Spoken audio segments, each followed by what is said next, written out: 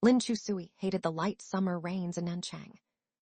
On days like this, the obstinate old sun still insisted on peeking through the rain clouds to peer down at the human world. With both rain and sunshine, only dampness and heat remained in this world. In the reflecting glass of the roadside shops, Lin Chusui wore a white blouse with a dark pleated skirt. Her straight, slender legs had been bitten by 3 mosquitoes. These tiny mosquitoes were a southern specialty. Though only the size of a dot, their bites swelled up, big and itchy. When Lin Chusui was little, she'd been bitten by mosquitoes until big welts formed, and she cried as she went to Mr. Lin. Mr. Lin would always poke a cross into her big mosquito bites with his fingernail, then laugh heartily. Chewing gum, Lin Chusui walked into a convenience store to buy mosquito repellent. A sleek, black Mercedes-Benz coupe was parked at the convenience store entrance. Washed by the rain, its body shone brightly, extremely eye-catching.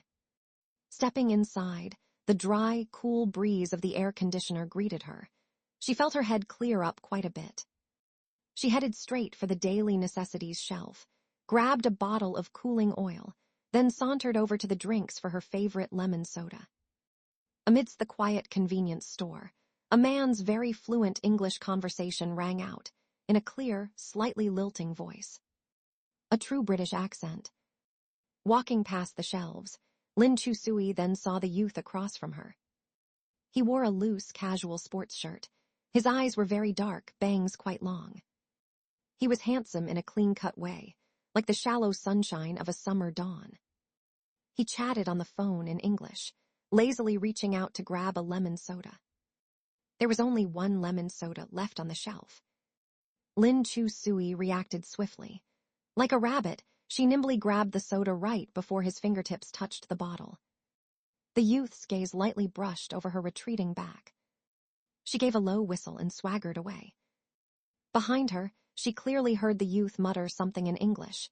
It was probably swearing. The person he was chatting with asked what happened.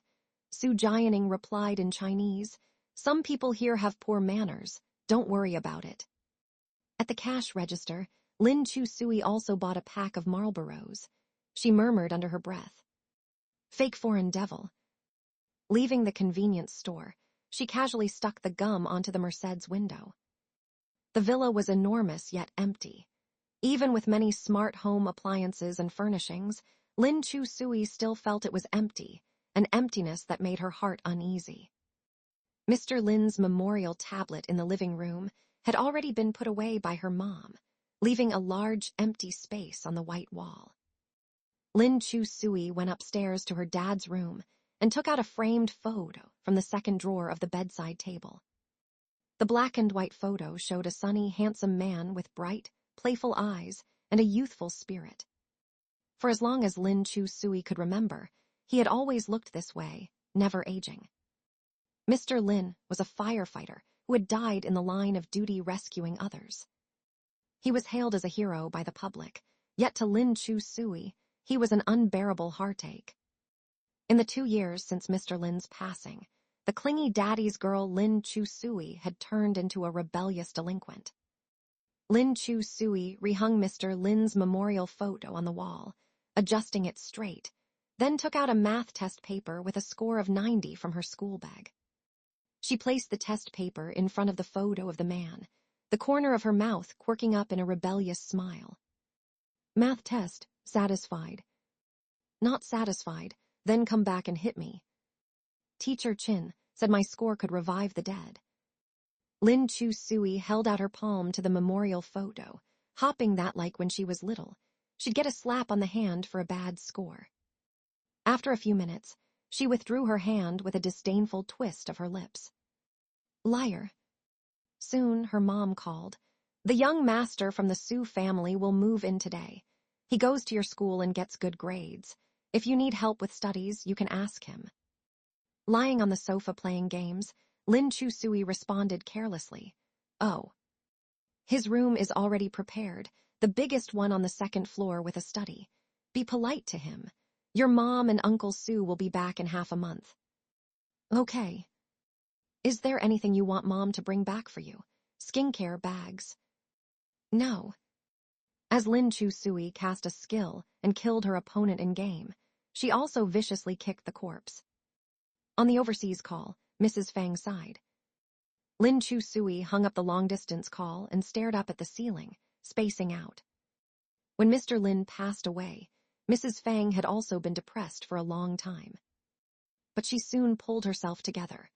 This year, her brand Fang Enning had gone public on the NYSE, growing increasingly successful with great momentum. Fang Enning had become a trendy brand coveted by teens worldwide. Lin Chu Sui had also gone from an ordinary rich kid to a privileged one. Not long ago, Mrs. Fang had remarried Uncle Su. They were business partners who had fallen in love through their cooperation, a true power couple. Since both were on their second marriages, they simply registered and went abroad for their honeymoon without any big wedding reception. They had quietly handled the matter. Lin Chu Sui didn't really mind her mom remarrying. Her only annoyance was that Mrs. Fang kept wanting to take down Mr. Lin's memorial tablet and hide it away in the cabinet. Mr. Lin was afraid of the dark, especially of being alone. So Lin Chu Sui had simply printed out several black and white photos of Mr. Lin and hung them all over the living room, dining room, bedroom. The huge, empty house was now full of Mr. Lin's bright, playful eyes, even in the bathroom. Mrs. Fang had blown up at her several times, grabbing her collar and scolding. "Your dad is gone. When he went to save others, he didn't think of your mom and me. He abandoned us and will never come back. Face reality, the living must go on with life." Lin Chu Sui had stubbornly gritted her teeth, eyes slightly red, and enunciated in a low voice, "He will come back." Mrs. Fang wrestled with her daughter like this for half a year, but the girl was as stubborn as an ox. Meanwhile, Mrs. Fang was overwhelmed running her business, too busy to bother anymore. A middle-aged widow burdened with responsibilities didn't have the right to cling to memories like her daughter did. Looking at Mr. Lin's bright, beaming smile in the photos, Lin Chu Sui sulked. "Your woman ran off with someone." The black and white portrait of the man continued smiling magnanimously, silent. Soon, a loud honk came from outside. Lin Chu Sui ignored it and kept gaming. More honks followed. This was a high-end villa district. Who would be so crass? She lazily went to the floor-to-ceiling windows and happened to see the black Mercedes from before, now gleaming under the clear post-rain sunlight as it brazenly parked at her home's entrance. Her first thought was that the fake foreign devil had come to settle scores over the gum. That couldn't be. It was just a piece of gum. The youth in the car calmly exited, long legs even more striking reflected in the rain-washed ground. Glancing sideways, Su Jianing's gaze lazily fell upon Lin Chu Sui by the door. The two looked at each other for 3 seconds, both cursing internally at the same time. The fake foreign devil had transferred back from Britain. After staying at his own home for half a month, he was moving into Lin Chu Sui's place. His belongings filled up 3 large suitcases. Mrs. Fang had prepared the biggest room on the second floor for this stepbrother of convenience, even adding a small study. Leaning against the doorframe, Lin Chu Sui expressionlessly watched him unpack. Though he had a lot of stuff, everything was packed tidily like tofu cubes. Unlike her, tossing clothes and dresses every which way when packing. Uncle Su's son. Have an ID. Su Jianing paused, then took out his passport from between his schoolbag's pages and handed it to her. Like a responsible landlord, she scrutinized Su Jianing's passport closely. The photo showed a still quite boyish Su Jianing, dressed properly like a British gentleman. He was clearly someone raised with good manners, a fake foreign devil. Though the two found each other annoying, they pretended polite courtesy as housemates. Su Jianing said, "Your mom wants me to tutor you since your grades are poor." Chewing gum provocatively, Lin Chu Sui retorted, "My grades are fine." Su Jianing's gaze calmly landed on her 90-point math test paper on the desk. "They're good all right." His tone clearly held disdain. Lin Chu Sui asked again, "I hear your grades are pretty good. confident you'll rank first for the high school entrance exam that's out soon. It won't deviate far from a perfect score. Su Jining's tone carried innate arrogance. She gave a disdainful twist of her lips, blowing a bubble with the gum. Oh, aren't you impressive? Where's the bathroom? Su Jining asked. End of the hall outside. Lin Chu Sui moved aside to let him pass. As he walked by, she even caught a whiff of his light masculine cologne. She muttered under her breath, fake foreign devil pretty boy. Perhaps overhearing her, Su Jining slammed the bathroom door forcefully as he entered, venting his emotions. Never one to back down either, Lin Chu Sui went to the door and yelled, "If you break anything in this house, you'll pay full price as compensation." Still so cocky in someone else's home. After a long pause, Su Jining's low, suppressed voice came. "Why is there a photo of a man in the bathroom?" "That's my dad." "Why did you put your dad's photo in the bathroom?" "None of your business." Lin Chu Sui grumbled as she left. "Use it or get out. Public restrooms are out the door and left around the block." Lin Chu Sui locked herself in her room, lying on the bed playing iPad. Right then, her class WeChat group became lively. The rankings for their high school entrance exam had just been announced in the group, spurring heated discussion. That new transfer Su Jining is so awesome. Full marks in English. What the heck? The only perfect score in the whole school. Math is just 5 points off either. He's unreal. Lin Chu Sui repeatedly confirmed they were discussing that Su Jining, currently constipated in her bathroom staring at her dad's memorial. The fake foreign devil.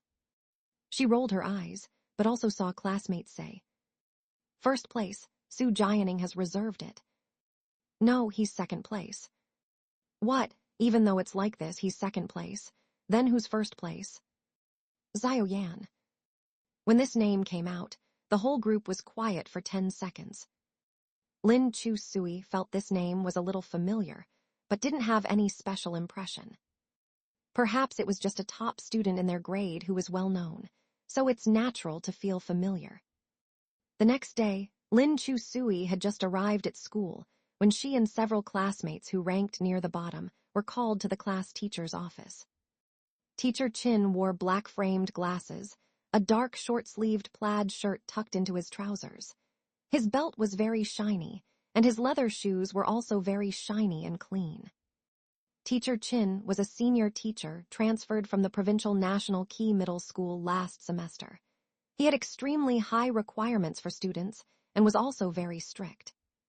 Rotten mud cannot support the wall. With grades like these, you still want to take the college entrance exam. You might as well roast yourselves. He held the student ranking list and mercilessly poked the heads of the students in front of him, one by one.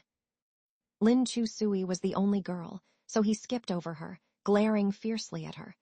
"Lin Chu Sui, it's quite impressive that you got this score in math." "Right. 9 points."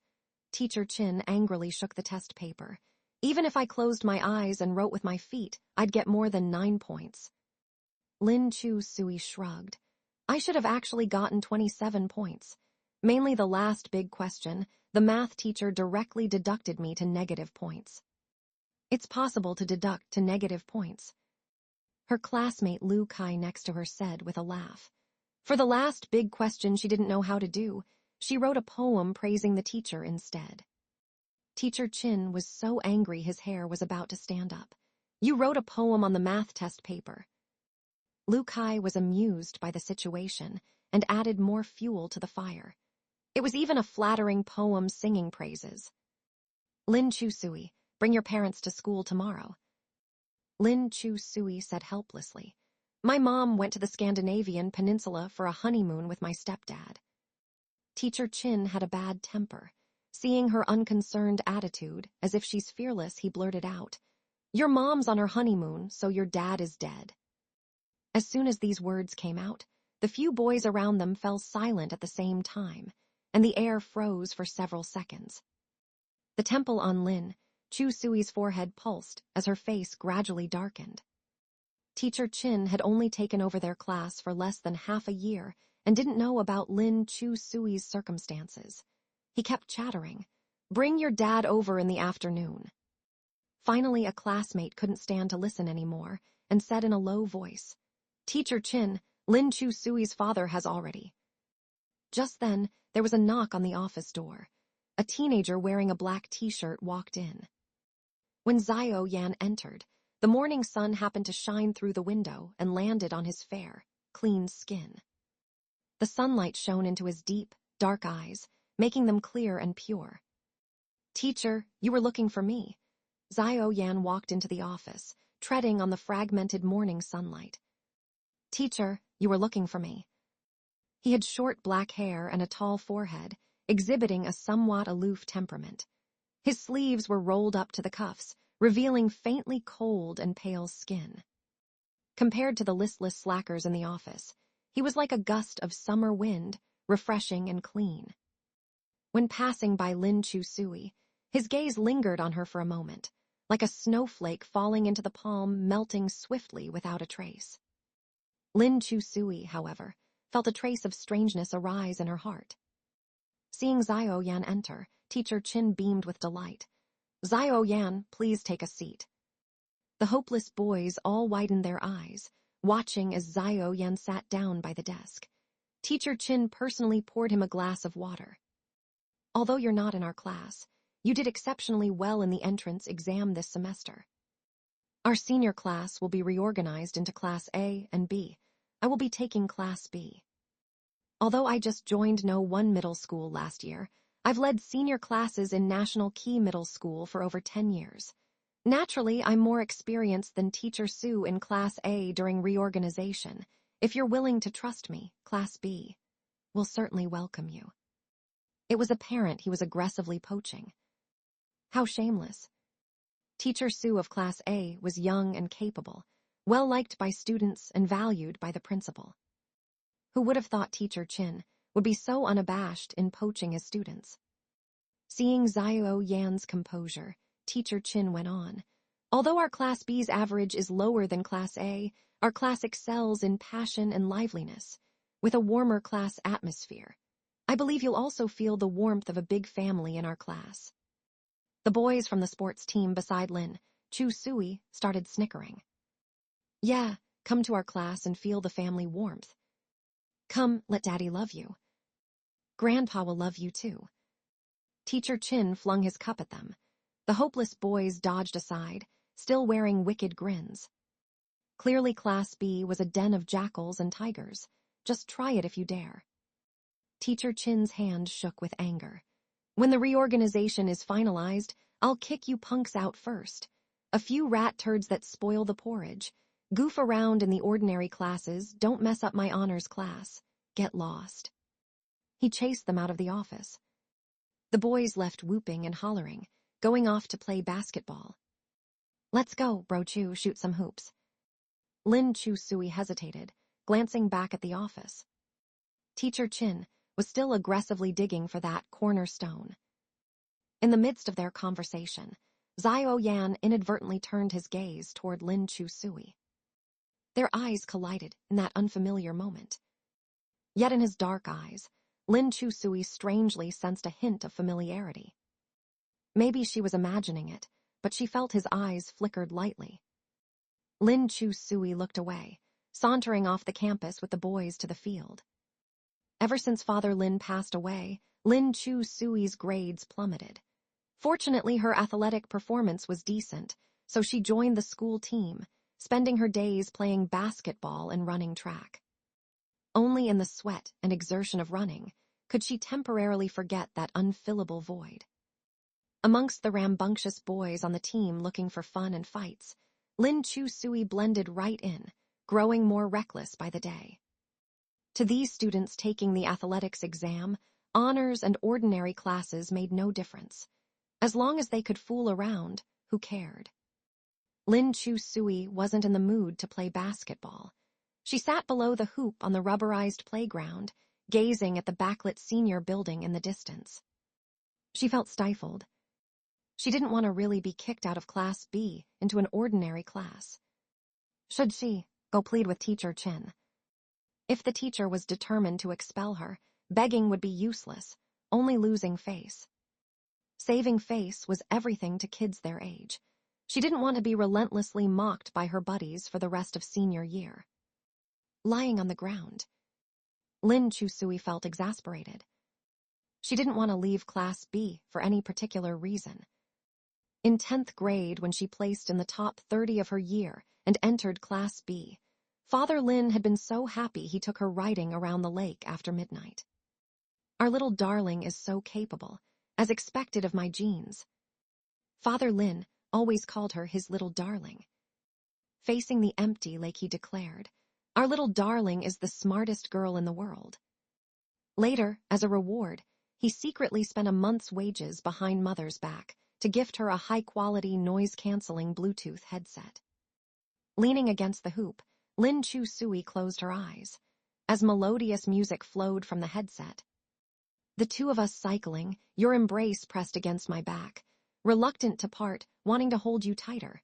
Life seems like a barren wilderness. Her eyes welled up with sorrow. It had been 2 years. Mother finally emerged from the gloom of widowhood, starting to reconsider career and relationships.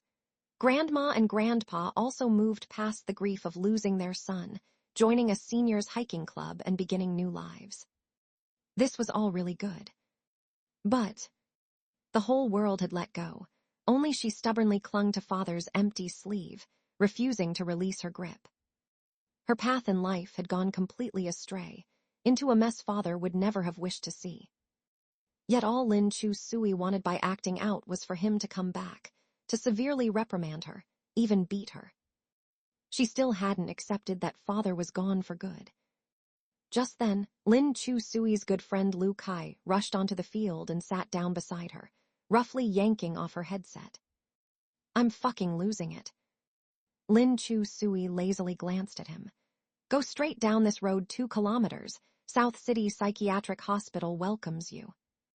Lu Kai ignored her sarcasm.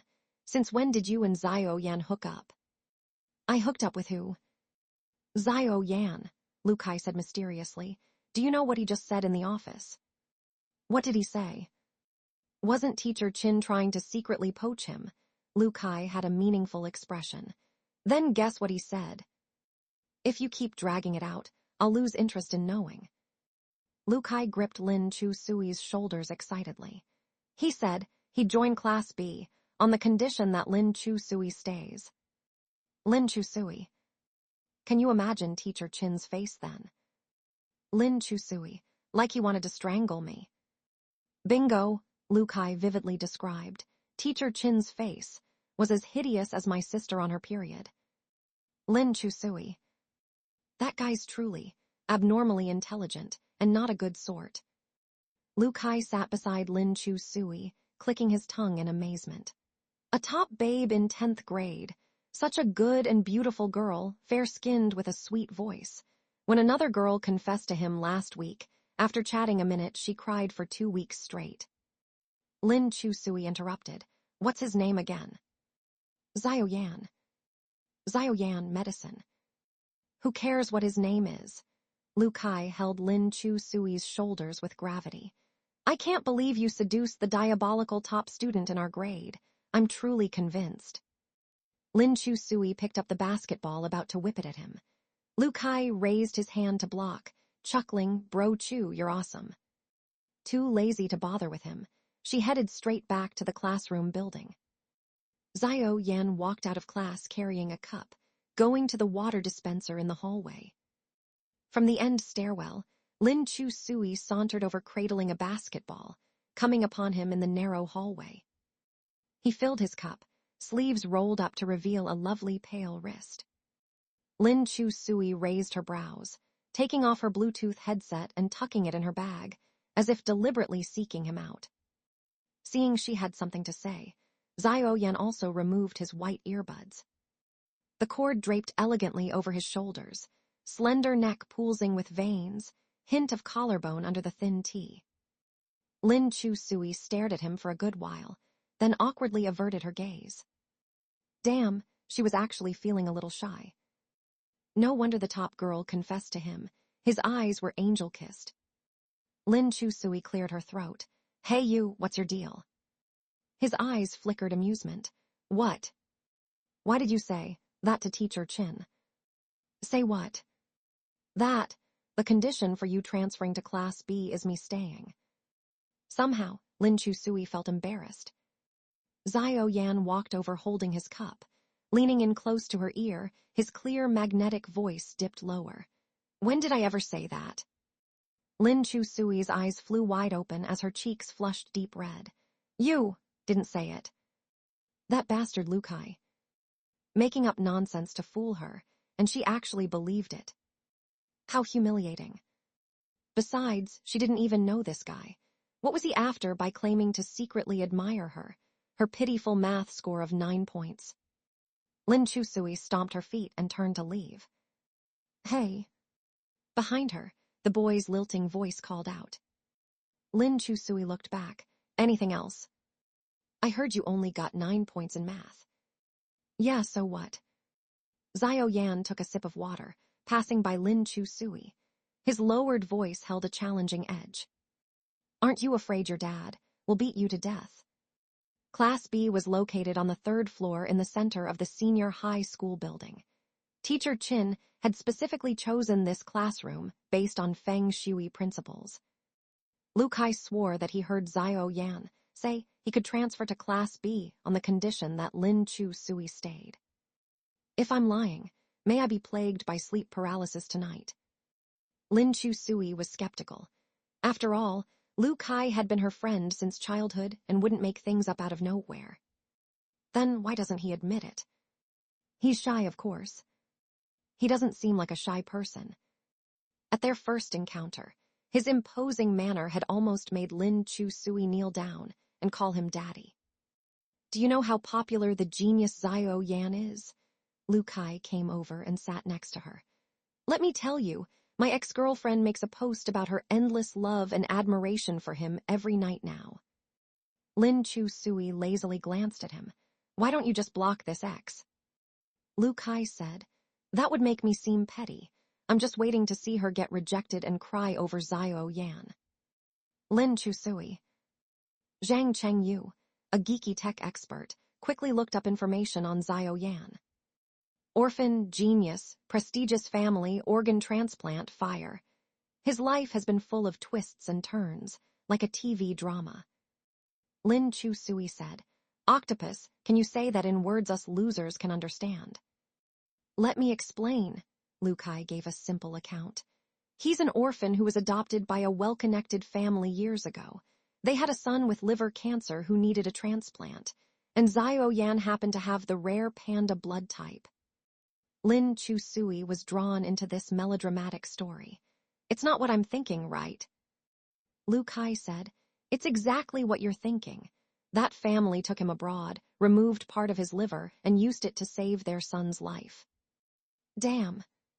2 years later, that family's house caught fire, and only Xiao Yan survived. He did it. Lukai calmly continued. No one knows if he started the fire, but he was the only one home at the time. Why would he do that? There was a lot of cash hidden in his adoptive parents' home, you know. Lukai meaningfully said. After the fire, they couldn't cover it up anymore. Xiao Yan's adoptive father was brought to court and given a suspended death sentence. It made headlines in Nan City for days back then. Zhang Chengyu remarked, badass. Lukai said, he is badass, but also utterly ruthless, bearing it for so many years, willing to stake his life, and personally sending his adoptive dad to stand trial. Having said this, they both looked at Lin Chusui sympathetically. You've caught the eye of a monster. Soon, the upbeat class advisor Teacher Chin walked into the classroom, followed by a clean-cut boy in a white shirt. Lin Chusui recognized him as the fake foreigner, Sujia Enning. As soon as he entered, the girls in class seemed to sense it and lifted their heads in unison, staring straight at him.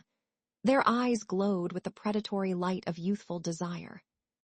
Let me introduce the new transfer student who tested into our Class B, Sujia Enning. Welcome him, everyone. Before Teacher Chin had even finished speaking, thunderous applause almost blew the roof off.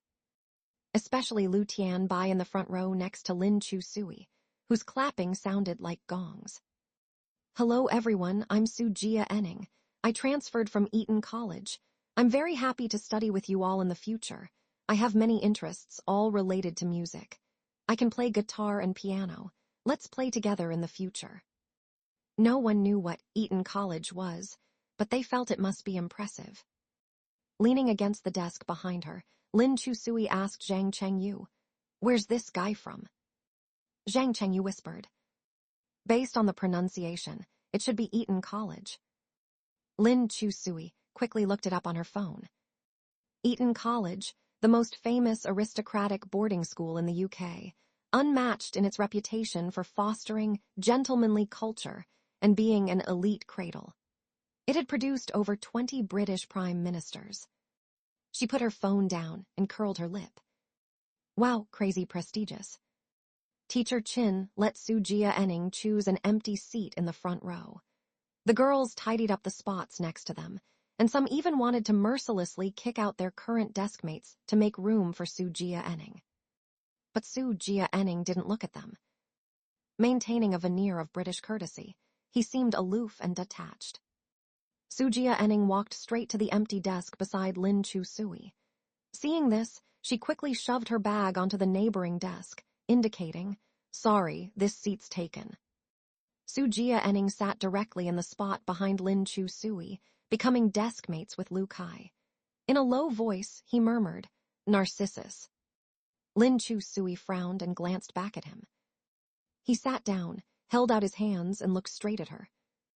She knew this fake foreigner must be cursing her, but she didn't understand what he meant. She could only swallow this silent grievance. Just then, Zhao also strode into Class B.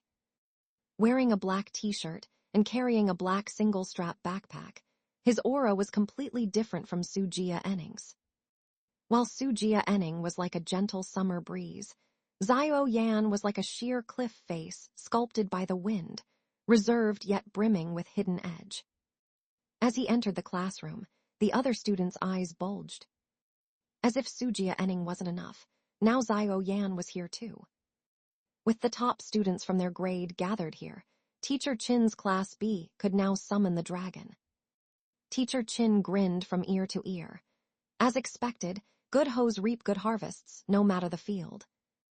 Zhao, please introduce yourself to your classmates. Zhao had been about to find a seat, but paused at Teacher Chin's words. My name is Zhao. The classroom was silent for a few seconds as the students stared blankly, seemingly expecting more. He didn't seem to have prepared anything else. Seeing everyone still waiting, he added expressionlessly, ranked first in the grade. How arrogant. When choosing a seat, Zhao gaze naturally landed on Lin Chu-sui. He walked over to her. She watched helplessly as he put his backpack on the desk next to hers. Somewhat shocked, Teacher Chin had long suspected they were secretly dating, but didn't expect Zhao to be so blatant. As a teacher who strictly prohibited all youthful romances, he immediately said, Zhao, do you want to sit in front? Those rascals in the back row are failing miserably. Especially Lin Chu-sui, she's quite unruly and might affect your studies.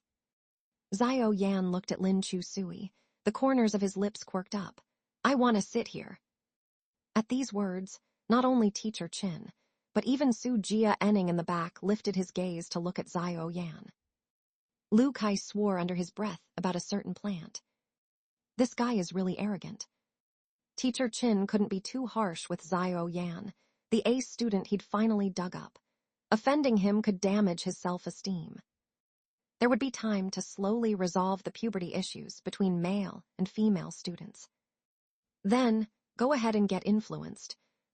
Go ahead and help the poor students with their studies.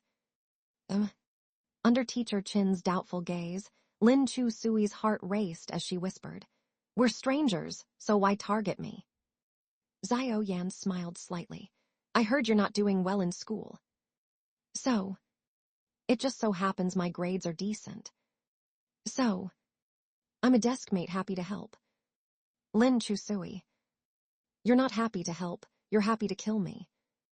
Xiao Yan put his bag in the drawer, then took out a set of math exercises and started working on them. She couldn't help glancing at him again. He had beautiful hands, slender fingers, and prominent knuckles. His fair skin made the blue veins on the back clearly visible. Nice-looking hands. Lin Chu-sui looked at her own hands, small and chubby with a tender puffiness, not very slender.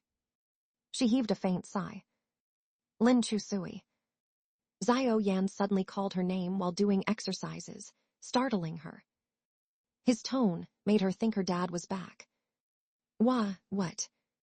Take out your math test paper. Huh. That math test where you only got 9 points. Take it out. It took Lin Chu-sui a moment to react. She took out the crumpled test paper from her drawer. Xiao Yan accepted the wrinkled paper and carefully looked over it, checking the questions she got right and the large swaths she had left blank. His straight brows knitted together. It's not that you have academic problems, but ideological ones. Xiao Yan's slender fingertip tapped the last question on the test. Why are you writing poetry on your math test? Lin Chu-sui was completely cowed by his solemn expression and tone. She was so nervous she almost knelt down and called him Daddy. After a stunned moment, Lin Chu-sui reacted. Who the hell do you think you are? She snatched back her test paper. It's none of your business if I write poetry or not. He glanced at Lin Chu-sui's math test again and reminded, writing poetry and sucking up won't make your teacher deduct points. Lin Chu-sui looked at him. Any suggestions, Mr. Genius? Xiao Yan's fingertip tapped her acrostic suck-up poem. You wrote the math teacher's name as the Chinese teacher's name. Lin Chu-sui. She hurriedly checked the math teacher's name in her textbook. She really had written the wrong name. For the rest of class, Lin Chu-sui regretted messing up the teacher's names and brown-nosing the wrong one. After class, she sidled up to Xiao Yan and asked, Are you good at English, Mr. Genius? Not bad. What does Narcissus mean?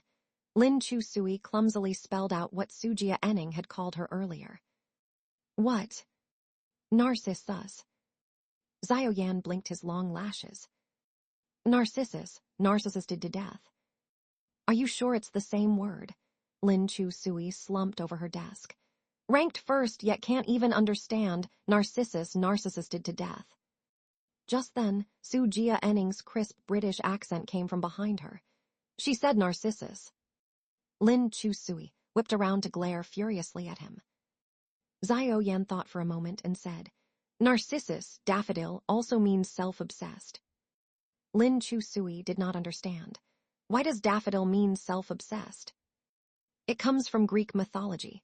Narcissus was the son of the river god Cephasus and the nymph Liriope. He was very handsome but spurned all admirers. He spent his days pinning at his own reflection in the water, eventually falling in love with himself and dying from melancholy, turning into the daffodil flower.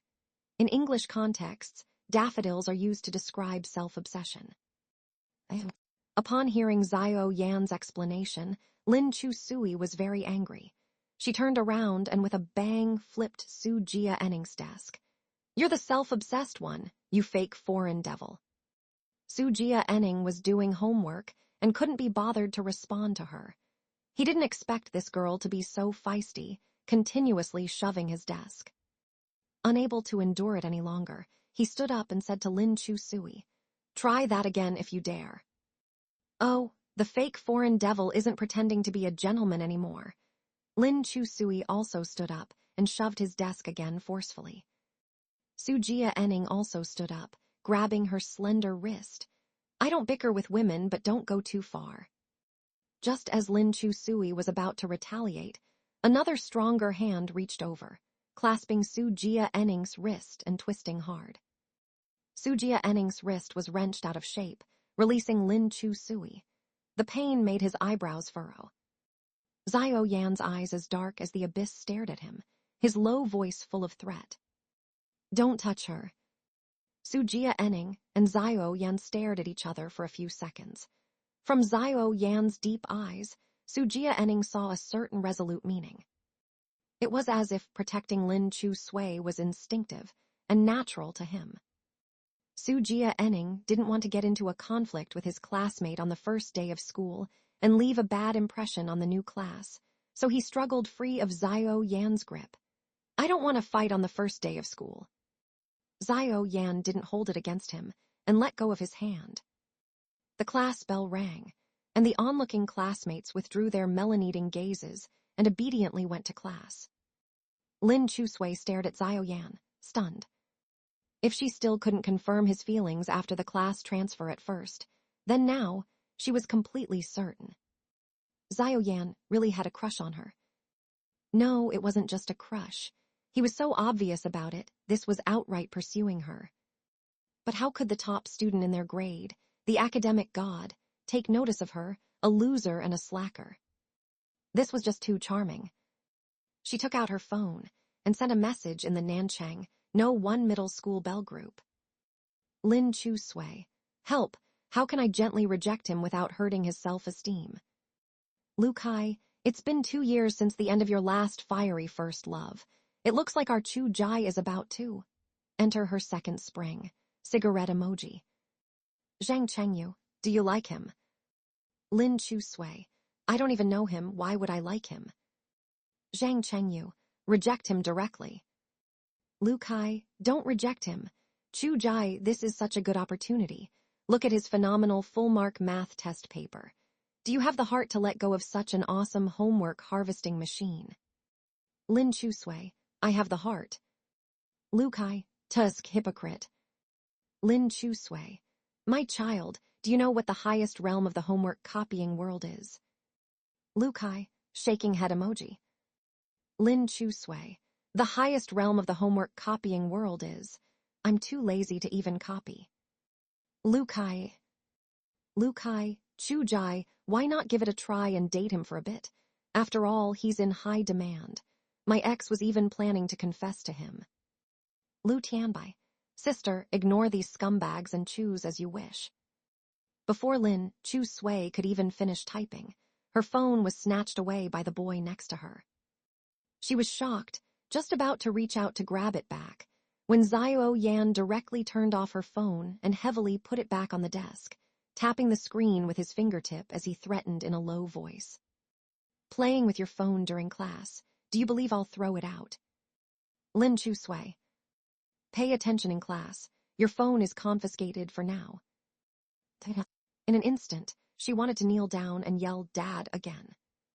After school, the Lu Kai and Lu Tianbai siblings asked Lin Chu Sui to go to the movies, but Lin Chu Sui wasn't in the mood and declined, heading home alone with her school bag. On the way, she saw Su Jia Enning riding a mountain bike into a small park, so she sneaked after him and heard him talking on the phone. Su Jia Enning glanced to the side and also saw Lin Chu Sui following him like a little cat. But he ignored her and immediately switched to English mode, sitting on a bench and chatting with his friend. Lin Chu Sui's English was a mess, and she couldn't understand him talking either, only hearing him babble a few swear words from movies. She instinctively felt that Su Jia Enning must be cursing her again. So she hid under a tree, took out her phone, and turned on the translation app to translate live. I'm so annoyed, but there's no way. My dad insists I move over there, says it's to cultivate feelings. The students at the school also have poor quality. Socializing with them takes a lot of effort. The girls are quite obsessed. My sister, she's just a rebellious teenager. Su Jia Enning's tone rose slightly. Her dad died, and it's like she owes the whole world. Lin Chu Sui unhappily picked up a small pebble, weighed it in her palm, and prepared to throw it at him. The creepiest thing is, she has pasted her dad's photos all over the house. Going to the bathroom at night is horrifying. Old Sue will probably scare her into cardiac arrest when he comes back from his honeymoon. She's probably mentally twisted. If I wasn't looking at her pitifully for not having a dad to discipline her, I would have taught her a lesson long ago. How nice it would be for no one to watch over you. I'd beg for that and still not get it. Lin Chu Sui was about to rush over and beat him up, but after hearing the last part, her eyes suddenly turned sour, and her nose also turned red for some reason. She threw away the pebble and used her dirty hands to rub the wetness in her eyes, preparing to leave. Just then, a pair of hands grabbed her. Lin Chu Sui looked up and saw Xiao Yan had appeared at her side at some point. He pulled her dirty hands over, took out clean wet wipes from his school bag, and helped wipe the mud and dust off her hands. You. Xiao Yan gave her a deep look with those pitch-black eyes, and used the back of his own hand to wipe away the tear stains at the corners of her eyes, speaking in a mocking yet gentle tone. Pathetic. Lin Chu Sui quickly retreated 2 steps back, looking at him guardedly. She knew this guy had a secret crush on her, but strangely, Lin Chu Sui always saw the shadow of old Lin in him. It was no big deal in itself, and she didn't feel particularly upset by Su Jia Enning's words either. But the sudden concern and comfort, in an instant, made her eyes turn sandy, with tears streaming down her face. Very embarrassing, she quickened her pace and ran away. Xiao Yan strode after her with his long legs.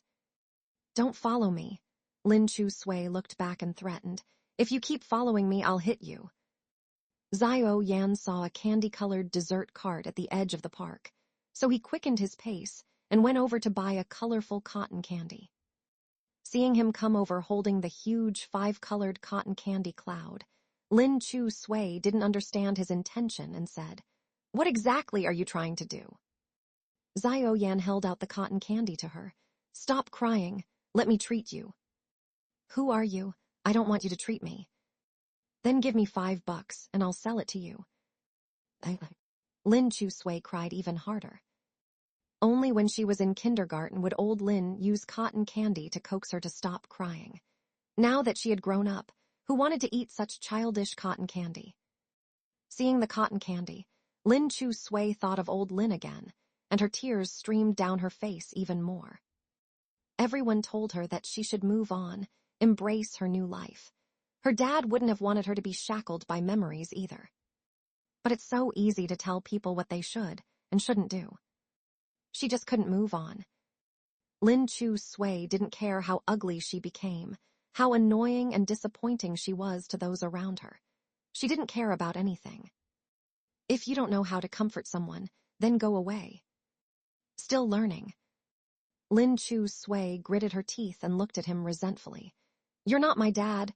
Why do you care about me? What if I am? Lin Chu Sui gnashed her teeth at him. Then prove it. Xiao Yan remained expressionless. The two were silent for a few minutes. Lin Chu Sui felt it was absurd and turned to leave.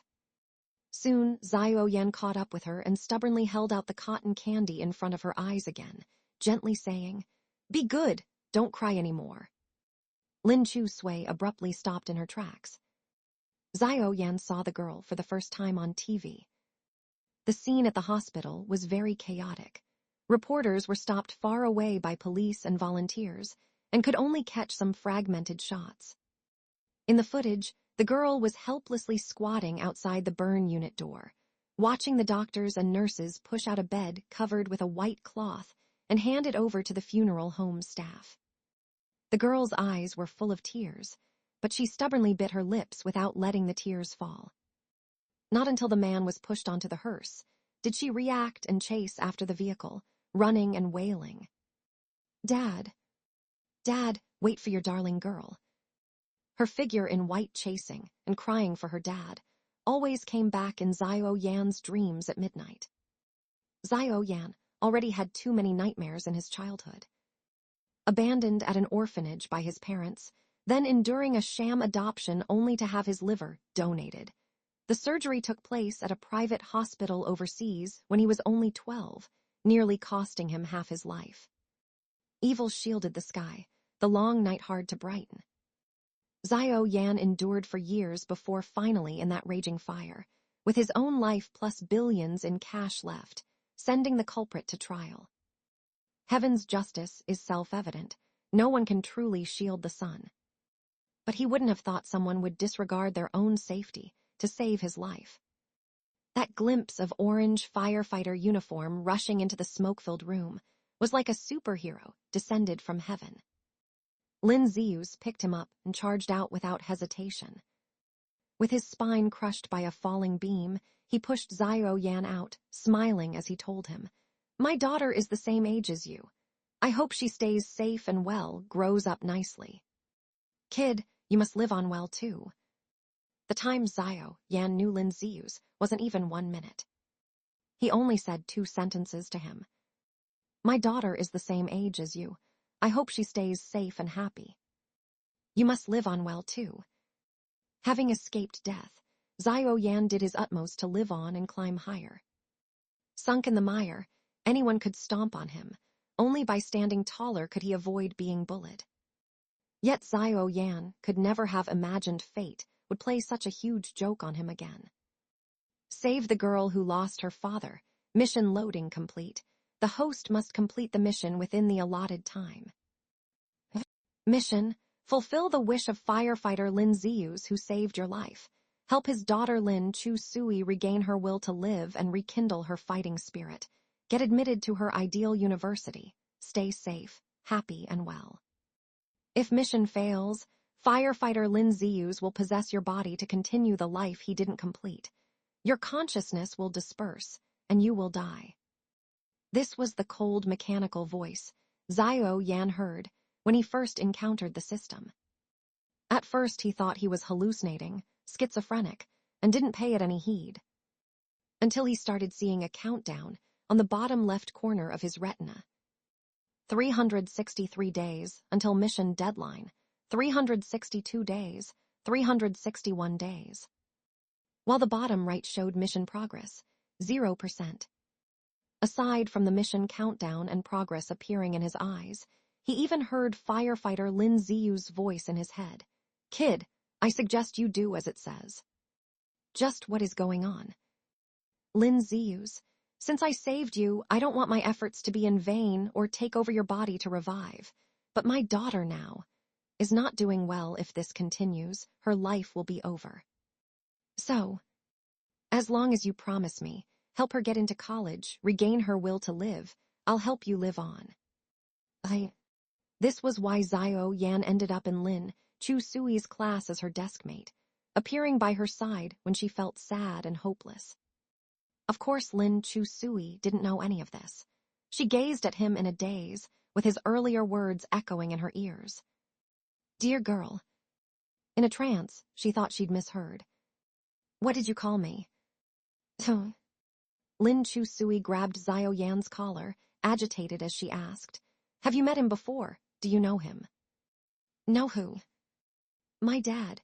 You must have met my dad. Only Dad calls me that." Lin Chu Sui wiped the tears from the corners of her eyes, looking at him full of hope. "He's not gone, right? You've seen him." Xiao Yan nodded slightly, looking at her face. The young lady's cheeks were flushed, several wisps of fine hair on her forehead somewhat disheveled. Her beautiful almond eyes shone with hopeful light.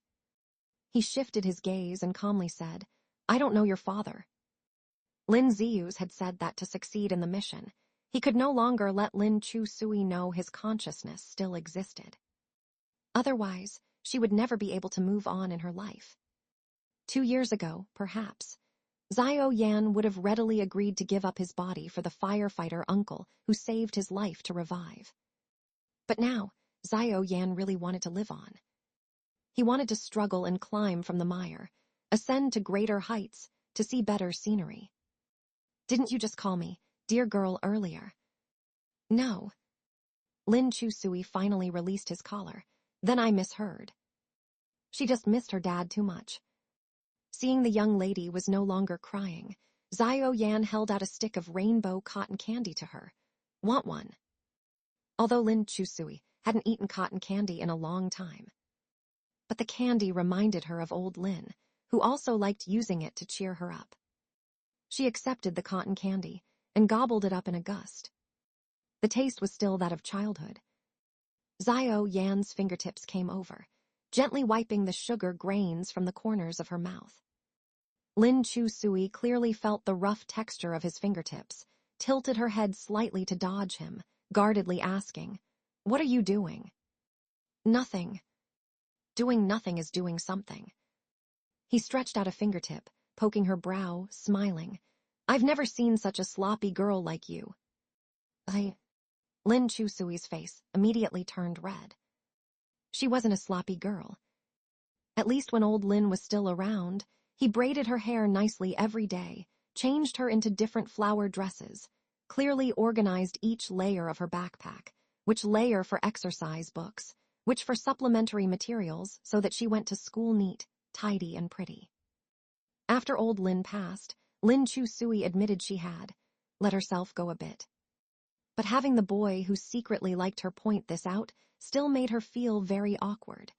She vigorously wiped her mouth with the back of her hand, ending up with sticky sugar smears all over. Xiao Yan took out a pack of wet wipes from his bag, tore it open, grasped Lin Chusui's hand, and carefully wiped her hand clean. Lin Chusui looked him up and down for a bit. He had very narrow, upturned eyes, the curve especially attractive. His lips were thin, pursed into a very serious look. As if possessed, Lin Chusui's cheeks grew a little hot, and she quickly pushed him away. Just then, Lu Kai rode past them on a motorcycle, carrying his sister Lu Tianbai. He whistled loudly as he sped by. Lu Tianbai took pictures of them with her phone, the flash blinking the whole way. Hey, don't take pie. Lu Tianbai waved her phone at them, sending wedding photos to the group chat tonight. Congratulations, you two. Have an early honeymoon. Lin Chusui glanced back at Xiao Yan, a little embarrassed. They're always joking around. Xiao Yan remained expressionless, threw away the tissue, and prepared to leave. Lin Chusui hopped after him with her school bag on her back. I still feel, you know my dad. Don't know him. Have you heard the story of the boy who cried wolf? Liars die, you know. Then why are you so certain I know your dad? I have a feeling. Lin Chusui moved closer to Xiao Yan, looking intently into his eyes, as if trying to peer into his heart. Xiao Yan shifted his gaze away. He wasn't sure if the young lady could really discover something in his eyes. After all, Lin Ziyu's soul currently resided in his body, and was very likely to take over after the mission failed. I really don't know your father. Then why are you so nice to me? Yes, why am I nice to you? Xiao Yan smiled faintly, with a joking lilt as he leaned in close to her ear and softly said, I couldn't be secretly in love with you, right? Lin Chusui's heart skipped a beat as she looked at him. He smiled mockingly. Then you sure have good taste. Seeing he was joking, Lin Chusui gave him a big thumbs up. No wonder you're the school's ace student. Xiao Yan didn't expect her to react like this. He found this girl rather amusing. Seeing she was no longer sad, he turned and left, raising a hand. I'm going. Lin Chusui watched his tall, thin figure by the traffic lights, sighing as she felt foolish. To actually see her dad's shadow in the sky. But after this bout of silliness, the jammed-up feeling in her heart seemed to have cleared up a lot, no longer choking her uncomfortably. Returning home, Lin Chusui saw a nightlight on in the living room, Su Jianing's bedroom door shut tight, some light seeping out from the gap. He was probably doing homework. After all, the workload in Class B was still quite heavy. Lin Chusui took out a key from the cabinet and directly locked all 4 bathrooms upstairs and downstairs. Either beg her or solve it outdoors. Lin Chusui was vengeful.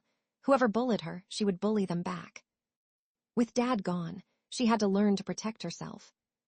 Back in her room, Lin Chusui happened to see the photograph of old Lin on the wall, smiling at her, as if saying she shouldn't do this. She mumbled sullenly, What are you looking at? He's asking for it. Serves him right. All right, all right.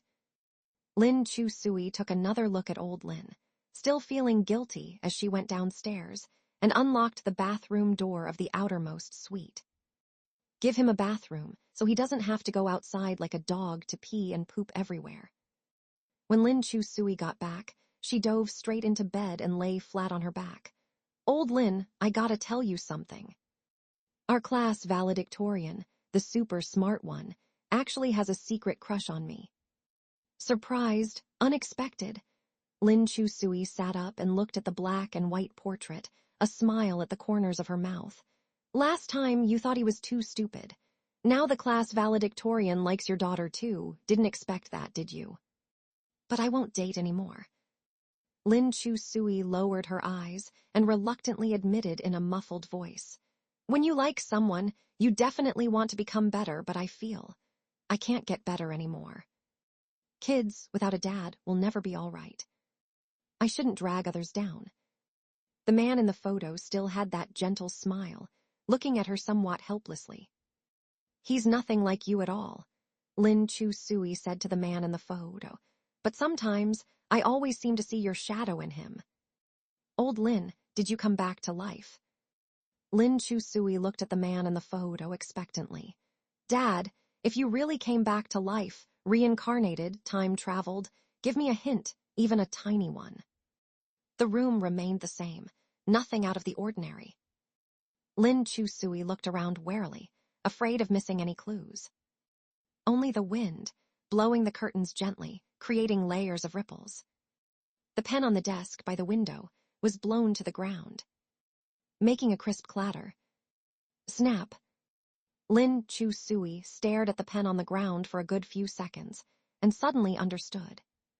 She picked up the pen and quickly took out her phone, opening the Southern City Elite Girls Group. Lin Chu-sui. At everyone, tomorrow night at midnight, let's meet up in a classroom at school to play a game. Lu Tianbai. What game needs to be played at midnight? Lin Chu-sui. I want to summon the pen spirit. At this, the group fell silent for a full minute. Lu Tianbai. Well, I'm on my period, can't be exposed to wind or stay up late, so I won't go. Lin Chu-sui. Didn't you just finish your period last week? Lu Tianbai. Second round, QAQ. Lin Chu-sui. Your period comes twice a month. Lu Kai. Her period visits once a month, lasting 30 days each time, no breaks all year. Lin Chu-sui. No worries, voluntary participation, no pressure. At everyone. Lu Tianbai. Love you. Lu Kai. Oh yeah, I just remembered my uncle's coming tomorrow too. Lin Chu-sui. At Zhang Chengyu is your uncle coming? Zhang Chengyu. I don't have an uncle, but I calculated that tomorrow it'd be best to sleep early, or you could die suddenly. Lin Chu-sui. The next morning at morning reading class, amidst the chattering of classmates reading aloud, Lin Chu-sui read the words ungrateful, betray trust, and no compassion more than once. From the back, Lu Kai read loudly. Strong, democratic, civilized, harmonious, free, equal, just, lawful, patriotic, dedicated, honest, friendly. Lin Chu-sui looked back and glared at him. Coward. Lu Kai. I'm just proactively practicing the socialist core values. Overhearing this, Sujia Enning became interested. Putting down his book, he asked, What are you guys doing? She's planning some feudal superstition activity. Specifically, have you heard of the pen spirit game in your England across the ocean?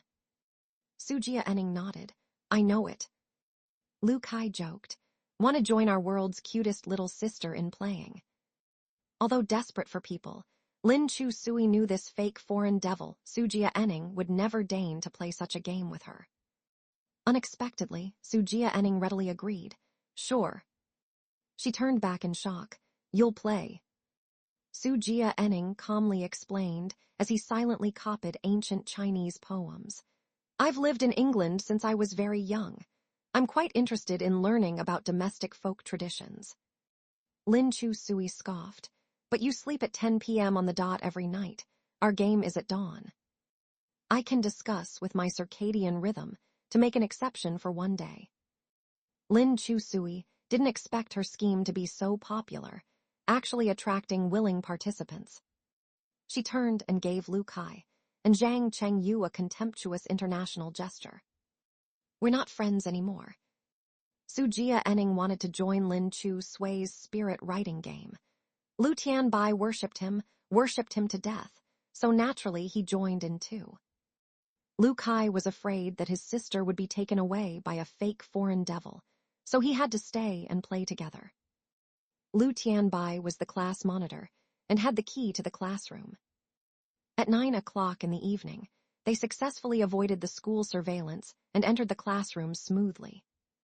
The originally dark and empty classroom didn't feel so terrifying anymore because a group of kids had poured in. Lu Kai took out several red scarves from his school bag and handed them to everyone. Wear this for protection if you follow the righteous path. Lin Chu Sui took the red scarf and neatly tied it on herself, casually commenting, "Superstitious." "You dare say that? Who's the superstitious one here?" Su Jia Enning grew up overseas and had never worn a red scarf before. He tried to tie it like they did, but just couldn't get it right. Lu Tianbai walked over and skillfully helped tie the red scarf for him. "You have to wrap it around this way." Su Jia Enning laughed. "Thanks, Lu Bai Tian." "You're welcome." Lu Tianbai's face flushed red with shyness as he corrected. "By the way, my name is Lu Tianbai, not Lu Bai Tian." "Sorry about that." Lu Kai rolled his eyes and pulled his sister back to his side. "Don't talk to him." "Why not?" "He's wicked." "No, he's not." Su Jia Enning ignored Lu Kai's hostility and glanced at his watch. There was still time, so he sat back at his desk and turned on his desk lamp to do homework. Lu Kai and Zhang Chengyu looked at each other, then swiftly took out their exercise books, sandwiching Su Jia Enning on both sides. Su Jia Enning used his body to block their books so they couldn't copy. "Hey, aren't you being a little too petty? We're all classmates. Let's bond over the game later. For now, let's connect through homework, okay?"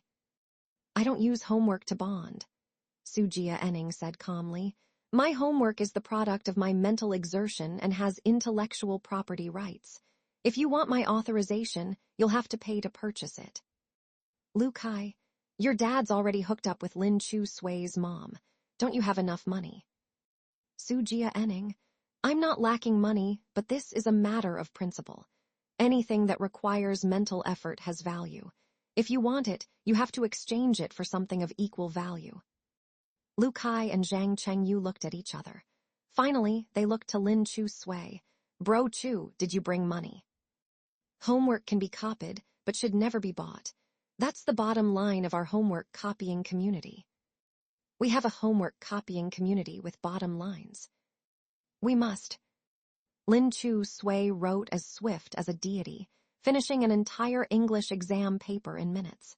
Then she swiftly took out her Chinese workbook and started scribbling away. "Wow, awesome, Bro Chu, you're so fast." "Of course Bro Chu is awesome." Lu Kai looked down at his empty Chinese workbook and asked her, what's the next line after the old man is crazily acting his age?"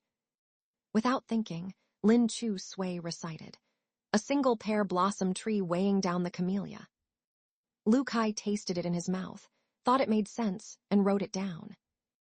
Su Jia Enning frowned and asked Lin Chu Sui, "Are you sure?" "Yeah, what else could it be?"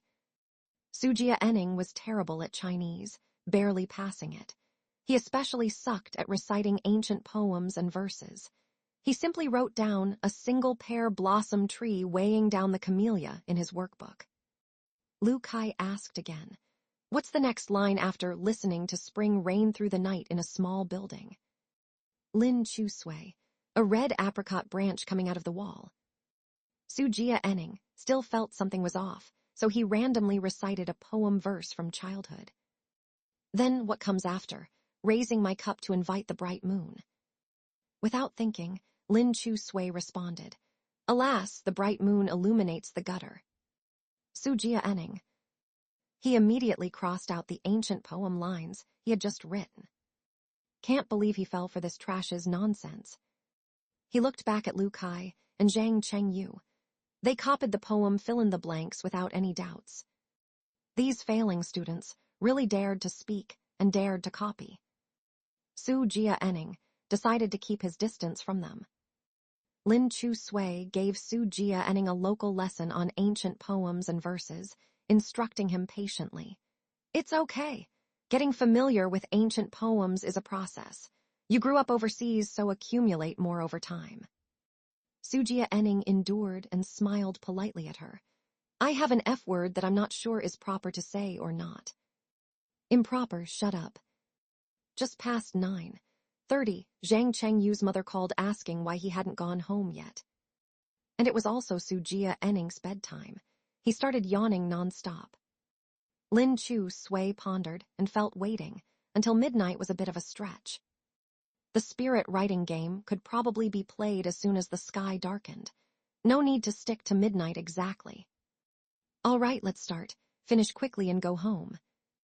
Lu Kai asked, if we don't wait until 0:00, will it still work? My dad sleeps early. He's probably dreaming by midnight. Now is a good time. Lin Chu Sui took out a large A3 paper from her school bag, spread it flat on the desk, then wrote yes and no on the paper following online instructions. Who wants to go first? She looked around at everyone. Su Jianning said, I don't really know how. You guys show me around first. Lu Kai and Zhang Chengyu looked at each other, then pushed the innocent-looking Lu Tianbai forward. Little sis, you go. She loves horror games the most. Lu Tianbai looked at Lu Kai scornfully, then held the pencil with Lin Chu Sui, backs of hands touching and palms facing outwards. Lin Chu Sui could feel her trembling nervously and breathing deeply. Don't be scared. My dad is very gentle. Okay, Uncle Lin is very nice to me. I'm not afraid. In unison, they spoke. Spirit, spirit, I'm your soulmate in this life. If you wish to be with me, please draw a circle on this paper. No reaction. Lin Chu Sui asked repeatedly, but the pencil just stayed still atop the paper. Lu Kai said, maybe your dad doesn't like our Tian Tian. Let's switch. Nonsense. Uncle Lin loves me. He always gave me candy when I was little. Lu Tianbai let go of the pencil to refute him. If you can't call him out, why don't you try? Let's see if Uncle Lin likes you more or me more. Lu Kai and Lin Chu Sui also tried, but the pencil tip didn't budge at all. Worried that he would be next, Zhang Chengyu put his palms together in front of his chest. The world consists of matter. Matter determines consciousness. Consciousness reflects matter. Amitabha. Lin Chu Sui, shut up. Let me try. Su Jianning picked up the pencil, back of hand to back of hand with Lin Chu Sui, and gripped it inverted. Spirit, spirit, I'm your soulmate in this life. If you wish to be with me, please draw a circle on this paper. A few seconds later, Lin Chu Sui distinctly felt the pencil tip move. She stared wide-eyed in disbelief at Su Jianning. With a straight face, Su Jianning watched as the pencil tip shakily drew a circle on the paper. Silence filled the surroundings, except for the wind rustling the tree leaves outside. The onlooking crowd held their breath, shocked as they stared at the blank paper. Lu Tianbai covered her mouth with her hand. Her soul nearly flew away in fright. It really came. After the circle was drawn, Lin Chu Sui asked in a trembling voice, Who are you? The pencil didn't move. She remembered the spirit writing taboos. Can't ask directly like that. Are you Lin Zuzi? The pencil moved again, guided by Lin Chu Sui, stopping on the yes character. Oh my gosh. Lu Kai whispered to Zhang Chengyu. Su Jianning must be joking around. Zhang Chengyu solemnly shushed him and said, Don't disrespect the spirit. Lu Kai said in disdain, Weren't you just talking about matter determining consciousness? Cold sweat was coming out of Lin Chu Sui's palms now. Her hands shook uncontrollably as she continued asking, Dad, are you still alive? The pencil tip slowly slid to the no character. Lin Chu Sui's eyes turned red. Dad, is there anything you want to say to me? The pencil slowly moved again, scribbling 2 crooked characters on the paper. Let go. Lin Chu Sui nearly sobbed out loud. She forcefully held back the sourness in her throat and said, No, I won't let you go. You're my dad. I won't let you go. You said you still wanted to see me off to college. The pencil kept writing, but you can't get in. Lin Chu Sui. Her tears instantly retracted. Lu Kai couldn't hold in his laughter. Now that's a real dad. Lin Chu Sui calmed herself and asked again, "What did you come here today to tell me?" Su Jia Enning glanced at Lin Chu Sui, about to guide the pencil tip to somehow get her to take down all the memorial photos of old Lin in her home. These days of living in Lin Chu Sui's home, he really was nearly driven mad by her dad's ubiquitous smiling face. He controlled the pencil, about to write the characters for photo.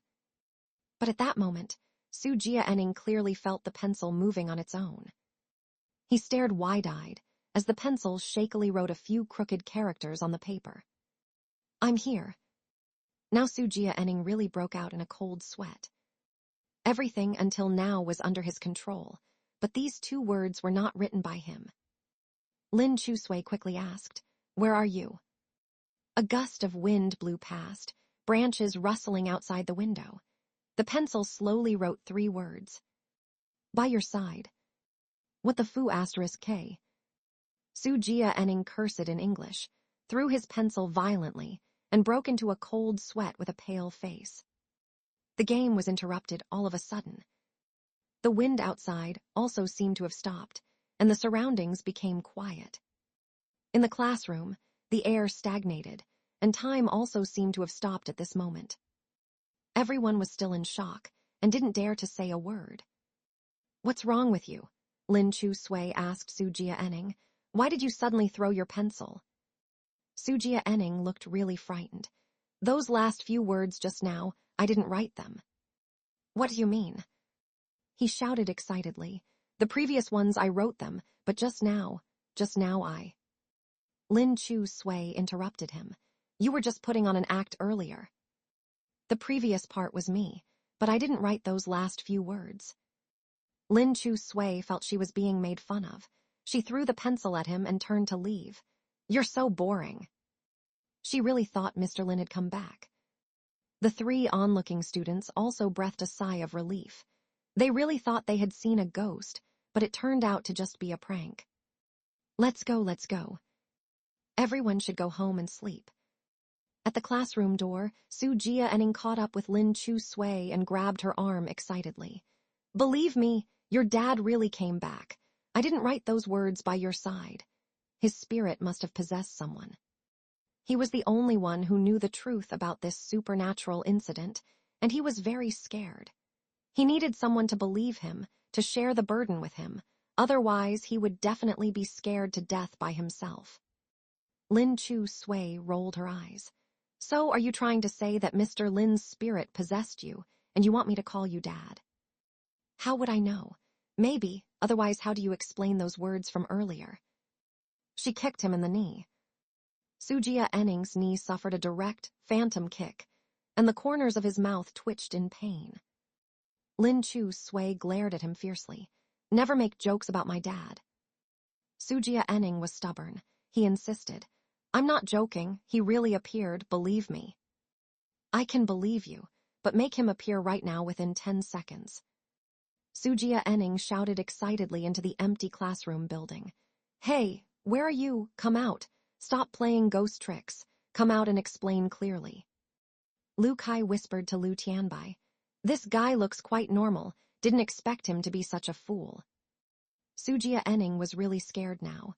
"Come out. Hiding and scaring people, what's the point?" As the seconds ticked by, Lin Chu Sui became disheartened and turned to leave. The next second, a figure appeared at the end of the hallway. "Oh my gosh." Lu Tianbai quickly hid behind her brother, and Zhang Chengyu also jumped in fright and hid behind Lu Tianbai. Even Lin Chu Sui was a bit frightened and asked in a trembling voice, "Who's there?"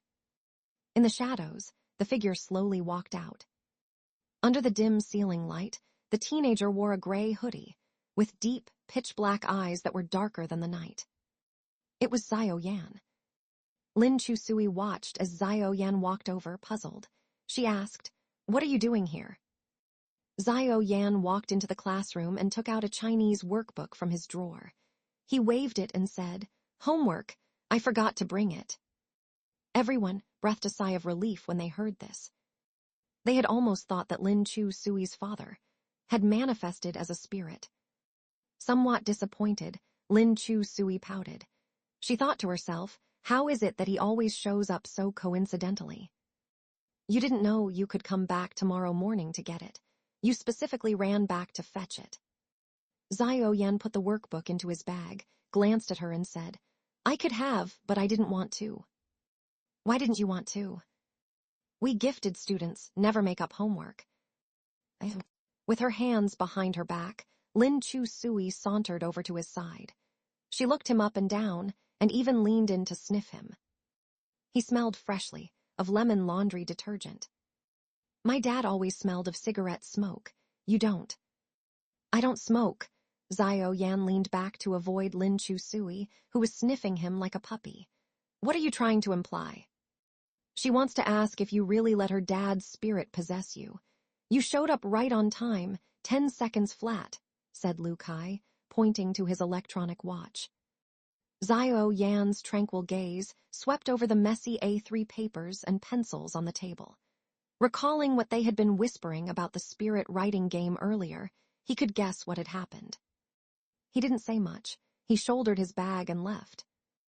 Lu Kai and the others lazily tidied up the things on the table and followed him out of the classroom building.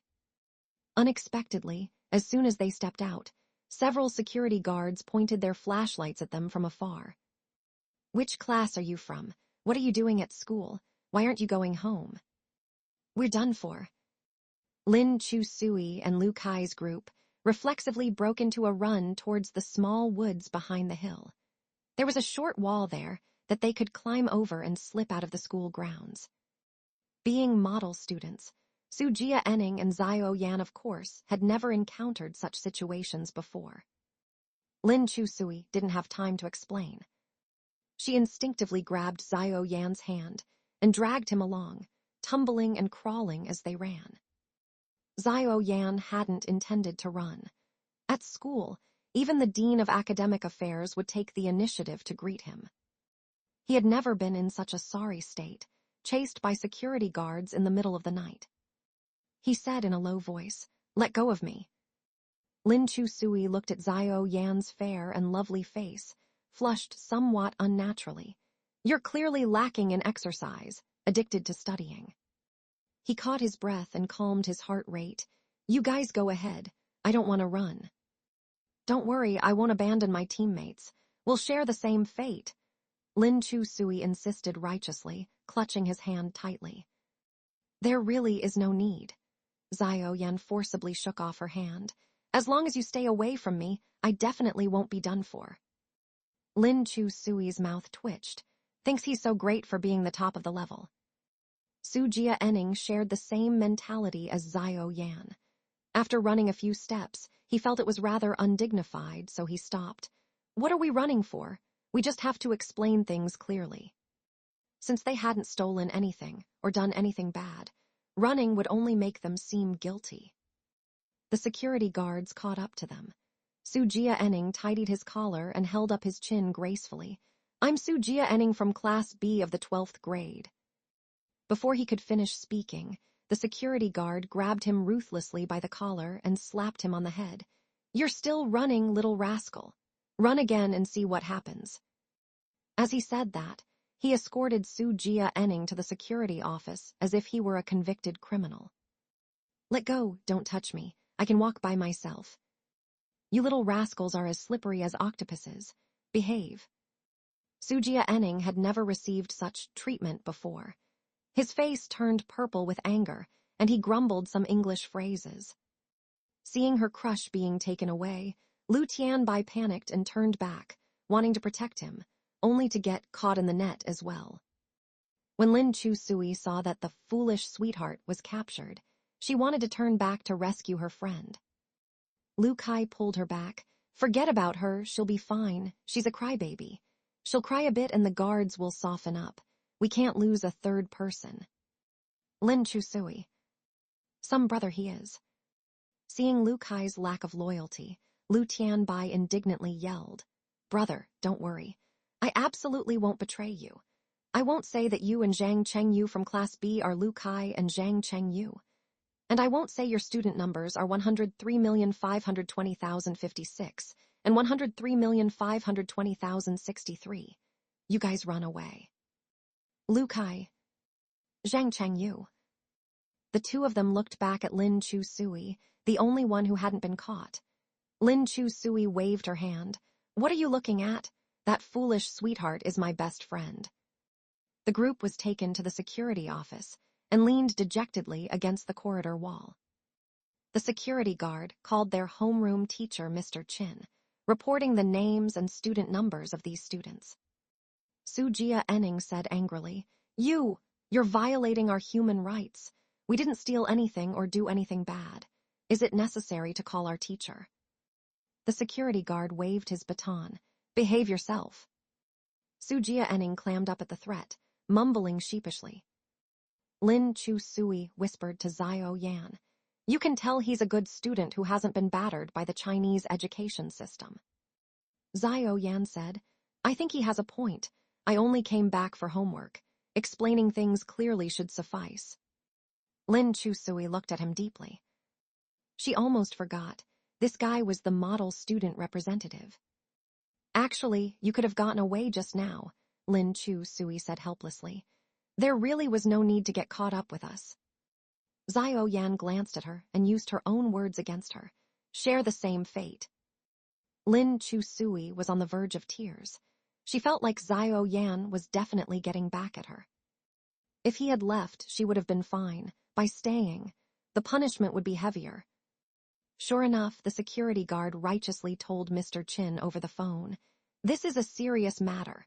So many boys and girls together, they must have been fooling around. Teacher Chin, you must handle this strictly. Lu Kai smiled and turned back to gesture at Xiao Yan. My sister and I are identical twins. Su Jia Enning is her stepbrother. Zhang Chengyu is too ugly. So Mr. Top Student, care to guess who Teacher Chin will mistakenly assume are secretly dating? Xiao Yan glanced at the swooning Lin Chu Sui and said, I actually don't really mind. Lin Chu Sui pinched her philtrum, but I do. Mr. Chin had thought that as a former prestigious high school teacher, the atmosphere in his class was excellent, and it was absolutely impossible for blatant dating to occur. When he received the call from the security office, he was furious. The next day in the office, he severely reprimanded Lin Chu Sui. Head lowered, Lin Chu Sui drew circles on the floor with her toes, looking glum. Then Mr. Chin patted Xiao Yan on the shoulder and earnestly said, Xiao Yan, I have absolute faith and trust in you. This must be Lin Chu Sui's fault. Teacher Chin, your bias is too obvious. Lin Chu Sui finally broke her silence and said indignantly, What happened to equality and impartiality? You can talk to me about equality when you score even a fraction of Xiao Yan's marks. A good student led astray by you.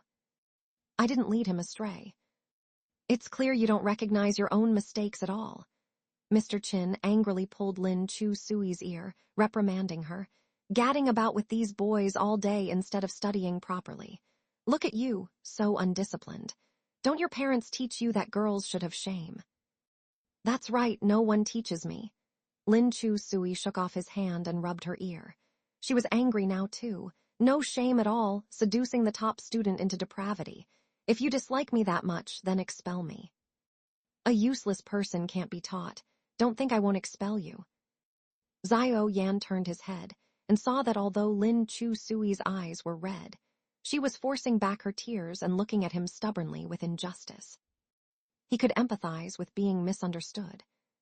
Seeing that his progress bar was still at 0%, Xiao Yan spoke up.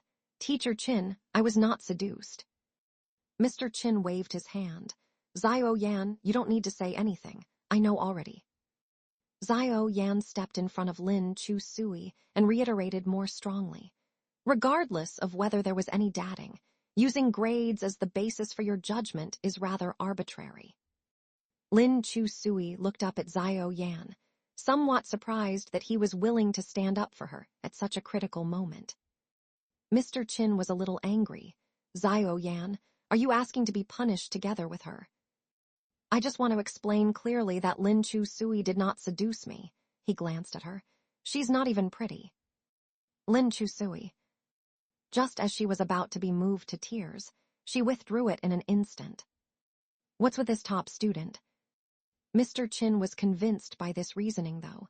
He asked again, "Then why were all of you in the classroom so late?" "I was tutoring her." Mr. Chin looked at him doubtfully. "You were tutoring her in the classroom." Knowing the classroom cameras were just for show and had been broken for years, Lin Chu-sui self-righteously said, "Of course studying is done in the classroom." "What, in the bedroom?" Xiao Yan silenced her with a frosty glance. "Then what about them?" Mr. Chin pointed at Lu Kai, Zhang Chengyu, and the others. "How do they explain it?" "I'm not familiar with them," Xiao Yan said expressionlessly. "Maybe they wanted to wait until I finished tutoring Lin Chu-sui and copy her homework." Lu Kai. Zhang Chengyu. Nice, only helping to cover for Lin Chu-sui alone, huh? Indeed, Mr. Chin didn't catch any solid evidence of early dating. Moreover, the first and second rankers of the level were involved. To avoid tarnishing the class's reputation, he decided not to report it to the school and suppressed it himself. After scolding them severely and punishing them to do cleaning chores for a week, this matter was considered settled. This was the first time in Lin Chu-sui's life that she had caused trouble, yet did not receive any punishment. It was all thanks to the protective aura of Xiao Yan's reputation as a top student. In class, Xiao Yan felt uneasy under the meaningful glances that Lin Chu-sui kept throwing his way from time to time. He endured it and pressed his pen down, asking, "Excuse me, deskmate, what exactly are you looking at?" Lin Chu-sui lightly sighed. "I'm considering how to gently turn down your confession of love in a way that won't hurt your self-esteem." Xiao Yan. Lin Chu-sui took out a small mirror and examined her own face, saying, "I originally thought you were attracted to my beauty. But after what just happened, I now know that what draws you in is not my exterior but my soul." Xiao Yan clenched his fists tightly. Lin Chu-sui sighed again, gazing at herself in the mirror self-pityingly. "My damned charm of personality." "Oh, don't you want to say something?" Xiao Yan closed his eyes and said, "There's a voice inside me that's telling me things about you." Lin Chu-sui shyly asked, "Telling you? What about me?" "Telling me to give you a beating, and you'll settle down." Lin Chu-sui and a group of people were punished to clean the bathrooms in the teaching building. Originally, Mr. Chin didn't want to punish Xiao Yan and Su Jia-ning. He didn't want to delay their study time. But Lu Kai, Zhang Chengyu, and several other boys made a fuss. For fairness, he had no choice but to reluctantly let Xiao Yan and Su Jia-ning be punished together with them. The girls' bathroom was quite clean. It was maintained very well every day by the cleaning auntie, so Lin Chu-sui and Lu Tian-bai just wiped the tiles simply and finished the work. The situation in the boys' bathroom was not so optimistic. The whole afternoon, the boys' bathroom was filled with Lu Kai's ghastly screams of disgusting. "Can you guys be more precise? Don't get it on the walls. Are you even humans? Beasts." Lu Kai was a pampered young master. How could he endure this? Zhang Chengyu's family was not as well off as his, but he was steady and pragmatic when doing things, and patiently said, "If you keep screaming, I'll stuff the wiping cloth in your mouth." "Brother Octopus, do mine for me. I'll give you anything you want." Zhang Chengyu looked at him and solemnly said, "Then, give me your sister." "Deal, deal." Xiao Yan silently wiped the tiles on the walls with his cloth. He was always focused when doing things, with single-minded concentration, no matter how dirty it was. He could get his hands dirty without complaining. Su Jia-ning was like a young master, not doing any work at all, leaning against the door of the boys' bathroom reading Dream of the Red Chamber, and couldn't help sighing deeply when he read the verse, "The jade belt hangs in the woods, the golden hairpin buries in the snow." After Lin Chu-sui finished cleaning the girls' bathroom, she strolled to the door of the boys' bathroom and saw Su Jia-ning so leisurely. She was dissatisfied and said, "Why don't you go clean up?" Without even lifting his eyes, Su Jia-ning righteously said, "I came to school to study and learn, not to work. The school should exist to provide me knowledge and service. The teacher forcing us to work violates human rights. I have the right to file a lawsuit. Lin Chusui's mouth twitched slightly. Go ahead. But Lu Kai was so awed by Su Jianing's human rights violation rhetoric that he simply put down his wiping cloth too. That's right, human rights violation.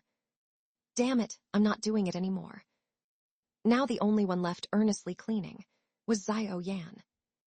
Lin Chusui felt that Xiao Yan was punished because he couldn't control his surging feelings for her. It would be unbrotherly to let him take the punishment alone. She quietly said, You guys are not cleaning. Isn't it unfair to Xiao Yan? Su Jianing kept reading Dream of the Red Chamber and casually said, Then go help him. Is anyone in the boys' bathroom? No one, not even a ghost. Lin Chusui simply took the wiping cloth from Lu Kai's hand and walked into the boys' bathroom to help Xiao Yan clean together. Seeing her come in, Xiao Yan was stunned for a moment, then emphasized, This is the boys' bathroom. I know. Lin Chusui wiped a towel and bent down to start wiping the tiles as usual. Xiao Yan stood up straight again, wanted to say something more, but Lin Chusui said, If you have time to talk, why don't you hurry up and finish cleaning? I want to leave school early too. Facing the sudden kindness, he was somewhat at a loss. He turned around and continued wiping the tiles, murmuring in a low voice, Thank you. These two words were probably the most sincere he had ever said since they met. Don't think that because I'm helping you clean, it means I accept your courtship. Lin Chusui picked up a brush and waved it. You'd better control your feelings and not make things difficult for me. Lin Chusui seemed unwilling and added, But don't be sad either. Although the probability of meeting someone better than me is not high, compromise is also not unacceptable. You are a good person, keep it up. Xiao Yan really had never seen such a dramatic girl. The key was, the young lady's bright eyes were clear and sincere. Every word came from the bottom of her heart. He pressed the tip of his tongue against his back molars and lightly smiled. Then thank you. During the break, Mr. Chin walked over. Seeing the two slackers standing at the door of the boys' bathroom playing with their phones, he angrily shouted, What are you doing? I told you to clean the bathroom, not play on your phones here. Lu Kai plucked up his courage and repeated Su Jianing's rather spirited words from earlier. Teacher Chin, we came to school to study and learn, not to work. The school should provide service to me. Forced labor violates human rights. I reserve the right to file a lawsuit. Zhang Chengyu rolled his eyes at the ground. He had never seen a creature more stupid than a straight man. After Lu Kai righteously finished saying this, the corners of Teacher Chin's mouth curled up into a sinister smile. Violating human rights. Lu Kai felt a little weak. Actually this. I'm violating it, so what? Grades falling apart, but ideas are quite complex. Go clean the boys' bathrooms on the first and second floors. I'll come check later. If it's not cleaned properly, don't go home. Lu Kai resentfully glanced at Su Jianing. Su Jianing casually put down his book, politely bowed to Teacher Chin. Teacher Chin, I also dislike it when some people casually throw around words like human rights. We are students. Students should listen to the teacher. This is the natural order of things. Teacher Chin patted him on the shoulder. Jianing, you are different from these rascals. You know when you're wrong. Go back, no need to clean. Thank you, Teacher Chin. You are the most open-minded teacher I have ever met. Teacher Chin laughed so hard his mouth split open. Ha ha ha, not that great. Lu Kai finally understood why Lin Chusui always called him a fake foreign devil. Hypocritical, despicable. Teacher Chin was so flattered by Su Jianing's flattery that he hummed a song as he walked into the boys' bathroom, and was about to unzip his pants when he heard a gasp behind him. Teacher Chin looked back and saw Lin Chusui standing against the wall in a daze, holding a brush, her eyes wide open like a rabbit's. He was so shocked that he staggered back a few steps and hurriedly zipped back up. You. He strode out and repeatedly confirmed that this was the boys' bathroom according to the sign. Lin Chusui, what's going on? Lin Chusui awkwardly walked out of the boys' bathroom, stood at the door, and bitterly said, Teacher Chin, I finished cleaning the girls' bathroom and came to help them. Teacher Chin's face was flushed red. His trembling finger pointed at her. He was so angry he couldn't speak. Xiao Yan immediately came out and stood in front of Lin Chusui. Teacher Chin. Teacher Chin interrupted him. Xiao Yan, don't think you can cross the line again and again just because you have good grades. Protecting her, dadding on campus is a serious violation of school rules and regulations. I can give you appropriate punishment. Xiao Yan looked at the angry Teacher Chin and calmly said, There is no dadding. You still say there isn't. It's so obvious. You think I can't see it. There is no dadding. He paused and said, It's just me having one-sided feelings. Lin Chusui has rejected me over and over again. As soon as these words came out, the students watching the fun around them gasped in unison. Damn. The school god has gone mad. After saying this, how many girls must have broken hearts? She rejected you. Teacher Chin was somewhat incredulous. He looked at Lin Chusui. With her careless appearance. She even rejected Xiao Yan. Isn't this girl stupid? No, that's not the point. The interaction between you two has already crossed the line of normal interaction between classmates. I hope you take this seriously. Although it's difficult, male and female students can help each other, but you have to grasp the degree. Teacher Chin earnestly said to Lin Chusui, You are a girl, you should know shame. Teacher Chin.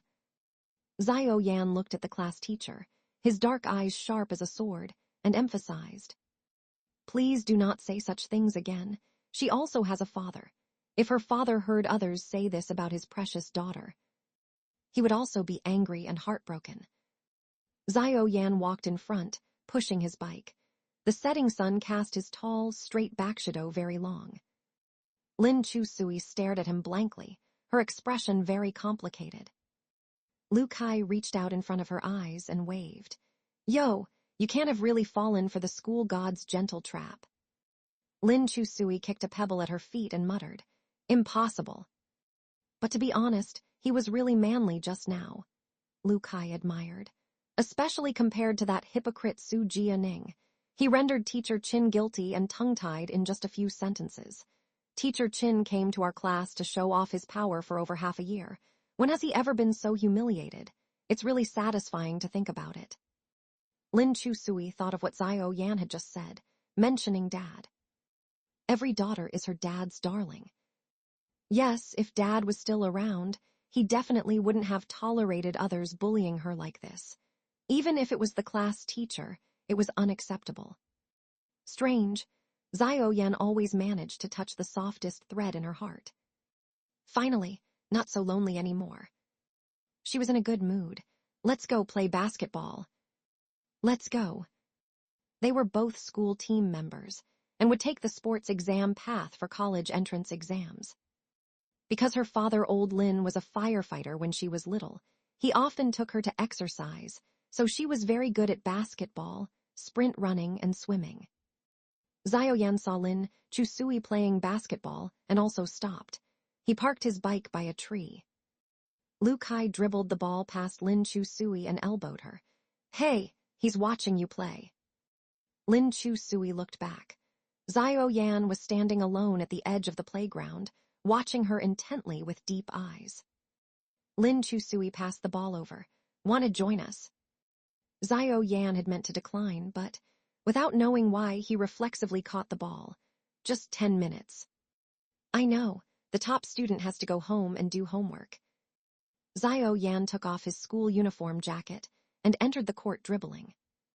He was wearing a t-shirt, which clearly showed off his hanger figure. His arms were very white, with strong and smooth muscles. The lines of his shoulders and clavicles were simply gorgeous. When he took off his shirt, all the passing girls stopped in their tracks and looked at him eagerly. Not to mention the girls, even Lu Kai and several other boys stared at him, including Lin Chusui. Damn, what a stud. Xiao Yan was dribbling the basketball and made a beautiful three-step layup, attracting quite some applause from the female onlookers. Not bad at all, Lu Kai walked up and said. Are you interested in joining the school basketball team? Xiao Yan said, no. Don't reject so quickly, Lu Kai still tried to entice him. Our school basketball team has the highest uncoupled rate of all school clubs. Our players are super charming. Xiao Yan looked back at Lin Chusui. Is she also on the basketball team? Before Lu Kai could answer, Xiao Yan bounced the ball and made a three-pointer. Doesn't seem so charming to me. You're just playing hard to get. Lin Chusui was intrigued by Xiao Yan's skills and came over to block him. Xiao Yan dribbled skillfully to avoid her defense. Not willing to lose, she chased him and snatched the ball, giving him a grin. Xiao Yan also smiled unusually. Be careful. Just because you're a boy doesn't mean I'll go easy on you. Lu Kai tried to intercept them a few times, but realized they were playing 1v1 without him. He simply folded his arms and retreated from the court. What's with the couple's ball? Xiao Yan went to block Lin Chusui. Lin Chusui controlled the ball, faked a breakthrough, and prepared to do a step-back jumper like her dad had taught her. But Xiao Yan still managed to block her shot. You can do the two moves simultaneously, he reflexively gave her advice after blocking the ball. First control the ball to fake a drive, then step back. Most important is to catch the defender off guard and not give them time to react. After saying that, he demonstrated a step back and jumped to make a clean shot into the basket. Lin Chusui suddenly stopped and stared blankly as he dribbled down the court. First control the ball to fake a drive, most important is catch them off guard. When her dad taught her the step-back jumper, he had said the exact same thing. It was identical, words. Seeing Lin Chusui staring blankly at the guy, Lu Kai came over and said, Didn't expect Brother Chu to have a day of getting owned. Lin Chusui remained silent, her eyes turning red. Hey, you're not really upset, are you? Lu Kai saw she was about to cry and rubbed her head. It's just a lost ball, want us bros to win it back for you. Before his voice faded, Lin Chusui suddenly walked up to Xiao Yan as he was about to jump for a shot and hugged him from behind. All the schoolgirls. What kind of weird defense is this? Lin Chusui hugged his waist tightly and buried her face in his clothes, nuzzling forcefully. Dad. Xiao Yan looked back. Although you lost to me, there's no need to. She's calling me Dad. Lin Chusui closed her eyes, wiping her tears on his clothes. Shut up. Just let me, quietly, hug you. At this moment, Xiao Yan finally noticed the mission progress bar next to the life countdown on the bottom left corner. Mission progress, 1%. In the evening, under the setting sun, several boys from the school athletics team were laughing loudly on the edge of the sports field. My waist is numb. It's not just numb, I think you're paralyzed from the waist down. Especially Lu Kai, holding up his phone, constantly waving in front of Lin Chusui the photo he had just taken of her social death moment. Oh, how affectionate, hugging her from behind. Did you notice his arms were spread out like a praying mantis? He didn't know where to put them, laughed my ass off. I bet 5 Mao that this guy has never been hugged by a girl before. There's 360-degree surveillance all over the school field. I'm telling you, you two are done for. Lin Chusui lay flat on the rubberized field, not wanting to say a word, her whole body lifeless. 10 minutes earlier, Xiao Yan had left early to go do homework, according to Lu Kai. When he left, his face was strangely flushed, unknown whether from heat or embarrassment. Lin Chusui was determined. As long as she was not embarrassed herself, it was embarrassing for others instead. Lu Tianbai sat down next to Lin Chusui and poked her hand with her fingertips. Bestie, what's up with you? Didn't you say you don't like him? Gazing at the layers of red clouds and the setting sun in the sky, lost in thought, Lin Chusui murmured, Sometimes I feel he's a lot like someone. Lu Tianbai excitedly patted her shoulder. It must be Nicholas, see? I feel the same way. Lin Chu Sui lazily lifted the corners of her mouth. Sometimes, I feel he's a lot like my dad. Everyone looked at Lin Chu Sui in unison. Lu Kai walked over, patted her head. Chubby, something's wrong with you. Are you obsessed with Uncle Lin? Lu Kai pulled his eyes slanted. Look, do I look like your dad? Come on, call me daddy. Lin Chu Sui kicked him over. But in this world, Lin Chu Sui would only allow them to joke like this. If not for their company these past 2 years, her condition might have been even worse. At the age when girls love to snuggle in their father's arms and act spoiled, also when they feel most insecure, Lin Chu Sui's father had left. It was like half the sky had collapsed. And Xiao Yan's appearance, the way he would look at her sometimes, his tone of voice, that sense of familiarity was so strong. Of course she found it hard to believe in any ghosts or spirits. The spirit writing from before had proven it was Su Jia Ning playing a prank. However, in this world, some things were truly hard to explain, like how he knew her nickname, how he would say things her dad used to say. Lu Tianbai sat next to Lin Chu Sui, hugging her knees, gazing at the clouds and sunset in the distance, sighed. Such a sad story. How is it sad? Lu Tianbai solemnly patted her shoulder. A story of I like you romantically, but you see me as your dad. How is that not sad enough? Lin Chu Sui retorted just as solemnly. Then your story might be even sadder than mine. How so? I see you as my idol, but you see me as just a fangirl. Isn't that sad enough, young maiden? Oh, please. Lu Tianbai waved her hand. Idols are meant for fangirling over. And I know my boundaries, a boy as great as Su Jia Ning, there's no way he would notice me. She was just an ordinary girl that would easily disappear in a crowd, and her studies were not that great either. Lu Kai curiously leaned over. Who are you talking about? That transfer from Eton College. You know, the asshole. Sis, let me tell you. I can read that kind of guy's face right away, deceitful and despicable scum. Look what he did to your brother. The male bathrooms on floors 1, 2, 3, all under my management now. That was his own fault. Don't blame others. Perhaps it really was the honor student halo. Lin Chu Sui searched herself and had to admit, even though she disliked Su Jia Ning through and through, it was hard to deny he was indeed outstanding. In terms of studies, having grown up abroad since young, his English was great, but his Chinese was bound to be much weaker. So recently he had begun fervently studying the 4 great classical novels, especially *Dream of the Red Chamber, reading it over and over numerous times. Lin Chu Sui dared to say, even among the local students who had grown up here, very few would have the patience to read through all 4 classics. The kind of boy who had good grades, yet was pretentious and deceitful, that even simple and naive girls like Lu Tianbai would be infatuated with. It was only reasonable.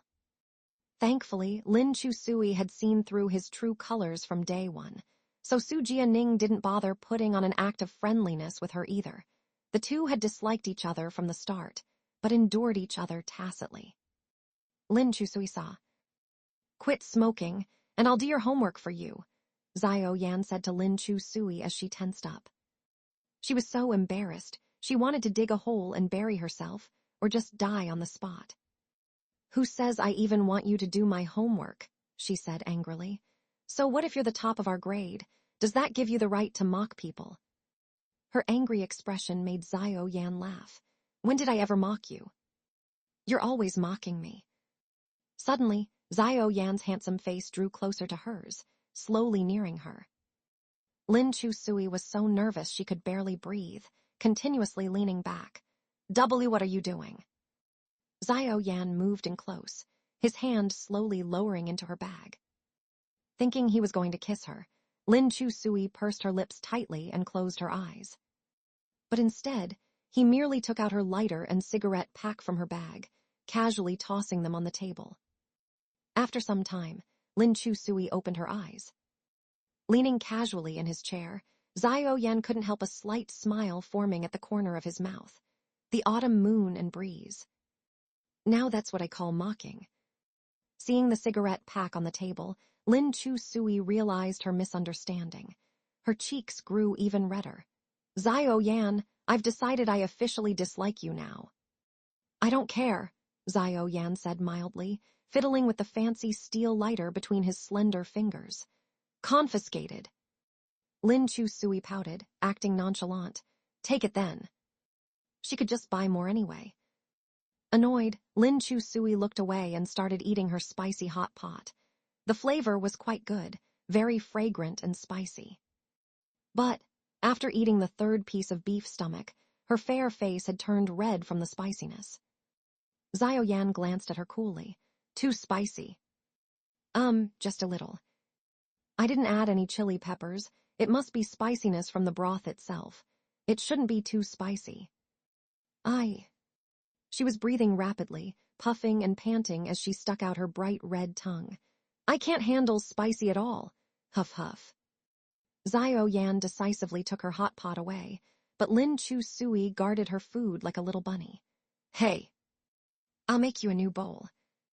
No need. Lin Chu Sui insisted on eating another piece of beef. You're so sly, purposely adding chili peppers to make me buy a second bowl. I can handle it. Seeing beads of sweat forming on her brow, Xiao Yan finally couldn't bear it. I'll make you a new mild broth bowl, free of charge. It's not about the money, I just don't want to waste food. My dad says wasting is shameful. Lin Chu Sui was a spoiled rich girl who never lacked anything. But she knew Xiao Yan survived on scholarships, just enough to cover tuition, doing various side jobs after school. Looking at the full bowl of hot pot before her, all premium beef parts Xiao Yan had cooked for her, Lin Chu Sui wasn't observant, but she wasn't so dense either. She kept voraciously eating, though there was a slight spiciness that wasn't unbearable, mainly because she never touched spicy food before, so it took some adjusting. Xiao Yan watched her deeply.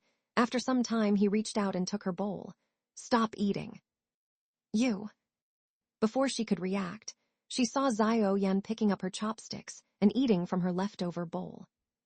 He ate elegantly and naturally, not at all bothered that she had eaten from it already. Just this, spicy.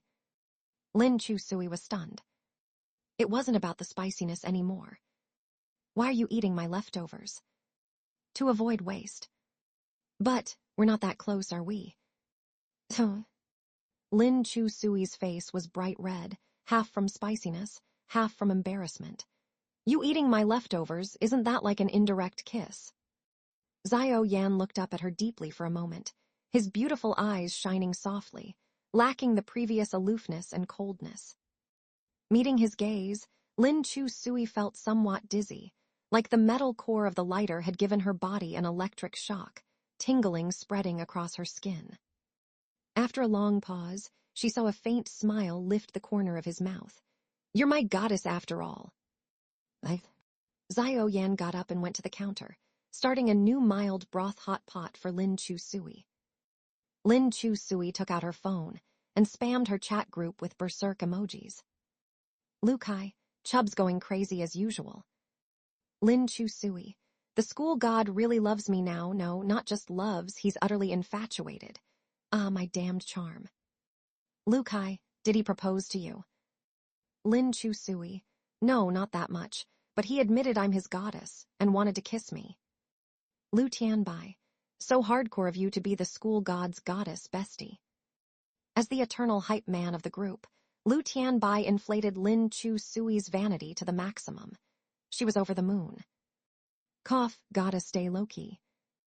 Lu Kai, goddess sis, can you share the school god fanboy's homework you got? Lin Chu Sui, shameless. After sending her message, she stealthily glanced at Xiao Yan's back again. Remembering he was still waiting for her to pay, she opened up his math workbook and quickly snapped some pics, sending them into the chat. Lu Kai, holy crap, you really got it. Are you two dadding now? Lin Chu Sui, yup, he's cooking for me right now. Lu Kai, OMG. Lu Tianbai, OMG +1. Zhang Chengyu, after eating next step is, confused emoji. Too lazy to respond to these perverts, Lin Chu Sui said, How can I get him to stop loving me? He's pretty nice to me, I don't want to hurt him. Distressed emoji. Lu Kai, want to hear the advice of your dearest besties. Lin Chusui, yeah. Lu Kai, we advise you to make sacrifices for the greater good. Oh right, can you take pics of the English homework and science workbook too? Lin Chusui smacked and kicked Lu Kai halfway across the globe.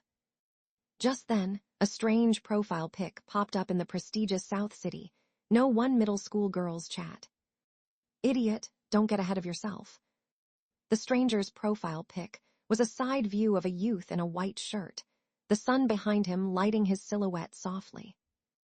At first glance, it looked like an idol's promotional photo. But when Lin Chusui tapped to enlarge it, she realized it was none other than Su Jia-ning, that jerk. Only Dick King would use an artsy photo of himself as avatar. Lin Chusui, at everyone who let this fake foreign devil in. Lu Kai, at Lu Tianbai. Soon, Lu Tianbai private messaged Lin Chusui. Well, I thought since he's your brother. Lin Chusui, I don't have a brother, never had and never will. Lu Tianbai, sorry bestie, I should have asked you first. Should I kick him out? Lin Chusui couldn't get mad at Lu Tianbai. Forget it, just pretend he doesn't exist. Just then, Karlaka Su Jia-ning added Lin Chusui as a friend. Lin Chusui rejected him, but he sent a second request with the message. Add me real quick, we'll delete after. Lin Chusui accepted. What's up? Su Jia-ning, you're at Xiao Yan's place. Lin Chusui, none of your business. Su Jia-ning, I suggest you go straight home now. Lin Chusui, don't want to go back. Su Jia-ning, I'm advising you to return, otherwise you'll be in big trouble tomorrow, trust me. Lin Chusui, HMPH. Even her mom Feng Yi couldn't do anything to her. How could she get in trouble? Lin Chusui really didn't want to see any strange men living with her and her dad at home. Let alone Su Jia-ning, even Uncle Su. He was replacing her dad. Lin Chusui didn't know how to live under one roof with him. She didn't want to ruin her mother's happy remarriage. Of course she knew she wasn't the type who could endure it either. Whether she was happy or unhappy, it was all written on her face. If she returned, she would definitely be the vibe killer to the family's warm, joyful atmosphere. Might as well not go back at all. Su Jia-ning, up to you, just wanted to give you a heads up. Su Jia-ning, oh right, your fanboy got question 3 wrong on the math test, should have picked C. Lin Chusui directly blocked that annoying punk. Xiao Yan cooked a mild broth hot pot for Lin Chusui, without a hint of chili this time. But he specially simmered the broth with dried tangerine peel and aniseed to keep the flavor intact. He neatly packed it for her in a takeout box, bringing the food to her. It's late, you should head back with this to eat. Lin Chusui took out her phone sullenly. Didn't bring cash, add me on WeChat and I'll transfer you. Xiao Yan glanced at the obvious WeChat QR code on the wall, hesitating before taking out his own phone and opening up his code. Lin Chusui added him on WeChat, instantly tapping into his moments.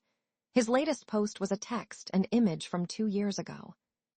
The pic was a sunset sky filled with fiery clouds, but the clouds were black and white, looking almost mournful. The text simply said, I'm sorry. Weird moment. Behind her, Xiao Yan said, done looking. Only then did Lin Chusui remember he was still waiting for her to pay. She had browsed his moments right in front of him, seemed a bit awkward. Sheepishly, Lin Chusui asked, how much for 2 bowls of hot pot? Xiao Yan hadn't intended to charge her at all, but if he didn't, this young miss would probably let her imagination run wild again. However much you think is fair, he casually said. Free pick with purchases over $50. Lin Chusui randomly sent him 49 yuan. No need for the pick, thanks. Xiao Yan handed her the packaged hot pot. As Lin Chusui walked out the door, she got a call from her mother Fang Yuye. Lin Chusui, are you trying to get rid of me as your mother? Hearing her voice, Lin Chusui immediately felt exhausted. You already agreed to let Uncle Sue move in. Now you're throwing a tantrum again. You're almost an adult. Can't you stop acting like a child? If you don't come back tonight, then never come back. I won't consider you as my daughter anymore. Lin Chu Sui was just about to take a taxi home when she heard this. She stopped in her tracks upon hearing those words. He can stay at home, she said in a calm yet muffled voice, but can you not sleep in Dad's room? These words pierced Fang Yuya's heart like daggers. She could clearly hear the trembling in Fang Yuya's breath. Bang! She hung up the phone. The busy tone rang, as if expressing Fang Yuya's anger on her behalf. Lin Chu Sui put down her phone and looked helplessly at the waning crescent moon in the sky. This is so awful.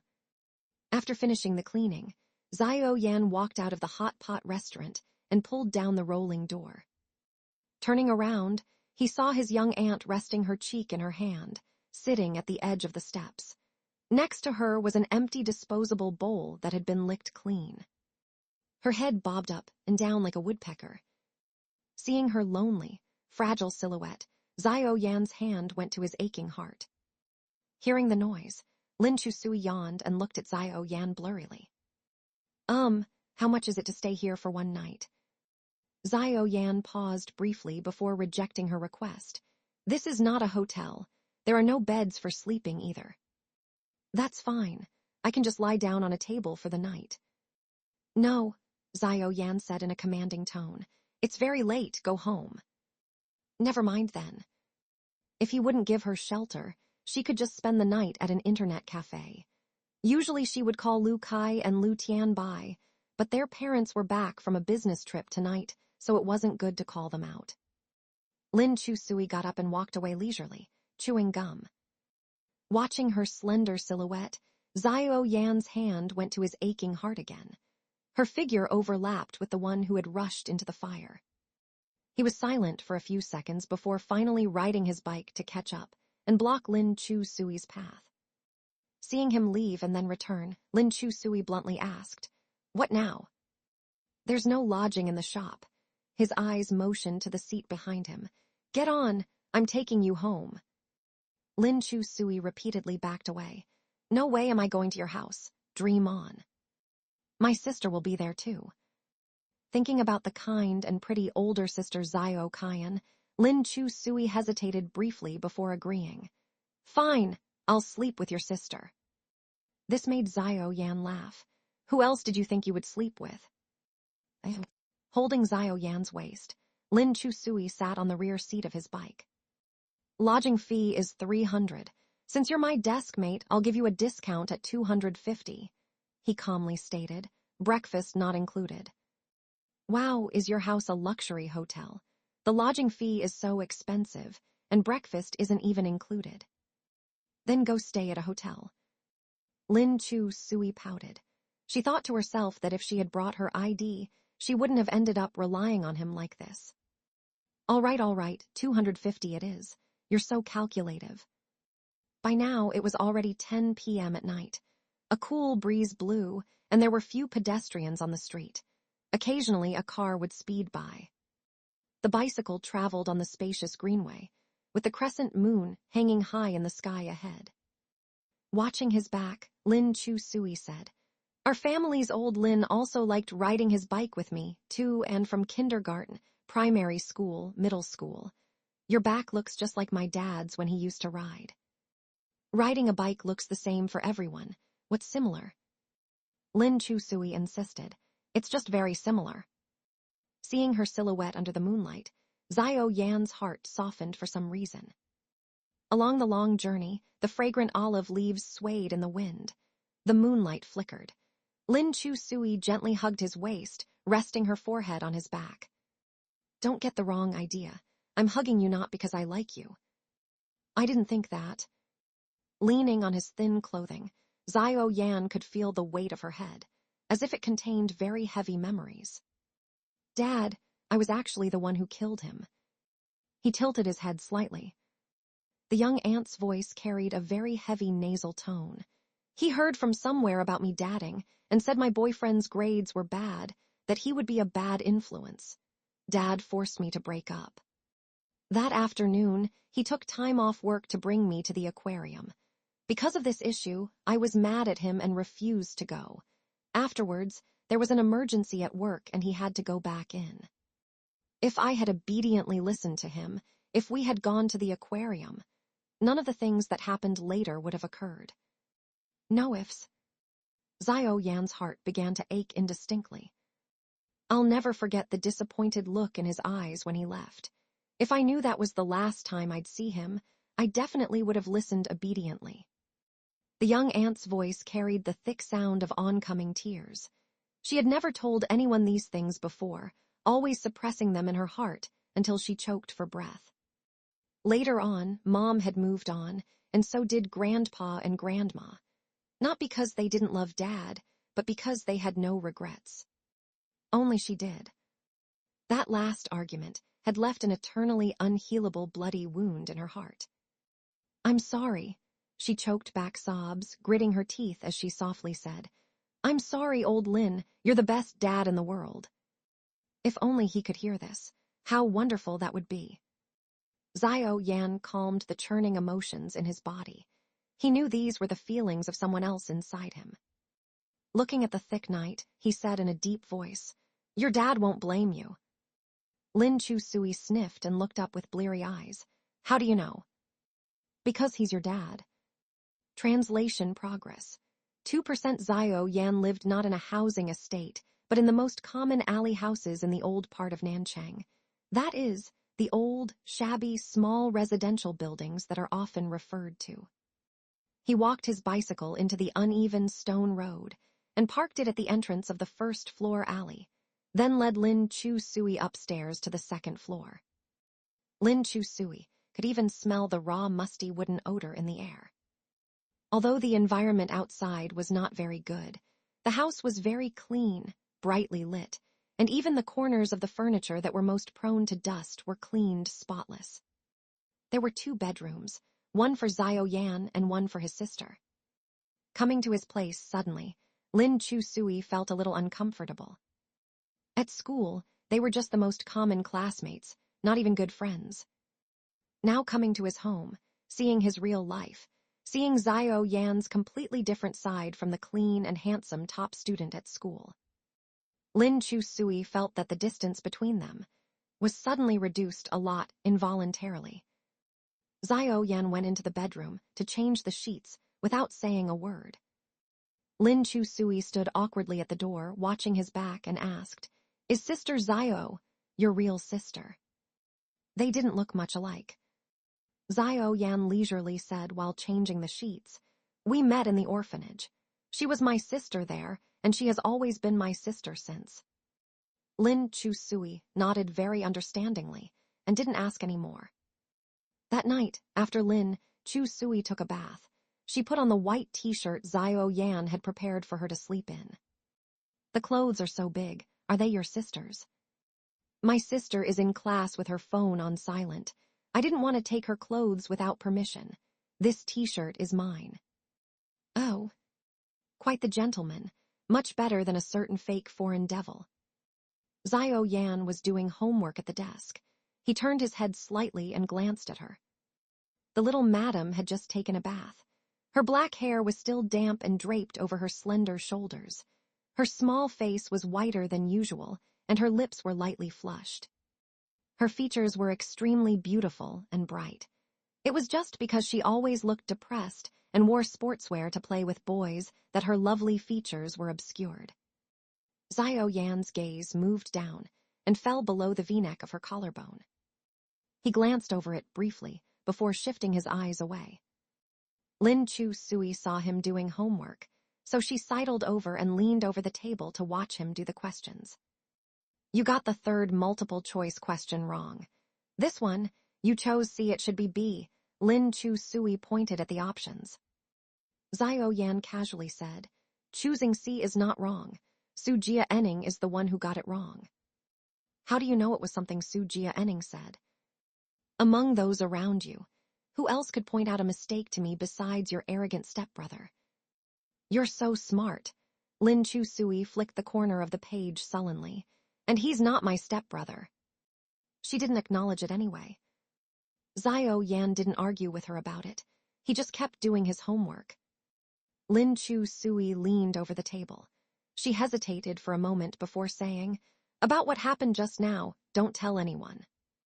Xiao Yan continued calculating on the draft paper while saying, "You mean the thing about your bath not exceeding 15 minutes?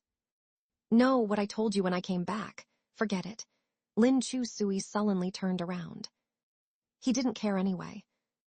That's right, it was just her own nagging secret that was hard to let go. How could others take it to heart?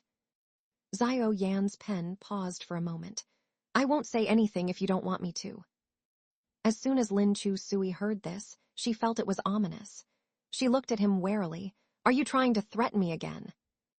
Xiao Yan quickly wrote a math question on the draft paper and said to her, "Do this question correctly, and I'll keep your secret." Lin Chu Sui's mouth twitched. "Isn't that going overboard? Our top students' demands always this hardcore. You can choose to self-study from the textbook using formulas to derive it, or ask your stepbrother or someone else for help, or me." Lin Chu Sui took a cursory look at the question, and tragically found that she seemed to not even understand what the question was asking. "I choose to ask you to teach me." Lin Chu Sui didn't bother arguing anymore. She handed the draft paper directly in front of him. "Explain it to me." Although she put on an expression like, "The young miss is already giving you face by asking you to teach me," she shamelessly asked him to help. Xiao Yan still conscientiously drew a parabola and patiently explained it to her step by step. Fx is an odd function, so Fx equals Fx. After listening for a while, Lin Chu Sui started to doze off, then started daydreaming. Her gaze moved from the pen tip and fell on his fair hand, then along his arm, saw his sexy Adam's apple and his neck with protruding veins, and upward his thin lips. "Sexy. Do you understand?" She blinked, staring at his lips. "Not at all." "Then I'll explain it to you again." Lin Chu Sui slumped over the table. "Scholar Xiao, why do you insist on going against me when you're so good-looking?" "I'll explain it to you again." "I don't want to listen." When x is less than 0, Fx equals Fx equals negative x minus 1 equals negative x plus 1 greater than 0. Lin Chu Sui yawned one after another. Xiao Yan's gaze lightly fell on the draft paper. He paused for a few seconds, then took back the draft paper and continued doing his own exercises, no longer forcing her. "In life, only you can fulfill yourself. Friends can indulge you but can't live your life for you." Seeing that he seemed a little angry, Lin Chu Sui took out her phone and browsed her home screen for a while. Then she looked up at him again, feeling guilty. "I don't need anyone to fulfill me." He continued calculating expressionlessly, not saying another word, looking as if he really was angry. Lin Chu Sui felt a little bad. She finally picked up the draft paper from before, took a red pen from beside him, and earnestly looked at it for a while. Look, of course she wouldn't be able to understand it. But, in order to appease her conscience, she would pretend to be very serious first. A few minutes later, Xiao Yan went out to the balcony to get some cold air to refresh his mind. Through the glass window, he could see the little madam still leaning over the table with her legs curled up on the chair, staring blankly at the draft paper. Xiao Yan turned around and closed his eyes. The night wind was blowing gently. Leaning against the balcony railing, looking at the dilapidated houses around, listening to the woman next door watching family ethics dramas at max volume. In the distance, occasional dog barks could be heard from time to time.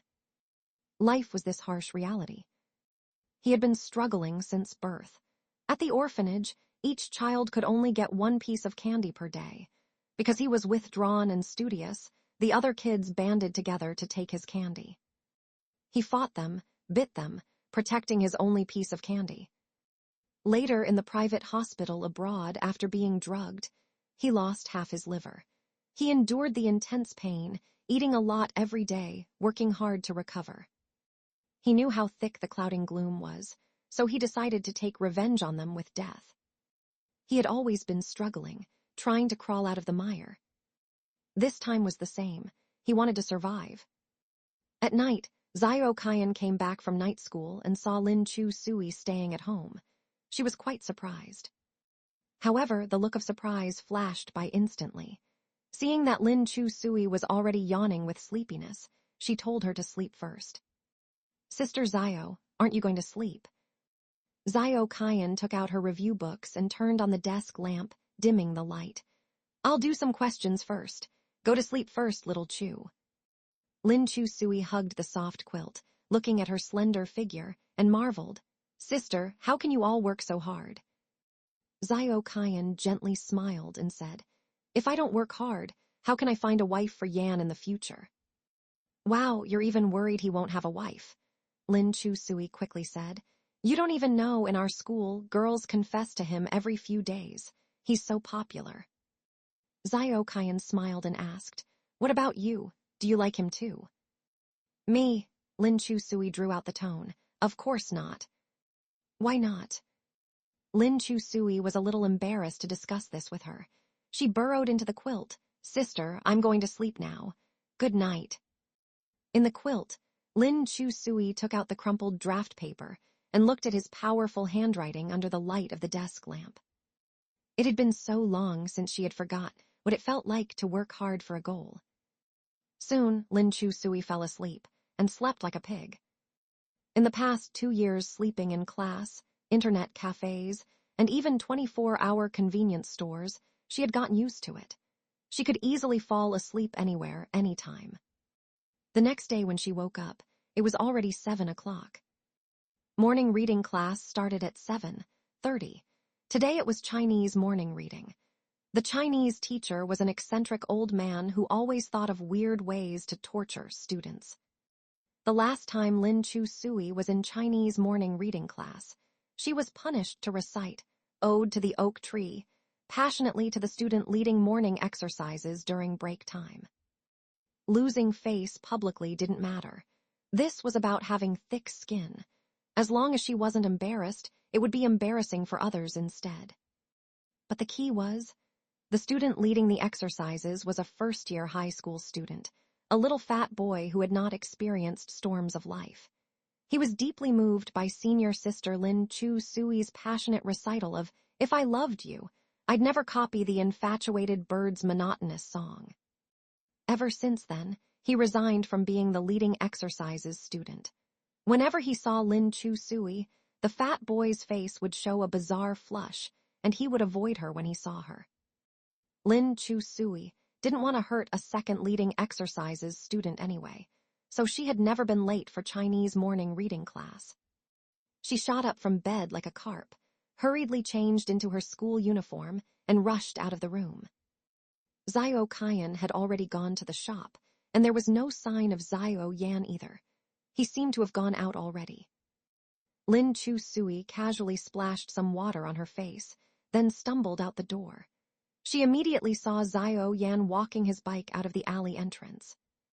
The mellow morning sunshine fell on him, clean and spotless. Lin Chu Sui called out to him, "We're almost late. Why didn't you wake me up?" Zio Yan raised his head, his beautiful eyes filled with light, and his pupils showed a hint of light brown. "Do you need it?" The goddess lived a life of unrestrained freedom and love, but when under someone's roof, she had to bow her head, especially for that old fogey Tang's Chinese reading class. Lin Chu Sui rushed down the stairs in a gust of wind and fire, and Zio Yan had already gotten on his bike, his back disappearing into the morning glow of the alley. Anti-inflammatory medicine. "Wait for me." Lin Chu Sui jogged to catch up, and Zio Yan seemed to deliberately wait for her, yet not let her catch up, riding neither fast nor slow, leisurely going down the road. Nearing the school gate, Lin Chu Sui finally grabbed the corner of his clothes, panting. Caught you." Zio Yan hit the brakes. "Why catch me?" "Give me a ride to school, or I'll be late." He looked up, expressionless. Goddess only needs to lift her noble legs and walk 10 more meters to enter the school gate. Lin Chu Sui looked at the school gate within reach and gritted her teeth, reluctantly saying, But I chased you for 2 kilometers. So I have to sit on your bike, otherwise I chased you for nothing. Actually, you could also take a taxi, maybe even faster than me. His words had not fallen, and Lin Chu Sui was already sitting on the back of his bike, urging, "Hurry, hurry, only 5 minutes left." Xiao Yan, helplessly, could only take her into the school. Facing the morning light, wearing a clean blue and white school uniform and riding a bike, he was very eye-catching all the way.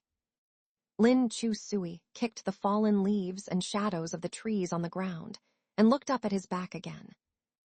"Anti-inflammatory medicine. Why did you come to be my desk mate?" "Because I like you, don't I?" "You really like me. You're finally doubting your own charm." "No." Lin Chu Sui heard the ridicule in his tone and stubbornly said, "Your love for me, I still have no doubts, and I'm complacent and smug about it." Xiao Yan chuckled lightly. "Oh." Seeing his clean smile, Lin Chu Sui was somewhat stunned. This was the first time she had seen such a relaxed expression on him. During morning reading class, Lu Kai leaned over from behind and whispered in her ear, "Going into the classroom together. You didn't really spend the night together, did you?" "Yeah, I stayed over at his place for a night." "Holy crap, the grades #1, how was it?" "How was what?" "His ability, is he good?" "The grades #1 is of course good." After saying this, even Lu Tianbai looked back at them, her expression horrified. To avoid corrupting minors, Lin Chu Sui added, "The grades #1 is of course good. You were very happy copying his math homework, weren't you?" "Don't say he tutored you all night." "He really did." "Lame tilde boring." Su Jia Ning held a book of ancient poems and proses in his hand, mockingly said, "Not going home for the night, running to a boy's house to sleep at night. If your dad knew, he'd probably be so angry he'd jump up." "None of your damn business," Lin Chu Sui said very rudely, "and stop mentioning my dad." Su Jia Ning sneered coldly. "Clinging to someone who is already dead and unwilling to let go, making the living hurt and disappointed. You feel the whole world owes you, then who do you owe?" Lin Chu Sui's hand holding the Chinese textbook tightened. "To point fingers at my life. Who do you think you are?"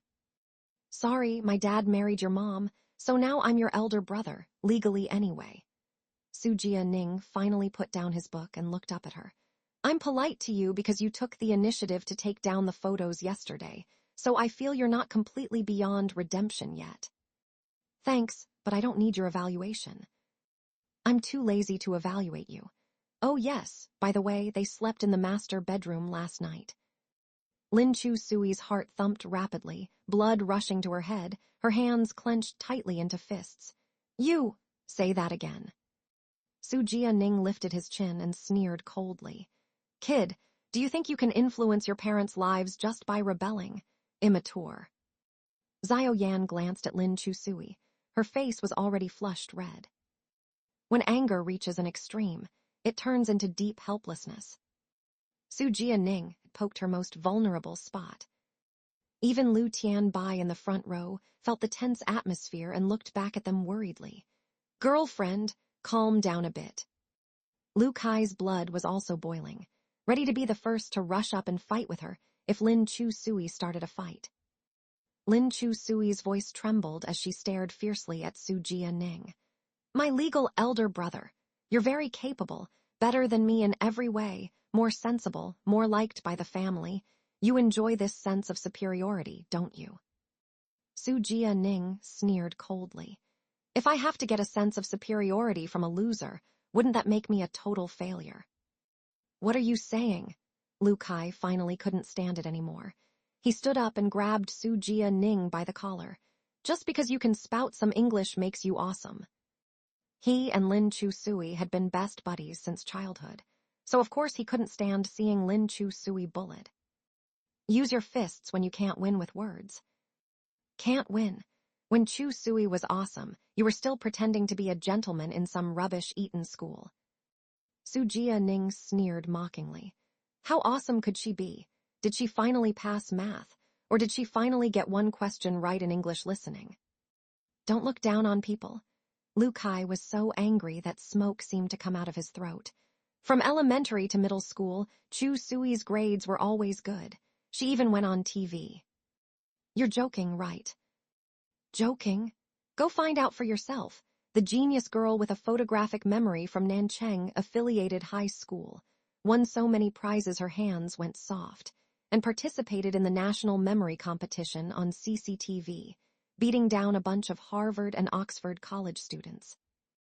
Xiao Yan glanced at Lin Chusui. Shut up, Lin Chusui sharply cut Lu Kai off. Lu Kai was unwilling, wanted to say something more, but the knife-like gaze forced the words that had welled up in his throat back down. He sat back down awkwardly, irritably opened his Chinese textbook, and didn't say any more.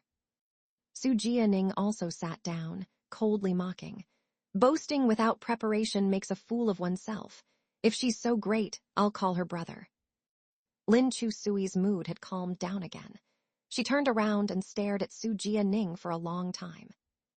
Su Jianing felt goosebumps under her gaze and very rudely said, "What?" Lin Chusui casually pulled over his math exercise book on the upper left corner of his desk and pointed to the third question. "You got this question wrong. Choose B, not C." Su Jianing sneered and curled his lips mockingly. "Impossible." Lin Chusui recited aloud. "F(x) is an odd function, then f(x) equals f(x). Xiao Yan slowly turned his head to look at her. This question was one he had taught her last night, but she didn't understand at all. The little auntie's jet black eyes were filled with a resolute light. She didn't even bother to use draft paper, directly saying, "When x is less than 0, f(x) equals f(x) equals negative x minus 1 equals negative x plus 1 greater than 0, so B should be chosen, and C is wrong because f(x) multiplied by f(x) equals x minus 1, negative x plus 1, which is less than 0. As Xiao Yan listened to her steps, his mind was also quickly calculating. The corner of his mouth faintly curled up. A learning disability student with no high school math foundation had actually memorized all the steps to solving this problem. Holy crap. Before Su Jianing could react after Lin Chusui finished speaking, Lu Kai and Zhang Chengyu clapped at the same time, their blood boiling. Chusui is awesome. Serve tea for Chusui. Goddess Chusui is back. Su Jianing picked up his pen and started furiously calculating on the draft paper. Soon, the answer was verified. It was the same as the steps Lin Chusui had recited. Choose B, not C. He had been careless. Su Jianing looked at her uncertainly, seeming to start believing what Lu Kai had said earlier. "Forget calling me brother. I don't lack little brothers." Lin Chusui nobly and coldly turned around. "Call me Lord Chusui." Before the end of school, Old Chin came to the classroom and announced that the provincial marathon competition was about to start in the Nanchang district next month. "You must have heard about our province's marathon competition that is held every 3 years. This is a very important event, especially for students taking the physical exam. The trophies are highly coveted." The students were all unenthused about this competition. They knew they wouldn't get any placements anyway. But Lu Kai, Zhang Chengyu, and a few other school athletics team members had been waiting eagerly for 3 years. They trained every day, just waiting for this marathon to help them compete for the glory of the trophies. "Senior Chu, you should sign up." Lu Kai patted Lin Chusui on the shoulder. "Most of us are just running along for the ride. For you, you might actually be able to win a prize." Xiao Yan glanced at her, his eyes coolly sweeping over her slender shoulders. Lin Chusui noticed his gaze and said unhappily, "What are you looking at?" "You can run a marathon."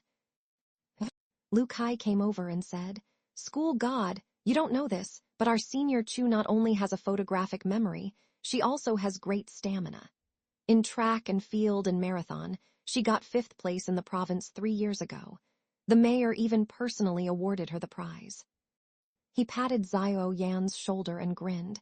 "She has great stamina, so things will be easier for you in the future. Haha." Xiao Yan disgustedly pushed his hand away and glanced at the girl beside him. She had a slender figure, with wisps of hair hanging over her delicate shoulders. It was hard to imagine that such a frail body could store so much energy. Lin Chusui felt Xiao Yan's burning gaze on her. She reached out and slapped Lu Kai. "Stop talking so much. Be careful you drown in your own saliva." "Our senior Chu is just being modest." "It's not about modesty," Lin Chusui said in a low voice. "Mainly, the school god has already been enchanted by me. If you keep talking, he'll become even more smitten. How will I get rid of him then?" Lu Kai said, "You're right, we'd better keep a low profile." Xiao Yan. Lin Chusui had no plans to join the marathon. She still had vivid memories of the last time she ran a marathon. It was a marathon around the city, from the Central Park all the way to the southern Huafu city. That day, there was a fire in a residential building to the west, and her dad was urgently dispatched. She kept worrying about him the whole time she was running. Unexpectedly, after running halfway through, her dad actually rode over on a bike. He hadn't even had time to take off his helmet, and his face was still smeared with soot from the smoke. He looked quite disheveled. "Xiao Qi, keep going. Xiao Qi, keep going. Xiao Qi, keep going." Lin Chusui laughed at old Lin. "Go wash your face first." "I'm not going back. If I do, I'll miss our Xiao Qi's glorious moment of winning first place." "How embarrassing. Pretend you don't know me." "Hess," old Lin laughed heartily. "Luckily no one was hurt or killed in that burning building just now. I happened to rescue an orange stray cat from the chimney and brought it back. I'll give it to you tonight as a marathon gift." "Ah," Lin Chusui shrieked excitedly. "I'm not running anymore. I want to play with Kitty now." "No way, you have to finish the race. I've trained you for so long. Today is the day to reap the rewards. Start running, you have to get a placement." Later, old Lin rode his bike and accompanied Lin Chusui for the entire marathon. She did not disappoint old Lin's training and got an excellent third place in the province. Most importantly, she was the youngest in the top 10. Afterwards, Lin Chusui had an orange little cat. But, after old Lin passed away, the little orange cat also went missing. Lin Chusui did not sign up for the marathon. In the past 2 years, whether it was studying or sports, she had slacked off. Other than occasionally shooting some hoops, her life could be said to have sunk into total gloom. That evening after school, the head teacher contacted Lin Chusui's parent to come to school to discuss her situation. Lin Chusui had come to the office feeling terribly nervous and anxious, but she realized that the person being scolded by old Qin in the office was not Ms. Fang Yuyi, but a strange man. He was tall and quite handsome, with thick brows and big eyes, a distinguished-looking gentleman. After thinking for a long time, Lin Chusui finally recognized that this was Ms. Fang Yuyi's current husband and Su Jia Enning's father, Su Songbai. A few months ago, Ms. Fang Yuyi had organized a dinner for Lin Chusui to meet Su Songbai. At the dinner, Lin Chusui behaved very calmly and did not embarrass Ms. Fang Yuyi. And Uncle Su Songbai was also a taciturn man who did not like to speak much or make jokes. Ms. Fang Yuyi's taste clearly had not changed in 100 years. She just liked this kind of masculine, tough guy type. Su Jia Enning bumped hard into Lin Chusui's shoulder as she walked past her, then turned back and mouthed to her, "You're doomed." Lin Chusui stumbled forward from her shove. She picked up a rock from the ground and threw it at Su Jia Enning, but she dodged it. Soon, Su Songbai walked out of the office. Lin Chusui blandly bid him hello. She was polite but distant with unfamiliar people. Especially since Su Songbai's status was sensitive now, she should be extra careful around him. At the very least, she couldn't make him her enemy. Su Songbai glanced at her but didn't say anything. He was holding her report card and walked towards the school gate. Lin Chusui couldn't figure out his intentions, so she followed behind him. Exiting the school gate, Su Songbai's car was parked under a chinaberry tree. He didn't get in right away, but instead turned back and waved the report card at her. 9 points in math, what's going on? Hearing his tone of settling accounts after autumn's harvest, Lin Chu Sui thought he was quite convincing as a parent, not nearly as polite as when they first met. She muttered, "Don't know how to do it. Your mom told me your grades used to be very good before high school. Then they plummeted, is that right?" "Yes." "Why?" Lin Chu Sui felt a spark of anger rise in her heart from his aggressive questioning. "Why are you asking me? Ask my mom." In our family, the young cannot speak to elders in this tone. A child's academic performance also absolutely cannot be below the top 50 in their grade. That is my requirement for Su Jia Enning, and the same goes for you. Lin Chu Sui looked at this solemn man in surprise. So this was why Su Jia Enning had said she was doomed. This man was a bit too XXXX. What if I can't test into the top 50? If you can't get it, then do your best to get it. Since your grades used to be good, it means you're not stupid, just not hardworking enough. Su Songbai said, "The head teacher said you're on the school athletics team and plan to take the sports exam in the future. Our family will not allow any sports students. On this point, your mother and I are in agreement. So for your last year, focus your mind on studying and test into a good university. I will supervise you throughout." Lin Chu Sui's mouth curled. "Who are you, uncle?" "I'm your legal father." "I'm not Su Jia Enning, and definitely not your daughter. You can't control me." Su Songbai grabbed the back of Lin Chu Sui's collar. "Your mother is soft-hearted and can't discipline you. But I'm telling you, from now on, whatever Su Jia Enning experiences, you will too. Know your place at home and be polite outside." A small flame of anger in Lin Chu Sui's heart was instantly ignited into a towering inferno. She forcefully shook off Su Songbai. "No way." Of course, Su Songbai would not let this little girl off so easily. He grabbed her shoulder again. "I don't want to discipline you in public, especially not in front of so many classmates. Keep some dignity and get in the car." "What, are you going to hit me?" "However I discipline Su Jia Enning, I can do the same to you. No one dares to say otherwise. I'm very curious how you educate Su Jia Enning to become this hypocritical, two-faced gentleman." Su Songbai seized Lin Chu Sui's collar, trying to forcibly shove her into the car. Lin Chu Sui clamped his wrist with one hand, gave it a sharp twist, then nimbly somersaulted out from under his armpit, causing him to almost smash his forehead on the car. Old Lin had always worried she would be bullied by bad boys, so when training her physically, he taught her grappling techniques. Lin Chu Sui had never used this move on the boys at school. She didn't expect the first time she fought back would be against this stepfather. Su Songbai was caught off guard and looked at her in surprise. He clearly didn't expect this petite girl to be so skilled. Anger flared in his eyes. At least Su Jia Enning had never resisted his XXXX rule like this before. Whenever Ms. Fang Yuya talked about her daughter, she would sigh endlessly about how rebellious she was and impossible to discipline. In Su Songbai's opinion, there were no undisciplined children, only indulgent parents. The stick breeds filial offspring. After all, wasn't Su Jia Enning beaten obedient by him? He never dared resist, and grew up proper and refined entirely thanks to his upbringing. For the first time, Su Songbai's paternal authority was confronted on all fronts by this little girl Lin Chu Sui. Su Songbai refused to back down and moved to grab Lin Chu Sui again. Lin Chu Sui repeated her earlier maneuver, causing him to grasp at air once more. "I really don't want to get physical with you and give others the chance to say I bullied a girl. But you should also know when to stop. If you really piss me off, I won't be polite." Su Jia Enning watched them from under the tree.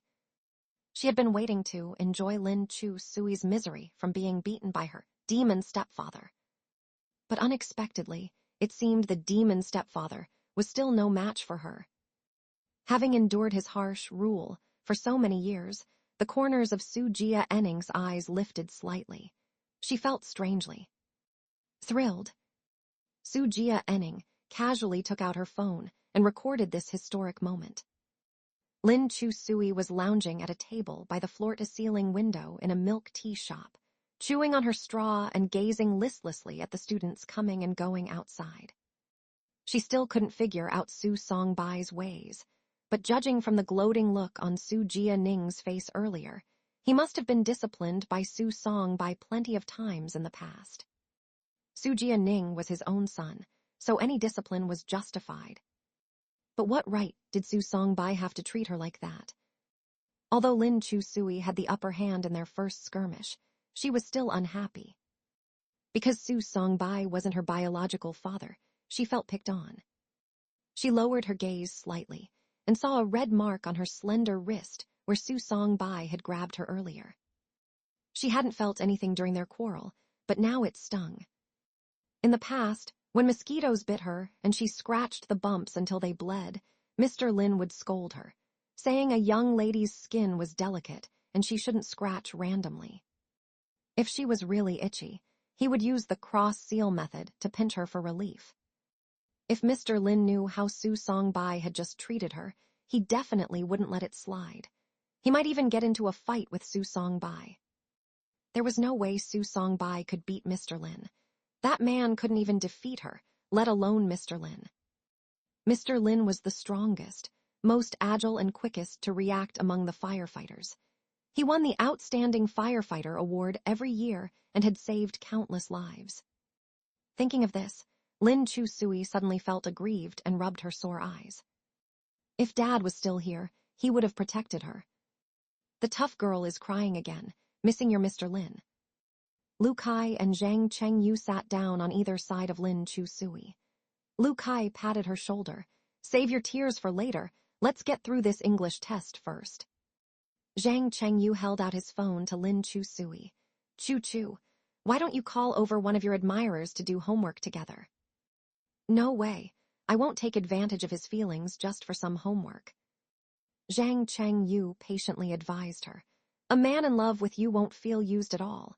On the contrary, he'd be honored to be useful to his goddess. A man who feels honored and smug about being used isn't a man at all. He's a lapdog. Lin Chu Sui patted Lu Kai's shoulder, like this gentleman here who's been lapping away for 100 years. So, how are you going to tackle this English test? I'll do it myself. Lin Chu Sui took out her English test paper. When have I ever copied someone else's homework? Could copying get you into Tsinghua or Peking University? You really are a principled one, Lu Kai said. Oh, right. I overheard the English teacher in the office saying if you get everything wrong in this English test again, you'll have to go up and sing an English song every English lesson from now on. Lin Chu Sui. She quietly erased all the CS she had filled for the multiple choice questions. Just then, Su Jianing walked into the milk tea shop. He had a messenger bag on one shoulder and wore a loose, round-necked long-sleeve t-shirt with a touch of mint green as an undershirt, looking sunny and fresh like a summer breeze. The shop's girls all fixed their eyes on him, including Lu Tianbai next to Lin Chu Sui. Her gaze was even more smitten than when she saw her idol Wu Yanzu in person. Lu Kai nudged Lin Chu Sui. Here's your walking English homework. Don't let this chance slip by. Lin Chu Sui lazily went to the counter, ordered a full sugar cheese milk tea with extra cheese, pearls, and coconut jelly. She got everything she could added. Then she brought it over to Su Jianing. Have this, my treat. Su Jianing elegantly tore open a straw and said, quite gutsy to go head-to-head with old Su. He's not my real dad. What do I have to fear? Ahem. Did he control you like this before? Demanding you rank in the top few in your grade, know your place at home, and have manners outside. Su Jianing smiled. That's why I turned out so outstanding, thanks to him. Don't see anything outstanding, but you do have a sense of humor. I suggest you behave yourself and avoid conflicts with him. As one who's been there, Su Jianing sincerely advised Lin Chu Sui. You can't overpower your elders. You'll regret it in the future, little girl. I don't want to fight with him either, as long as he leaves me alone. That's impossible. Old Su is very traditional and controlling. He'll plan out the life he wants for you, including your studies, hobbies, college major, and even your future boyfriend. But he's not my dad. Su Jianing smiled. Just you wait and see. Lin Chu Sui leaned on the table, moving closer to him. Hey, fake foreign devil, we have a common enemy now. That makes us allies, right? Su Jianing, before becoming allies, please show some basic respect to your ally. Lin Chu Sui enunciated slowly. Zhu Jianing. Legally speaking, I'm your brother, so don't even think about it. Su Jianing took out his completed English test from his bag. Lin Chu Sui rolled her eyes. Reluctantly, she called out, brother. Su Jianing flattened out his English test paper and placed it in front of Lin Chu Sui. Just as she was about to copy it, he snatched away her pen. I heard you have an amazing memory. Weren't you called a genius girl in middle school? I'm not that amazing. I just looked good compared to my classmates. In that case, Su Jianing patted the test paper, I'll give you 1 minute to remember as much as you can. Lin Chu Sui's mouth curled into a smile. Testing me. After all, this is your only chance to avoid singing an English song on stage every lesson. She casually picked up Su Jianing's English test and started memorizing rapidly.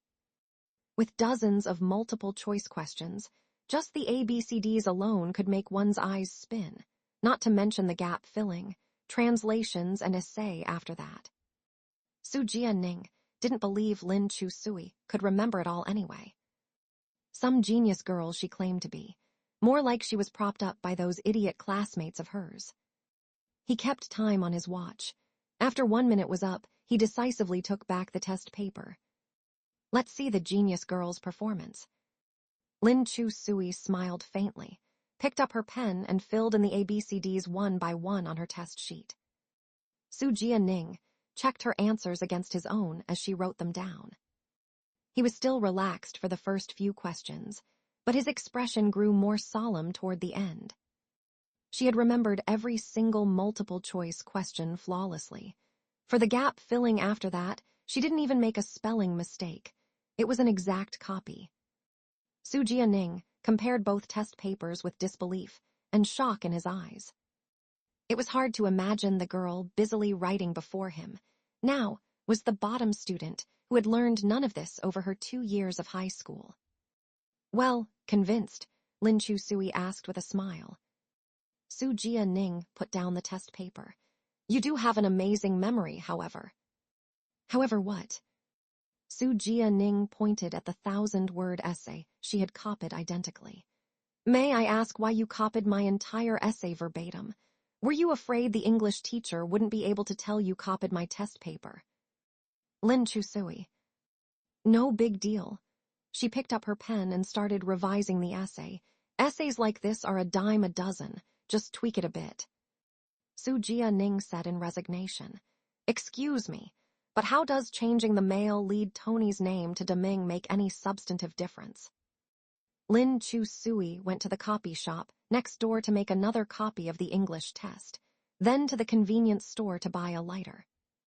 There seemed to be a commotion nearby, with voices growing louder and more frenzied, mixed with women's screams. Lin Chu Sui walked out of the convenience store to see thick smoke billowing from the second floor of a shop across the street. Fire. Where are the firefighters? There are still people inside. Hurry and save them. Seeing the rolling black smoke, Lin Chu Sui's heart seized up. Blood rushed to her head, and she gasped for breath with a hand over her mouth. Dad. There are still people inside, trapped. Sure enough, a woman was standing at the security bar window on the second floor. There was a raging fire behind her. Bystanders on the street shouted advice. Jump, hurry and jump. How can she jump? Can't you see the barred window blocking her? Where are the firefighters? Already called. Black smoke billowed through the security bars. The woman desperately clung to the bars, screaming, Help, save me. With a fire like this, ordinary bystanders couldn't rescue her without tools. She was trapped by the bars and couldn't get out. No one could save her. All they could do was watch her clutch the bars and shriek hysterically. It was a scene straight out of hell. Just then, Xiao Yan, dressed in his school uniform, happened to cycle by. Seeing this, he instinctively dropped his bike and rushed toward the burning shop. The old bike fell in front of Lin Chusui. She gaped as Xiao Yan ran to the car wash shop downstairs and removed the long hose attached to their faucet, coiling it around himself as he went. Then, with the hose on his back, Xiao Yan charged up the residential building. All the residents in their pajamas, with cats in arms dragging luggage, everyone streamed down the stairs. Only he ascended against the human tide, like a whale swimming upstream. Lin Chusui watched his retreating figure disappear into the stairwell. It overlapped completely with the image of Mr. Lin in firefighter gear walking away in her dreams. No, don't go. Lin Chusui reflexively moved to chase after Xiao Yan, but Sujia Ning grabbed her collar. Have a death wish. Just then, on the burning second floor of the shop, Xiao Yan appeared at the security window of the adjacent unit. With the hose in hand, he sprayed water toward the trapped woman. As the flames crept closer and closer to her back, a jet of water suddenly sprayed from next door, instantly drenching her from head to toe and relieving her desperate situation. The woman's screams grew much quieter. The onlookers lowered their hands from their mouths and heaved a sigh of relief. If this had gone on, they would have had to watch this woman burn to death on the burglar-proof window. The fire inside the house still raged, but Xiao Yan had created a small safe zone for the woman with the water hose. Soon several fire trucks came wailing in, and the high-pressure water quickly extinguished the flames inside the house. The woman was rescued by the firefighters and loaded into an ambulance. Xiao Yan emerged from the residential building, soaked through. His school uniform was covered in black smudges, the original color no longer discernible.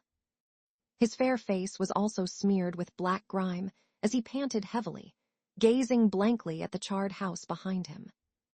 A firefighter patted him on the shoulder. Kid, your response was too timely. You were more professional than some of our team members. Did you have firefighter training before? No. Then you're really brave, thank you. Xiao Yan, exhausted, bent down to pick up his school bag, listlessly searching for his bicycle. Turning around, he saw Lin Chusui pushing his bike towards him.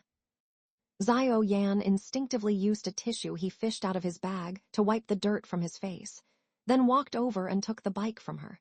Thanks. Just then, Lin Chusui tossed something into the basket and said in a trembling voice, I'll listen to you from now on. Xiao Yan looked down to see a cigarette box and lighter. I'll do whatever you say from now on. Progress, 5%. Lin Chusui followed Xiao Yan closely all the way to the door of his home. The setting sun slanted down, casting his tall, lean figure in elongated shadows.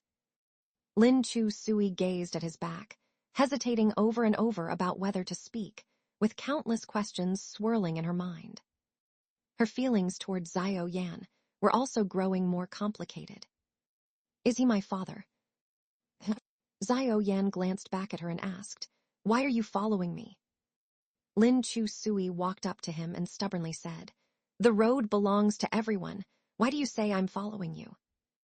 Xiao Yan looked at the entrance to his apartment compound. You've already followed me to my front door. Lin Chusui said awkwardly, I'm just passing by your front door. What's wrong with that? You're welcome to pass by. Now you can go back home. Lin Chusui ambled lazily past his front door and said, Okay, bye-bye. Xiao Yan pondered for a moment, then asked, Did you really mean it when you said you'll listen to everything I say from now on? A lady never goes back on her word once given. Then come over here. Lin Chusui immediately went to stand in front of him. Xiao Yan, stand at attention, turn left. Lin Chusui. She hesitantly turned left. Sing a song then. My roller skates, do you know that song? Lin Chusui.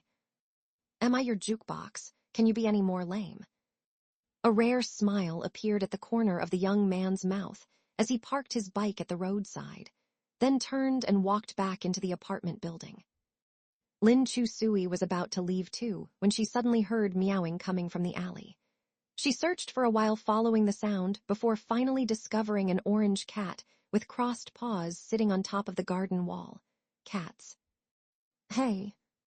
Lin Chusui walked closer to the orange cat and looked it over carefully.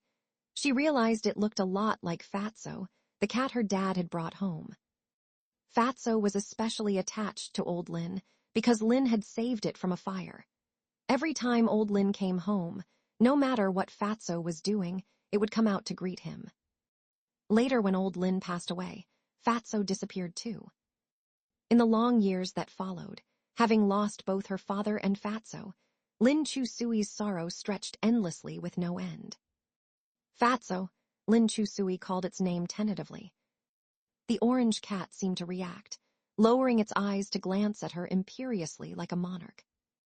It really is you, Fatso. Lin Chusui recognized it at a glance. This aloof stray cat with the gaze of an emperor was her Fatso. Come down quick, Mama will take you home. Lin Chusui excitedly climbed onto the wall to grab Fatso and stuff it into her school bag to take home. Fatso lazily offered no resistance. Just then, Xiao Yan came back downstairs, having changed into a clean shirt. As soon as Fatso saw Xiao Yan, it immediately struggled free from Lin Chusui's hands and nimbly went to Xiao Yan's feet, rubbing against him affectionately. Xiao Yan squatted down to pet its head, then took out some cat food to feed it. Cats. He raised his head to look at her. Why haven't you left yet? Is this your cat? Not exactly. It's a stray that I've been feeding. Lin Chusui pointed at the big orange cat and said excitedly, but it's mine. You're fighting over a stray cat. It's a gift from my dad. How did it end up with you? It wandered here a couple years ago. I started feeding it every day so it stayed. Xiao Yan said, you can take it if you want, if it's willing to go with you. Lin Chusui went forward and picked up the orange cat. Fatso, go home with Mama. The orange cat struggled and jumped onto Xiao Yan's shoulder, refusing to leave. Because Fatso was a stray, it had an independent personality and was very timid, guarded against humans and not very affectionate. The last human it had relied on like this was old Lin. Lin Chusui looked at Xiao Yan in his white shirt, feeling very complicated, with somewhat reddened eyes. You. She couldn't help but think this way, even knowing it was impossible. Xiao Yan put the orange cat into his bike basket and got on to leave. Cats. Lin Chusui stood alone watching his departing figure, her heart filled with complex emotions tinged with confusion.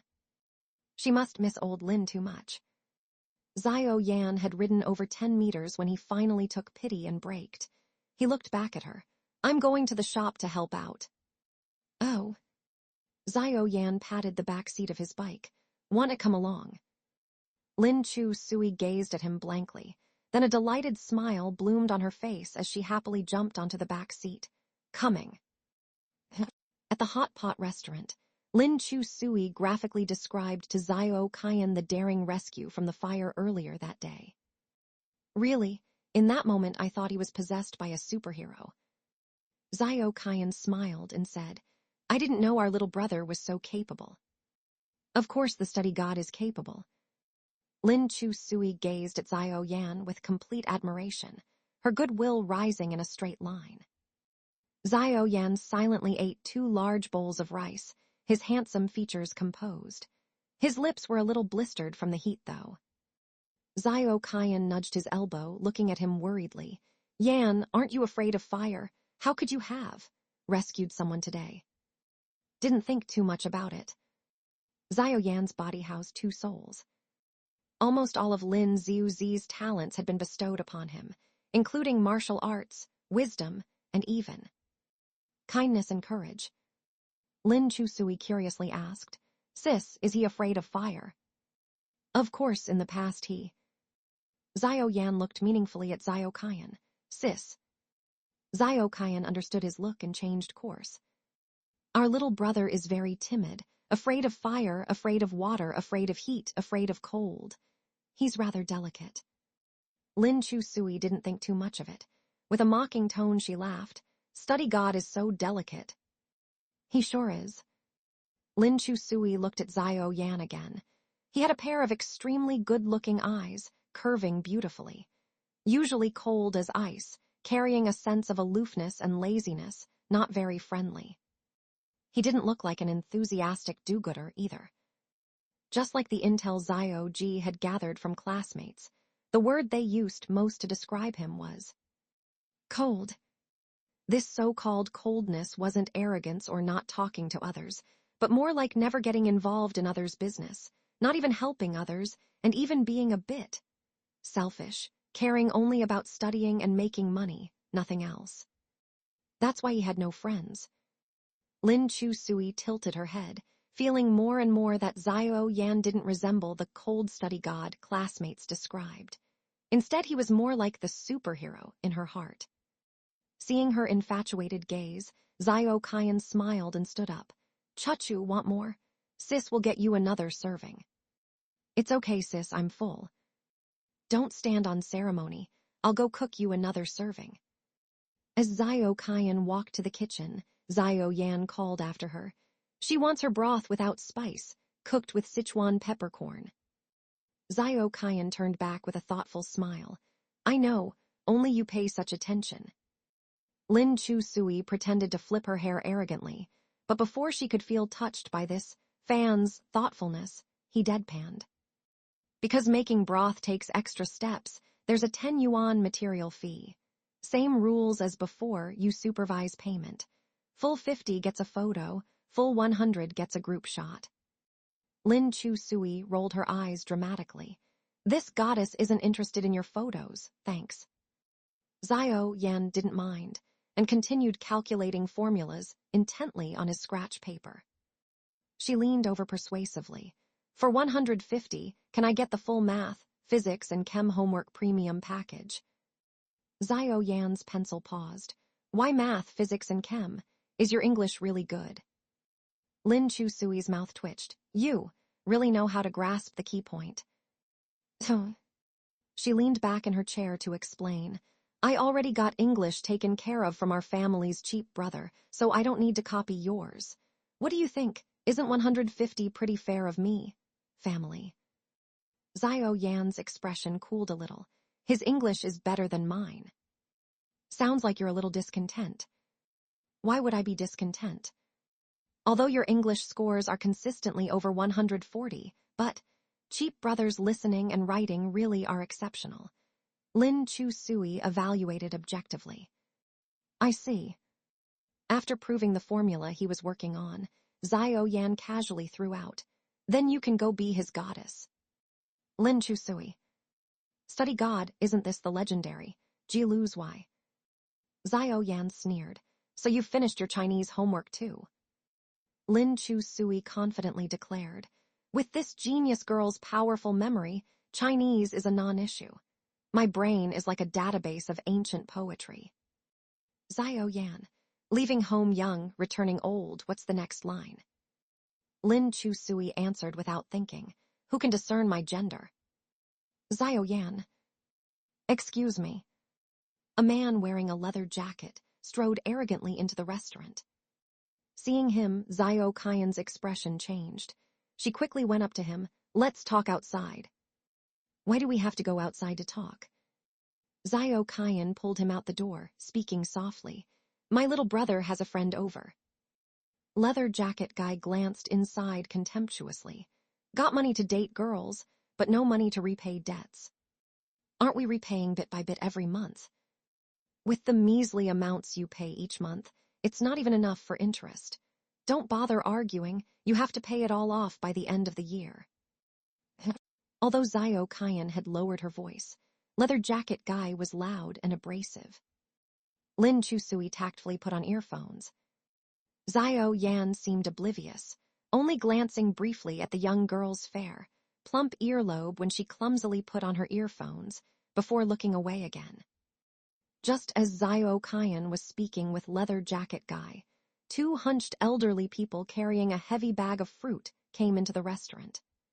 Seeing customers arrive, Zio Kyan quickly went to serve them, but heard the old woman say, "Looking for Zio Yan, is Zio Yan here?" Zio Yan stood up. "I'm here." The two elderly tottered forward gratefully. "Thank you for saving my daughter. If not for you today, she would have burned to death.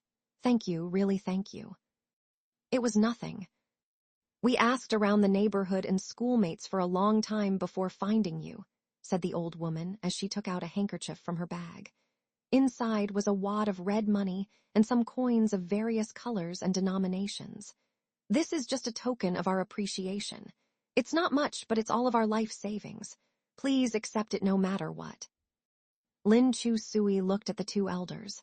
They seemed quite frugal, and their clothes were shabby and worn, even patched in places. This money was likely scraped together with difficulty just to thank their benefactor. Seeing this, the man in the jacket laughed and said, "Perfect. Now there's money to pay back the debt. I'll just take this stack to settle it and give you another month for the remaining amount." Having said that, he heartily grabbed the money from the old woman's handkerchief and licked his fingers as he counted it. Then he turned and left, fully satisfied. Zio Kyan stomped her feet in anger, but was helpless to do anything. Zio Yan rushed forward in one step and grabbed the man's shoulder with one hand, pulling him back. "Hey, what are you doing, you brat?" Before the man could react, Zio Yan snatched the money from his hand and said coldly, "I'll repay what I owe you within this year, but you can't take this money." Having said that, he strode back into the shop without waiting for the man's reaction and returned the money to the old woman. The old woman quickly said, "Young hero, please don't look down on this. You saved my daughter's life. No amount of money can equal that." "I don't need thanks," said Zio Yan resolutely. Lin Chu Sui took the initiative to receive the fruit basket from the old woman's hands. "Our family's genius loves eating fruit the most. We'll accept this. Family." Seeing Zio Yan's firm eyes, the old woman hesitated for a moment before taking the money back. "Then thank you so much, young hero. Without you, these old bones of ours. She has a 10-year-old daughter who would have lost her mother. Thank you." Lin Chu Sui's heart was filled with complex emotions, especially after hearing the old couple's words. She thought of old Lin. Over the years, old Lin had saved countless lives. Lin Chu Sui was not that great. She wished her dad would never have to be a superhero again. She just wanted him to come back to life and be by her side as she grew up. The old couple left after repeatedly thanking them. Zio Kyan went back to handle the business. Lin Chu Sui silently tidied up her test papers and prepared to go home. Zio Yan grabbed her sleeve. "Since when did I become part of your family?" "Ah, did I say that?" Zio Kyan smiled from the side. "I can testify you did say our families. Genius." "I must have misspoke, haha." Lin Chu Sui laughed awkwardly. "Don't take it seriously. Let's go, let's go." Having said that, she fled in panic. As if recalling something, she turned back and asked Zio Kyan to pack a bowl of hot broth. She then transferred 100 yuan to Zio Yan. Upon receiving the transfer, Zio Yan said, "You gave too much. Our business is legitimate and doesn't charge that much. Isn't it 50 for a photo and 100 for a selfie together?" Zio Yan put down his pen in surprise and looked up. "You want to take a selfie with me?" "Wrong. It's to give you the honor of taking a selfie with your unattainable goddess." Zio Yan readily agreed. "Your phone or mine?" "Mine. Your crappy phone has such bad resolution you can't even see people clearly." Lin Chu Sui walked over and opened her beautifying camera. Seeing his face distorted beyond recognition by blurring and smoothing filters, Zio Yan was a little speechless. "Are you sure you want to take it like this?" "What's wrong with it?" "Nothing. The customer is king." Lin Chu Sui adjusted the filters, then snapped a photo. She then asked, "Can I do some touch-up on myself too?" "Go ahead." So Lin Chu Sui sat and devoted herself wholeheartedly to editing the photo while the packaged broth was ready.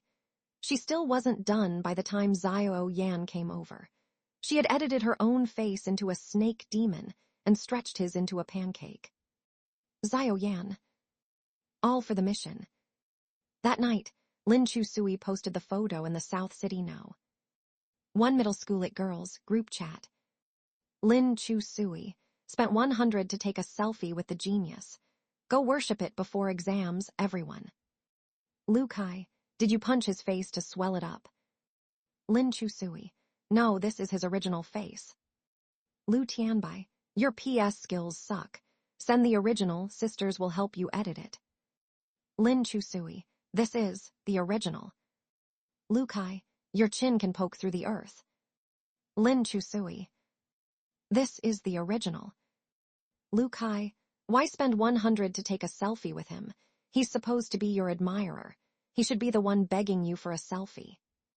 Zhang Chengyu, she's rich, just burning money.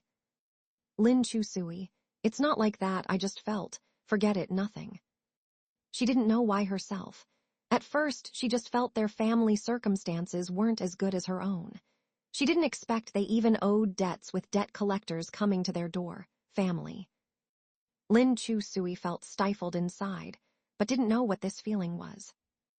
As an ordinary classmate and deskmate, she should have stayed out of his family matters and just interacted as classmates. She should have had a sense of boundaries. But she found she could no longer treat him as just another classmate. Lin Chusui, did you guys see him rescuing people today? Zhang Chengyu, videos are all over the net. Even my uncle shared it on his feed.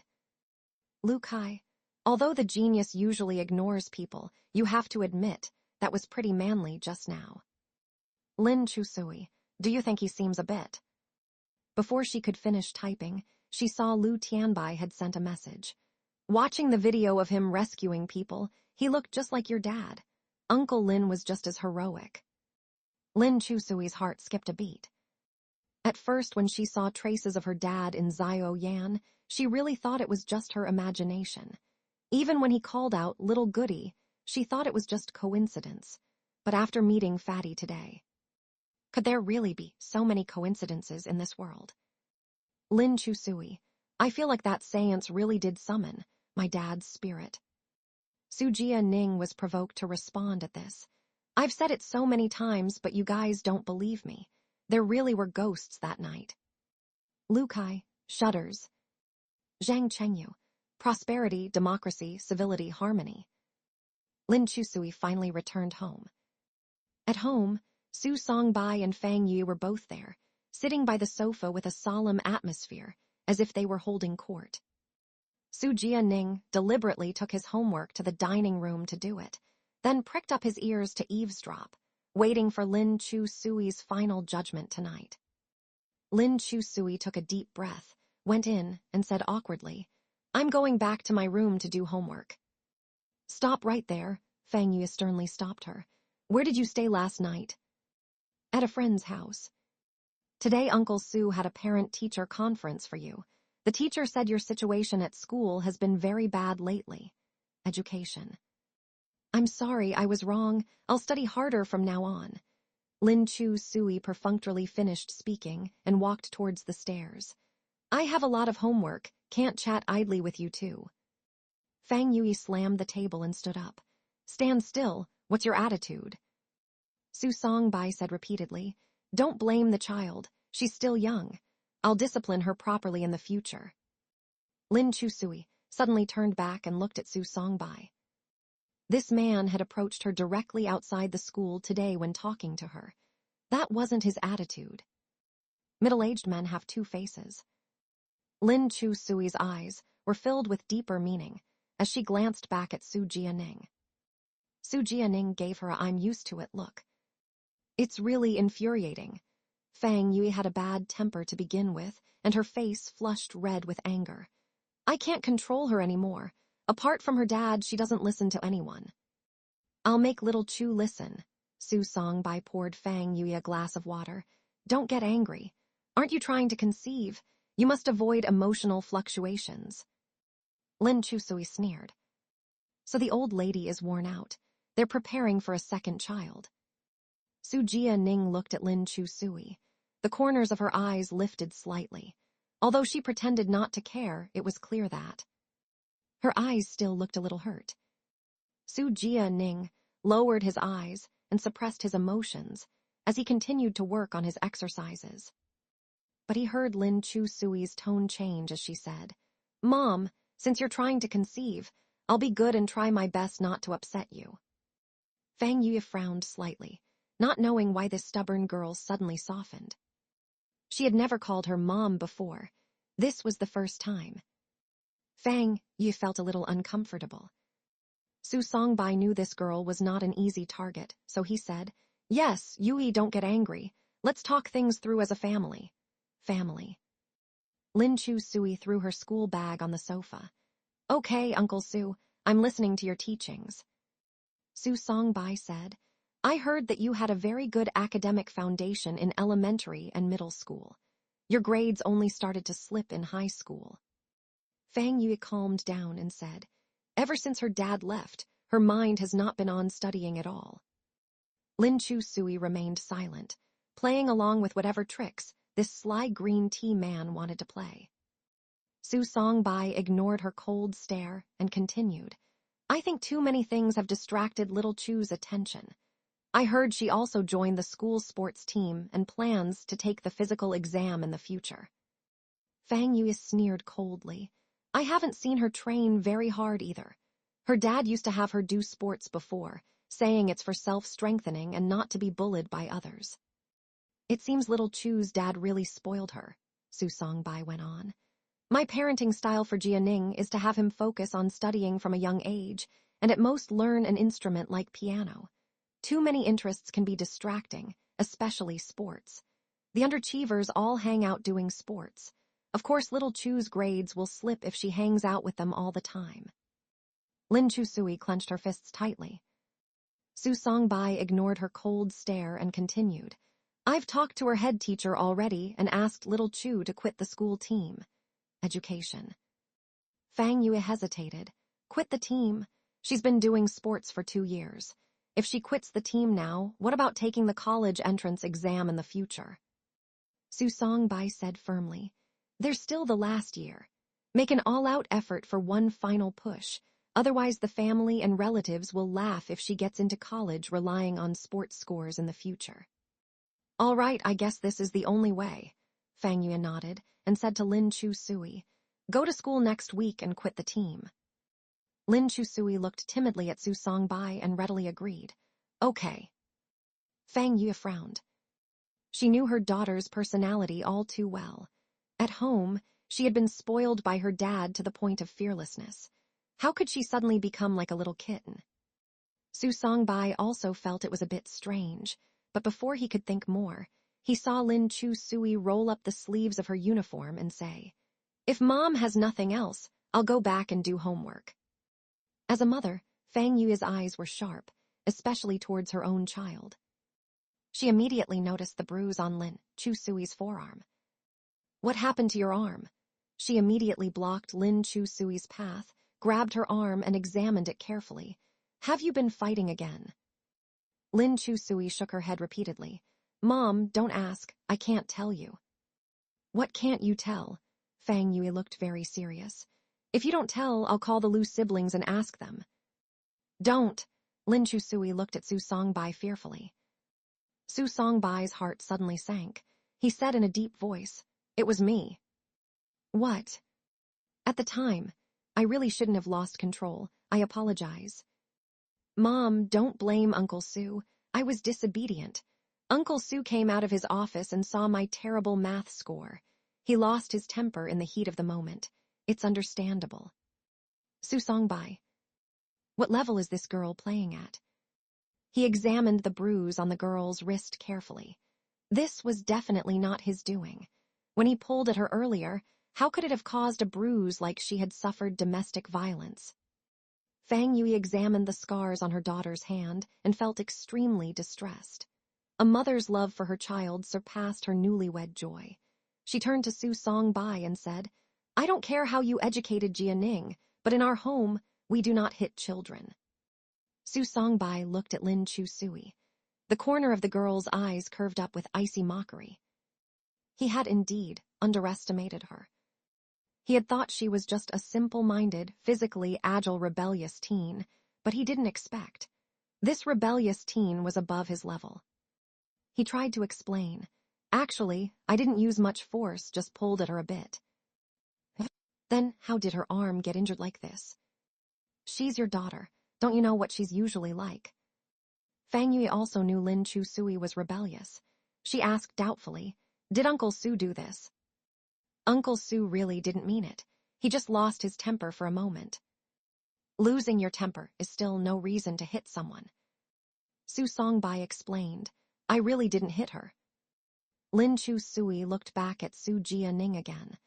"I saw Brother Jianing take pictures with his phone at the time too, right, brother?" The corner of Su Jianing's mouth twitched. His gaze crossed swords with Lin Chu Sui's from afar, sparks flying. "I recorded a video, but got bored and deleted it halfway through," Su Jianing said nonchalantly. But there was indeed a conflict. The conflict was old Su and Lin Chu Sui almost getting into a fight, but Lin Chu Sui didn't give him an inch and even taught him a lesson instead. He smiled meaningfully, without further explanation. Seeing even Su Jianing say this, Fang Yue naturally believed Lin Chu Sui's words. She turned to Su Songbai and said, "Since the whole family is here today, let me reiterate that violence is not allowed in our home, whether it's Jia Ning or Little Chu. I will not tolerate any hitting of children. Family." With the two children now allied against him, Su Songbai was at a disadvantage. He could only awkwardly reply, "Yes, I understand. It won't happen again." In the second round, Lin Chu Sui was once again the overwhelming winner. But she felt no joy of victory at all. Her mood was gloomy. It was obvious that, although Su Songbai was stern with his juniors, he deferred to Fang Yue and treated her very well. Although Lin Chu Sui still missed her dad with all her heart, she would never make unreasonable demands for her mom to be shackled with her, waiting for someone who would never come back. Fang Yue had the right to pursue her own happiness. Lin Chu Sui did not want to destroy her happiness and family. If only she could grow up faster. South City No. 1 Middle School Elite Group Chat. Lin Chu Sui. "Comrades, brothers, Big Bro Chu is here to bid you all a tearful farewell. I urge you to drink up, for Xiao Lang will be but a passerby from now on." Lu Kai rolled a dice. Zhang Chengyu rolled a dice. "Lu Kai, you're younger than me, give me money." Zhang Chengyu sent a red packet. Lin Chu Sui received the red packet and said, "Did you guys see what I said? I'm bidding you all farewell." Lu Kai, "I saw it. Did Madame Fang serve you a cup of poison or a white silk 3 feet long?" Lin Chu Sui, "Worse than poison. Turns out the fine company president is actually a sly green tea man, acting all gentle and caring in front of my mom. Pa, BTW, did Su Jianing get kicked?" Su Jianing, "No." Lin Chu Sui, "Do you mind if I viciously curse your esteemed father with vulgar and offensive words?" Su Jianing, "I do mind." Lin Chu Sui, "All right, admin, kick him out." Su Jianing, "Admin Lu Tianbai, cursing doesn't solve any problems. What exactly happened?" Lin Chu Sui, "Can't play ball and run together anymore." Lu Kai, "Why not?" Lin Chu Sui, "The caring dad at home applied for me to quit the school team. Education." Lu Kai, "Zhang Chengyu." Lin Chu Sui, shrugging shoulders. Lu Kai, "Wait, Big Bro Chu, with your grades, the extra points from sports is just enough to get into a decent college. If you quit the team now, what'll you do? We'll really have to go to Blue Sky Vocational School together and learn excavators." Zhang Chengyu, "Could it be he wants to cripple you so he can prop up his precious young master as the heir apparent?" Su Jianing, "This young master has no desire to inherit her measly family fortune." Lu Kai, "Young man, what misunderstanding do you have about measly? Madame Fang Yuyi, ranked 9th on the domestic Forbes rich list. Don't pretend your heart isn't moved." Lin Chu Sui, "At Lu Kai, shut up." Lu Kai, I shut up, I'm trying to help you. Lin Chusui had always felt that although the pseudo-foreign devils were hypocritical, pretentious, and arrogant, they were not sinister, greedy villains. Sujia Enning said, "Is her mother that awesome?" Lu Kai, "Are you kidding?" Sujia Enning, "From now on, she is my mother." Lin Chusui, "Admin, kick them out." Zhang Chengyu said, "Let's get back on topic. Let's discuss you quitting the team, Chusui. Brother Octopus has a plan to please Mrs. Fang and allow you to stay on the school team until graduation. Education." Lin Chusui, "Let's hear it." Zhang Chengyu, "Get in the top 10 for the next monthly exam." Lin Chusui, "Keep dreaming." If she could do that, why would she still be on the sports academy team? Zhang Chengyu, "You really can do it. Just think you sit next to the class genius." Lin Chusui, "Only if I swapped heads with the genius." Lu Kai, "Why don't you just memorize all the questions and answers from the study guides? Science subjects, memorize all the questions from the study guides, and you're bound to run into some identical exam questions." Lin Chusui, "If that would work, I'd be going to Peking University already." Lu Kai, "Wealth and status, don't forget your friends." Lin Chusui, Definitely. Sujia Enning, "There's not a big chance of seeing identical questions in science subjects because the numbers in each question may change. But the formulas and theories remain the same. So my suggestion is..." Lin Chusui, Sujia Enning, "If you can't get into Peking University, Beijing Bluebird welcomes you." Lin Chusui, "Admin, why haven't they been kicked yet?" Zhang Chengyu, "Looks like I'll have to use my ultimate strategy." Lin Chusui, Zhang Chengyu, "Enter the marathon next month, take first place, and take home the 50,000 RMB scholarship prize. To buy your amazing brother Octopus a mechanical keyboard." Lu Tianbai, "Buy your amazing best friend a skincare set." Lu Kai, "Buy your amazing best friend's brother a Bluetooth headset." Sujia Enning, "Buy your amazing." Lin Chusui, "Sharp blade dripping blood." Sujia Enning, "Goodbye." The next day, Lu Kai brought a poster of the ghost-catching deity Zhang Kui to school, attracting quite a lot of attention. Education. By the window, Lin Chusui saw him and called out, "Lu Kai, are you posing as a door god? You've been wandering around the door all morning." Lu Kai waved his hand impatiently. "Don't make a fuss, just watch." Soon after, Xiao Yan walked over in loose blue and white school uniform, his face glowing in the sunlight. The sunlight shone on his delicate face, making his long eyelashes seem crystal clear, giving him a very pure aura. Lu Kai immediately held up the poster of Taoist Zhang Kui high towards him. Xiao Yan passed by him with his eyes straight ahead, not even glancing at him as he walked straight into the classroom. Seeing Lin Chusui poking her head out the window, Xiao Yan casually asked, "Finished making up your homework?" She quickly covered her math exercise book. "How did you know I was making up homework?" "It's rare for you to come to school early, if not to make up homework, then to make up sleep." Lin Chusui defended, "This goddess is here to make up sleep." Xiao Yan hooked up the corners of his eyes and glanced at her with a faint smile. "Then go ahead and sleep." "I don't want to bother with you." Lin Chusui continued to write furiously. Zhang Chengyu sauntered into the classroom with little steps. Lin Chusui conveniently handed him her thermos. "Octopus bro, help me fill up some water." A strange smile appeared on Zhang Chengyu's face. He said, "Leave it to your octopus bro, that's right. Wait for it."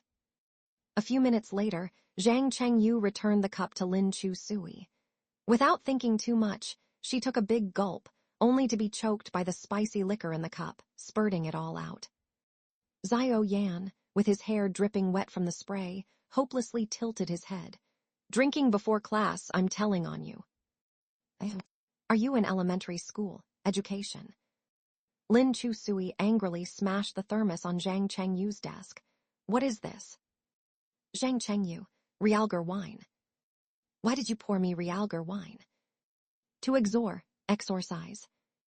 Exorcise what? My dad is not a demon. He's my dad. Kind Uncle Lin who gave you Walmart QQ candy when you were little, remember? Zhang Chengyu bowed to Xiao Yan. Uncle Lin is so good. We remember your great kindness of QQ candy and have always been good friends with Chachu. Strong, democratic, civilized, harmonious. Amitabha. Xiao Yan really didn't want to bother with these idiots. He casually took out his English long sentence reading book. Finally, before morning reading class, Lin Chu Sui finished all her math homework. Xiao Yan casually glanced at her homework. Quite impressive. Right, Lin Chu Sui felt a sense of accomplishment. I came to the classroom at 6 this morning. Xiao Yan. Managing to perfectly avoid every right answer is indeed quite impressive. Lin Chu Sui. Xiao Yan leaned in slightly, closer to her. May I ask what your friends are doing?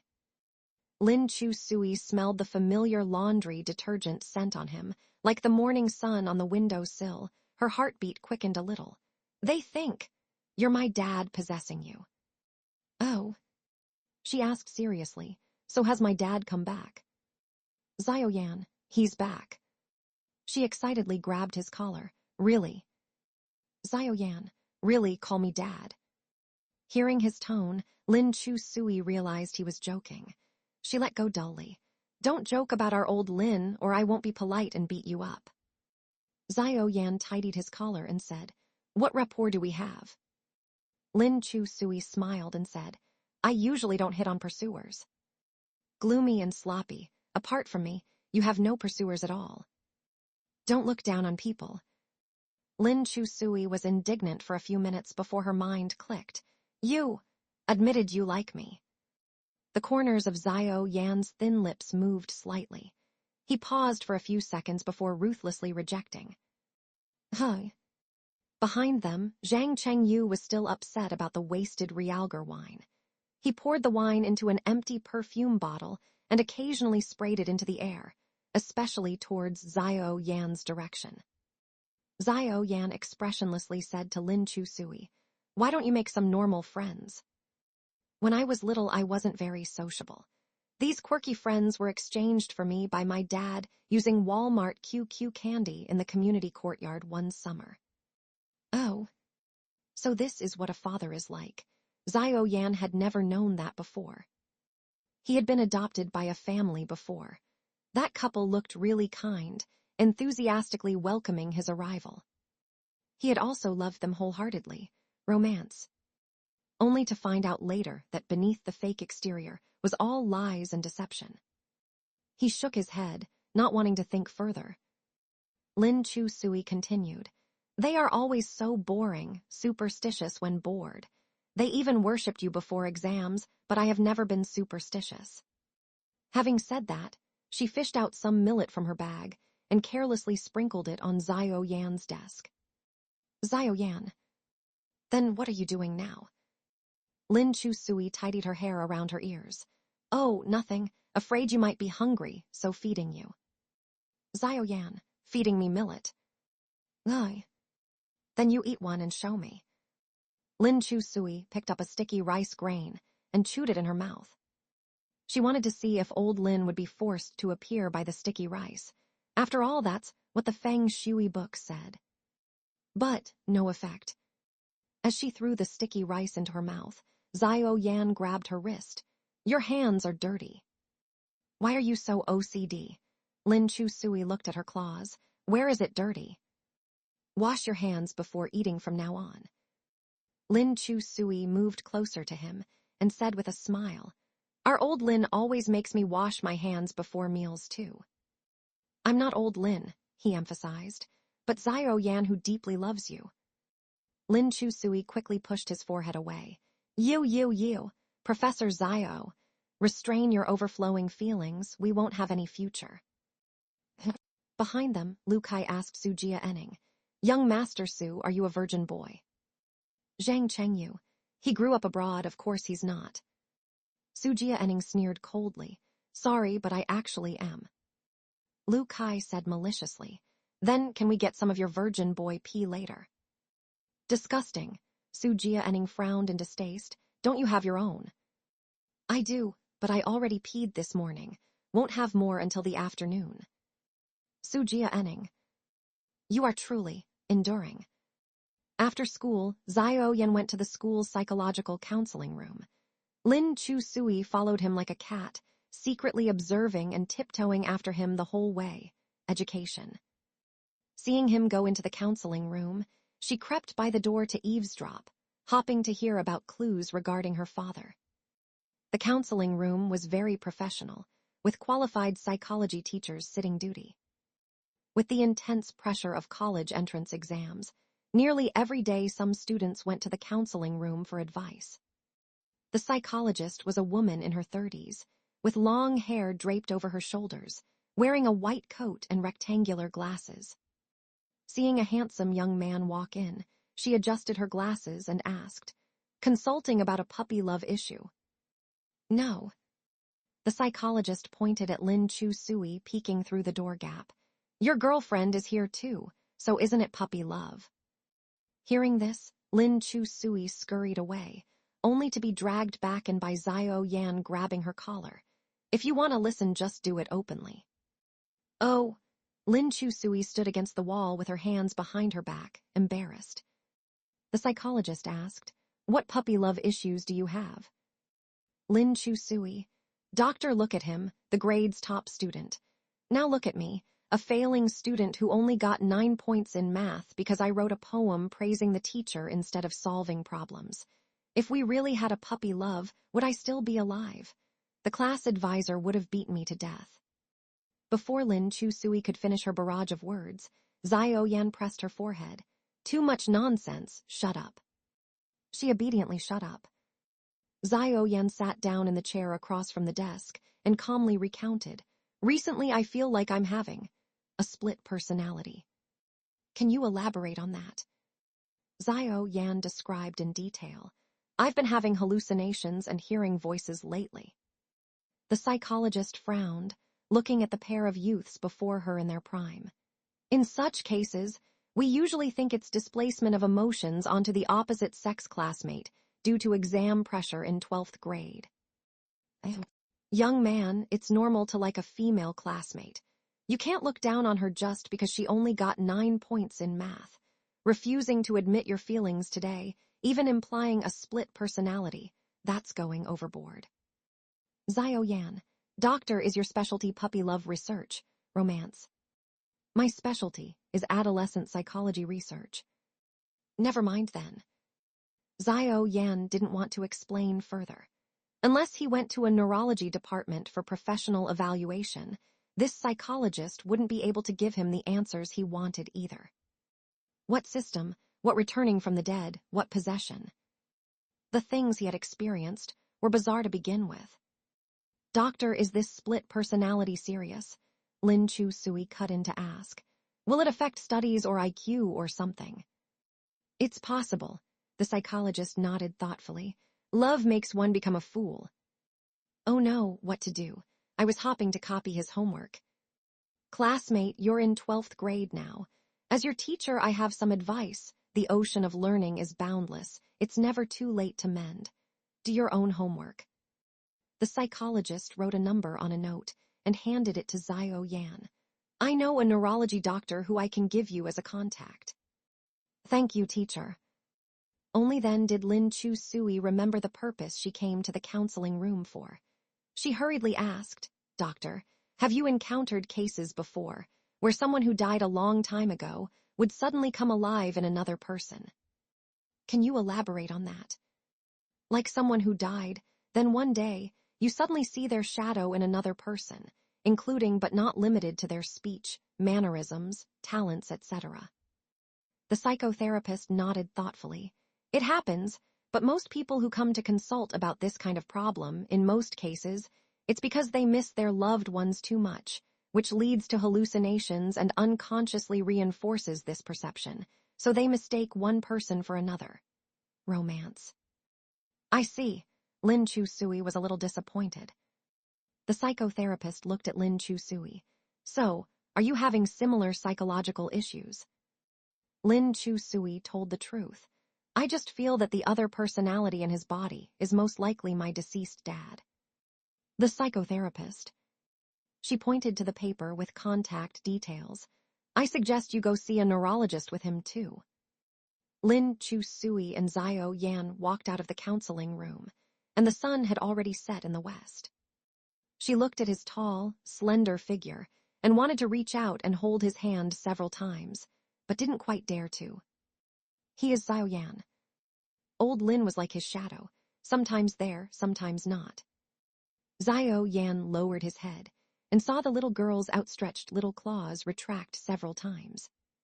He simply grabbed her wrist and held it, just like a father holding his daughter's hand. Looking at his sharp side profile, Lin Chu-sui's heart skipped a beat. She knew that it wasn't old Lin holding her hand. It was Zio Yan. You said you didn't love me. I love you to death. On the edge of the sports field, Lu Kai and Zhang Cheng Yu and some other athletics team members were preparing for a marathon.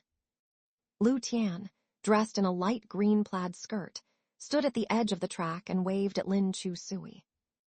I'm going to train now. Don't stay out too late. Remember to do your homework when you get back.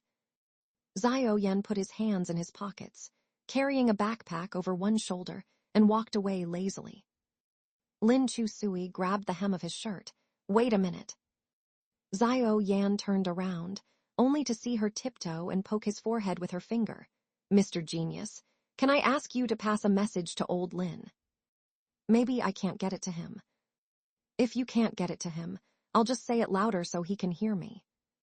Lin Chu-sui put her hands around her mouth and shouted at the sports field and sky. I'm sorry. Zio Yan looked at her. The setting sun cast a soft glow on her cheeks, making them rosy. Her clear eyes were filled with intense guilt. I'm sorry, Dad, that you have to see me like this. You must be very disappointed. Zio Yan could feel a throbbing pain in his chest. Lin Chu-sui calmed herself down and used her dirty sleeves to wipe her face. She smiled and said, Let's go. After watching her leave for a long time, Zio Yan retracted his gaze and prepared to leave. Just then, a clear. Zio Yan did not hurry home to do homework as usual after getting off work. He sat alone at the bar, holding the half-empty bottle of red wine, drinking silently. The bartender, who had a good relationship with him, patted his shoulder and comforted. You made quite a lot in tips tonight, almost equal to our salary for a few months. What's there to be upset about? I'm not upset. He wasn't upset, just a little frustrated. I know, you never knelt to serve customers before just for more tips, but you did it for the first time tonight. We don't have money or dignity without money. Overthinking will only make you more upset. Indeed, before tonight, Zio Yan had never degraded himself like other waiters, becoming a jumping clown without any bottom line just for more tips. He believed he would climb up eventually with his own ability, standing on his feet to earn money. What happened tonight, he admitted, he wanted to teach Su Jia-enning a lesson. At the same time, he also wanted to stimulate Lin Chu-sui to let her see the cruelest truth of this society. The progress jumped to 10%, proving he succeeded. Zio Yan was a practical person. To live decently, he could do anything, use any means. With his skills, seducing a silly girl who was carefree as a Samoyed every day would be easy. Just a little trick could make her obedient, help improve her grades, and guide her onto the right path. While Zio Yan just wanted to survive, he wanted to earn himself a future. The task was 1/10 complete. If it kept going according to plan, completing it in a year would be easy. But Zio Yan just couldn't feel happy. Not only was he not happy, he felt very depressed, especially when he saw Lin Chu-sui defending him repeatedly. Every word was, my deskmate this and that. Since childhood, except for his sister, no one had cared about him like this. His sister was a relative, but what was she? He was the culprit who indirectly caused her father's death. If she found out the truth one day, would she want to stab him with a knife? Zio Yan drank the last sip of wine, flipped the bottle upside down on the table, and left. Su Jia took Lin Chu Sui back home. It just so happened that Fang Yuyi was on a business trip these 2 days and not at home.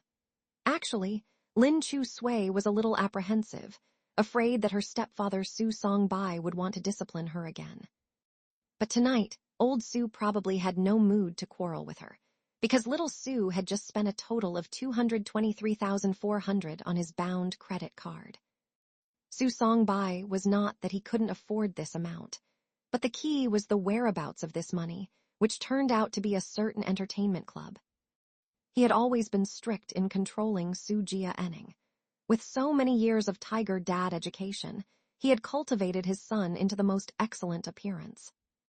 It could be said that Su Jia was a model example of his educational philosophy. Precisely because of this, although Fang Yuyi was dissatisfied with his previous words and deeds towards Lin Chu Sui, she didn't say much more, because the excellent Su Jia was here. Facts spoke louder than words. But tonight, not only did Su Jia go to the entertainment club he shouldn't have set foot in, but also spent over 200,000 lavishly. When Su Songbai saw the text message, he was so angry that he almost fainted. Old Su wanted to discipline his son. Of course Lin Chu Sui was happy, wishing this Su Jia would be scolded and beaten every day. However, she was true to her words. She had promised Su Jia something, so she had to keep her words. She walked up to Su Songbai and bowed to apologize. "I'm sorry." Su Songbai suppressed his anger towards Su Jia and asked, "What are you sorry for?" "Kids shouldn't bully adults, shouldn't embarrass you, shouldn't fail to notice Su Jia taking pictures and videos in a timely manner when we were fighting," she continued. "In short, I'm sorry." After saying this, Su Songbai's anger turned directly into level 10 fury. He couldn't hit Lin Chu Sui anymore. Instead, he took out all his anger on Su Jia. "Bastard, kneel down for me." Su Jia knelt down straight without hesitation. Su Songbai looked around the house, couldn't find any weapon at hand, so he went to the balcony and picked up a hanger, hitting Su Jia's broad back with crisp sounds. Even listening to the sounds made Lin Chu Sui feel pain. But Su Jia had a backbone. He didn't make a sound, let alone plead for mercy. Seeing him clench his teeth like this, Su Songbai became even more angry and increased his strength, hitting Su Jia's spine. He shouted angrily, "I've raised you in vain all these years. I sent you out to study, but instead you developed the bad habits of a prodigal son. What's the difference between you and those good-for-nothings? Do you admit your mistake?" "Yes, I was wrong." His voice was already weak and hoarse. Unexpectedly, Su Songbai hit him even harder. "I see you don't even realize where you did wrong." Lin Chu Sui finally couldn't stand watching anymore. She blocked in front of Su Jia and said, "Do you have any chivalry? He already admitted he was wrong, yet you still beat him." "It's none of your business how I discipline my son. No pain, no gain. If you were my daughter, I would beat you all the same." "Well, I'm not your daughter. Try hitting me." "I promised your mother I won't hit you, but I have ways to make you know your mistakes." Lin Chu Sui knew this guy's nasty tricks. He must have been bad-mouthing her behind Fang Yuyi's back to make her days difficult. But even so, Lin Chu Sui couldn't just sit by and watch. "This is my home. If you want to beat someone, beat them outside. We don't allow violence in our home." These were old Lin's words. Fang Yuyi listened to old Lin very much. Even though she had a fiery temper, she had never laid a hand on Lin Chu Sui, no matter how rebellious and unrecognizable she had become later. Home should be a place full of warmth and understanding, not violence. Su Songbai looked at Lin Chu Sui and shouted angrily, "Your mother and I are already married. This is our shared home. It's only natural that I discipline my son in my own home. I advise you not to get involved, or I'll teach you a lesson as well." "You dare." Su Jia, who had been silent all along, couldn't help but tug lightly at Lin Chu Sui's sleeve. "Stop playing hero here. Go back to your room and do your homework." Lin Chu Sui ignored him and confronted Su Songbai, enunciating each word clearly. "Don't hit him anymore." Seeing the girl blocking in front of him, Sujia Enning's eyes were a bit complicated. Su Songbai put down the hanger. His anger was not yet extinguished as he said, "Fine, no more hitting. Although I don't know what you were spending so much money on at the bar, money spent is money spent. But I've taught you since you were little to consider the consequences before making choices. Think thrice before you act. Now that you've made your choice, do you have the courage to bear the consequences?" "Yes, I do." Sujia Enning lifted his head as if having expected this. "Good. For the midterm test, I want you to rank first in the grade." Lin Chu Sui laughed. "The difficulty of that is the same as him suddenly waking up tomorrow morning and becoming my loving elder brother. The probability is slim. The top student in our school is a super genius. No one can surpass him." Su Songbai looked at Sujia Enning. "If you can't do it, you can move in with your mother." Sujia Enning looked incredulous. "What?" Su Songbai was completely serious. "Since someone questioned that I'm not a good father, you can go experience what a good mother your mother is. Blaming others' faults on me, punishing others' thoughts on me. In your eyes, am I so unworthy?" Sujia Enning almost blurted this out, but held it back in the end. After a long time, he unclenched his fist and said in a deep voice, "I will rank first." During that time, Sujia Enning studied hard to compete for the grades first place against Xiao Yan. Lin Chu Sui told her esteemed deskmate this secret news, but her esteemed deskmate only replied, "Oh."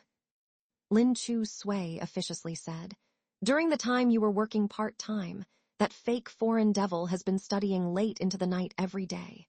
And this morning at 5, he was already reciting poetry in the courtyard. As far as I know, that poem should be called Conquedong Nanfei, the peacock flies southeast. Don't mind the details." "That's not a detail." He knocked on her head with his book and said, "It directly affects your score." "Never mind me. Aren't you afraid?" "Why is my deskmate suddenly concerned about me?" Lin Chu Sui argued, "I'm not concerned about you. I just don't want to see that arrogant look on the fake foreign devil's face when he ranks first. Then you can rest assured, he won't surpass me." At first, Lin Chu Sui was still worried that Xiao Yan was overconfident. But after a math quiz 2 days later, Sujia Enning's face turned dark right on the spot. Lin Chu Sui secretly looked at their papers, 147 and 150. Although the scores were close, with only a small difference of 3 points, it was enough to demonstrate the gap between the two. She smiled and turned back, stabbing the already battered Sujia Enning once more. A mere school star, vainly attempting to compete with the school genius, how audacious. Lin Chu Sui also started preparing seriously for the marathon coming up in half a month. Every evening, she stayed behind to train with the school team. Lu Kai, curious, asked her, "Weren't you very easygoing about it at first? Why did you suddenly decide to participate in the competition?" Lin Chu Sui admitted frankly, "I was inspired by the school genius's motivational spirit." "Because of what happened that night at KTV?" "Yeah." Lu Kai patted her shoulder. "Competition in this society is cruel to begin with. Survival of the fittest. It's regress if you don't progress." Lin Chu Sui nodded grievously. "Yes, especially for people like me." "What kind of people are you?" "People like me, if I don't work hard, I'd have to go back and inherit the huge family fortune. How embarrassing would that be for me? Family." After speaking, she let out a deliberately meaningful sigh. "Lu Kai." The hand reaching out to comfort her retracted back. "Lin Chu Sui, your class teacher said that you have already quit the school athletics team." The coach from the athletics team saw Lin Chu Sui from afar and said to her, "You don't need to come for training anymore. Just focus on preparing for the academic exams." Education. "Coach, I want to run the marathon." Lin Chu Sui stopped in her tracks, breathing unevenly. "Let me join the training. I want to come in first place." "You think it's so easy to come in first place?" "I'm confident I can do it." The PE teacher knew that Lin Chu Sui was very talented in athletics, especially in endurance events. The bunch of kids on the school team couldn't compare to her. It's just, if the parents don't support it, no matter how talented, there's nothing that can be done. The PE teacher walked over and said to her, Lin Chu-sui, if you really love sports that much, you should go home and discuss it properly with your parents and get their support. Only then can I provide you with the maximum help as your teacher. My dad was very supportive of me, Lin Chu-sui said. If he was still alive, he would have been 100% in favor of me participating in the marathon. Upon hearing this, the PE teacher could probably guess what the situation was. He thought for a moment, then said, In that case, there's still over 10 days before the marathon. You can train with the school team during this time. If your class teacher asks, I'll just say you're training on your own. If you can really get first place in the marathon, I believe your class teacher will also find a way to persuade your family to continue letting you stay on the school team, on the condition that your academic grades improve. Okay. Having obtained the PE teacher's tacit approval, Lin Chu-sui continued to stay and train with the school team. Getting first place in the marathon would not only allow her to obtain the physical education exam qualification certificate, but also 50,000 RMB in prize money. Education. Lin Chu-sui wasn't sure if she could do it, but she wanted to give it a try. Her dad must also want to see her run the marathon from up in heaven. After school, Lin Chu-sui saw Xiao Yan walking towards the sports field and sitting down on the grassy football field. He was wearing the school's loose blue and white uniform with a white undershirt inside. The collar of the undershirt was loose, the line of his neck very elegant, his Adam's apple protruding, giving an inexplicably sexy feel. He took out a small collection of ancient poems and quietly recited from it. Lin Chu-sui slowed her pace several times, secretly glancing at him with the corner of her eyes. Head lowered looking at his book, he had a serious expression. The evening sun shone into his eyes, clear and bright. Lin Chu-sui noticed that many girls who walked past him also unconsciously slowed their pace, stealing looks at him. Why did he have to come recite books here on the sports field, attracting a swarm of admirers? Books. Lin Chu-sui saw two other girls next to her whipping out their phones to secretly take pictures of him. She hurriedly stopped them. No, you can't just take pictures of him. Why not? If you want to take pictures, you have to go to his family's shop and buy at least 50. She was halfway through her sentence when a thought suddenly popped into her mind. None of my business. Never mind, go ahead and take pictures. The study god belongs to everyone. He wasn't her family, after all. Lin Chu-sui continued running laps around the track, no longer bothering with other people's business. She didn't know how long she had been running for when she looked back and saw a female classmate had actually sat down next to Xiao Yan. The girl had long hair down to her waist. She also had a very slender figure, fair skin, and a pair of large almond eyes, very beautiful. Lin Chu-sui gradually slowed her pace, her gaze fixed intently on the two of them, her brows furrowed. They seemed to be chatting. In any case, she could see the girl's lips moving. She must be talking to Xiao Yan. Xiao Yan's eyes remained on his book, but his thin lips were also moving. Books. What were they chatting about? The girl's face was blushing red. From afar, the PE teacher blew his whistle. Lin Chu-sui, why did you stop? I'm timing you. Left with no choice, Lin Chu-sui could only continue running laps, stealing glances back at them from time to time. They were still chatting. How were they still chatting? She saw Zhang Chengyu, the gossip king, crouching at the edge of the field drinking soda. She waved to get his attention. Octopus bro, come here. Zhang Chengyu bounced over. Chubbs, whatcha doing? Go listen to what the study god and that girl are chatting about. Zhang Chengyu looked back at them. Why do you care what they're chatting about? Of course I have to know. He's my seatmate. A mere seatmate, and you dare be so nosy as if he's your. Under the threatening gaze from Lin Chu-sui, the word boyfriend was forced back down his throat, changed to dad instead. Less nonsense, go listen quickly.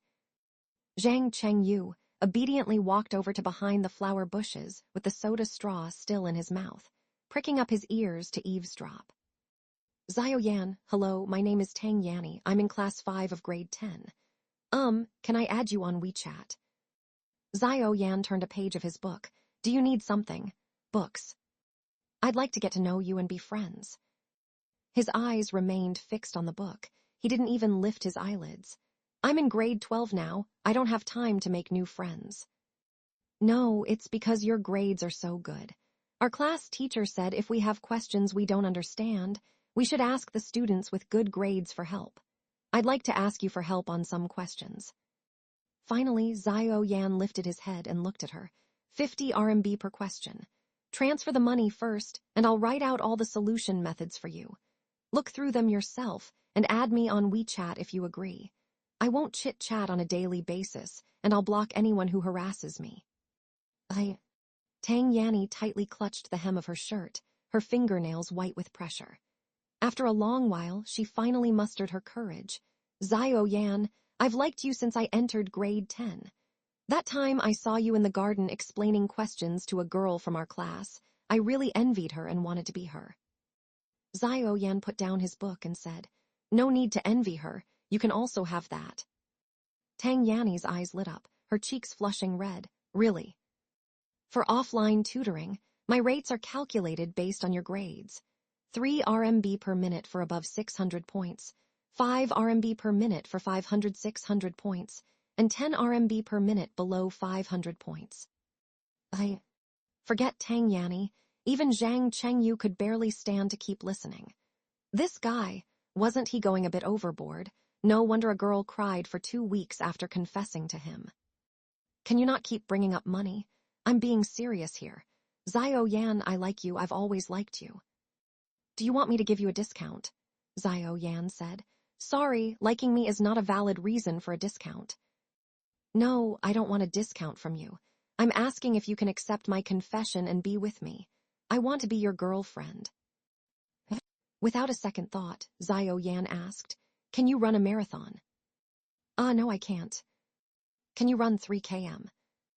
I've never tried before. Sports isn't my forte. 800 m is already my limit. Sports.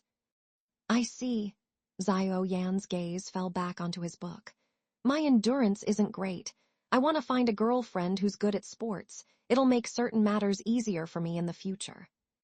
Tang Yanni left in anger. Zhang Chengyu spoke in an agitated tone. He said he wants to find a girlfriend with good stamina. Push him down and make him the bottom. He wants to make his girlfriend be the one who. Stop. Lin Chu Sui looked disgusted and speechless. The study god would say things like that. You must be making it up. If I've fabricated a single word, may I die on the spot. Lin Chu Sui thought back to Tang Yanni's crestfallen expression as she left, and said in a half-believing tone, You must have embellished it. Well, there was some artistic license, I guess. Zhang Chengyu swore, but I absolutely did not change the meaning of his original words. He asked if she could run a marathon, then asked if she could run 3 km, and then said he wanted to find a girlfriend with good physical fitness. Lu Kai laughed and said, A girl who can run marathons and finish 3 km without breaking a sweat or turning red, isn't that exactly our chubs here? That's right. Zhang Chengyu had a sudden realization. Chubs, you completely fulfill the study god's standards for a bottom partner. Lin Chu Sui chased them away and continued running by herself. Only by continuing to run could she conceal her face, growing redder and hotter by the second like a branding iron. She was certain Xiao Yan had a secret crush on her, but she never knew the reason why he liked her. After all, what was there about her, this lousy good-for-nothing, that could attract the study god? Now she finally understood. The study god liked her, fit body. It was an extremely indecent reason, but it still managed to wrinkle the tranquil surface of her heart like a breeze rippling a pool of spring water, leaving her unable to calm down for a long time. She finally understood why the silly Lin Tian would occasionally let out exclamations of, so embarrassing. It really was embarrassing. It felt as if something was silently breaking through the soil and wildly growing unchecked in her heart. By the time Lin Chu-sui ran past Xiao Yan for the 5th time, ostentatiously flicking her hair, Xiao Yan finally lifted his head, his indifferent gaze settling on her. No matter how much you flip your hair around, it's still drenched in sweat. Lin Chu-sui. How could this guy's mouth be so venomous? She stopped in her tracks and sauntered over in front of him, saying, "Hey, what did that girl from earlier come to talk to you about? Didn't your spy already find everything out?" My spy's hearing isn't that great. He also loves to embellish things and spout nonsense. Why are you standing so far away? Lin Chu-sui had just been exercising and didn't want to stand too close to him. She said, "What do you mean far? Isn't this a normal distance for classmates talking? My hearing's fine. I can hear you talking. Did you come over because you need something?" "I just wanted to ask about that girl from earlier." "Very concerned about it." "Which eye of yours saw that I'm concerned? I'm purely just curious, okay?" Xiao Yan patted the spot next to him. "Come sit here, I'll tell you about it." Lin Chu-sui hesitated for a moment before sitting down next to him, keeping a distance of about 1 person between them. Her face was slightly red. "Progress, 12%. She confessed to me." "Oh." "I rejected her because she's too fragile." "I see." Lin Chu-sui had a coy smile on her face, hands clasped together fidgeting. "Progress, 13%, 14%. The progress bar suddenly skyrocketed. Xiao Yan smiled faintly, then took out some tissues from his bag, preparing to wipe off her sweat. Lin Chu-sui's body sensitively moved back as she took the tissue from him and said in fright, "I can do it myself." "Task progress, 15%. Lin Chu-sui wiped the sweat and asked again, "I heard you're not in good health." "I'm very healthy," Xiao Yan emphasized. "Just compared to these guys from the sports teams, I'm somewhat lacking." "Sports. Let me ask you something. Don't get angry." Lin Chu-sui recalled Zhang Chengyu's earlier intel. "I heard you're missing a kidney." "Xiao Yan, it's not a kidney, it's my liver. When I was little, someone cut out part of my liver to save someone else." "Is it not the same?" "It's different. The liver has regenerative abilities, so if part of it is removed, it can still grow back. It just affects some of the body's immune functions and makes me prone to illness, and my stamina is a bit lacking, but none of those are major issues." Xiao Yan patiently explained. "Missing one kidney means missing one kidney, and it affects certain functions." Lin Chu-sui was completely ignorant about biology. "What functions?" "That is." "Task progress, 16%, 17%, 18%. Just then, Lin Ziyu's threatening voice came over. "If you try to use flirtatious ways to raise my daughter's progress bar again, don't think I won't take your dorm rights away." Lin Chu-sui curiously asked, "Classmate, how come you're not saying anything?" Xiao Yan, heaven is watching. "Su Jia Enning classmate, can I add you on WeChat? I'd like to ask you some questions about studying," said the cultural committee member Zhao Xiaolu. It was the same old trick. Lin Chu-sui didn't want to hear it for the 3rd time. She lazily yawned and glanced back at the cultural committee member and Su Jia Enning. Zhao Xiaolu, usually ostentatious and overbearing, had transformed in this moment into a quiet, demure girl. She stood next to Su Jia Enning's desk, holding a math test paper with a 93% score. "Question 3. I tried solving it for a long time but couldn't figure out the answer. Could you explain it to me?" Su Jia Enning was working on problems, too lazy to even lift his head. "Why don't you go ask the math genius who got a perfect score? Why come ask me, a mere school celebrity who only got a 147? Lin Chu-sui rolled her eyes. "Don't be so petty." Zhao Xiaolu glanced at Xiao Yan in the front row and deliberately raised her voice. "Some people are extremely utilitarian and avaricious, corrupting the atmosphere at school. Knowledge should be priceless. I feel like Su is very different from certain people." Lin Chu-sui turned around, unsatisfied. If you're chasing a boy, then go chase him. Do you have to put someone else down to raise another up? Zhao Ziaolu refused to back down. Did I say anything wrong? While knowledge itself may be priceless, time is valuable, extremely so. Unless everyone in the world is your father, no one has the duty to explain problems to you. The teacher is in the office. Why don't you go ask them? Do you really want to be excused to study, or are you just using the guise of studying to pursue someone? Cultural Committee member Zhao Ziaolu stamped her feet in anger. Lin Chu-sui, what did I do to provoke you? Lu Kai laughed and said, You didn't provoke her, but you provoked her dear deskmate. He deliberately drew out the word dear. Zhao Yan had been quietly working on problems. At these words, his pencil paused for a moment. He turned around and said, Wrong! It's respect. She has always held a father-daughter like reverence for me. All right, you're the study god. Whatever you say is right. Su Jia-ening wrote down the steps to solving the problem on paper and handed it to Zhao Ziaolu. Look at it yourself. If you don't understand, go ask the teacher. But I want to add you on WeChat. Su Jia-ening was in a terrible mood, too lazy to waste words with her. He took back the paper with the solution steps and said coldly, Since you don't really want to ask about the problem, please stop bothering me. Su Jia-ening, who was usually gentlemanly, couldn't be bothered with manners now. Being with a girl like Lin Chu-sui for so long had completely exhausted his patience. Zhao Ziaolu looked at Lin Chu-sui indignantly, then turned and left. She happened to run into Lu Tian by coming into the classroom. Jia-ening, can you come out for a second? I have something to tell you.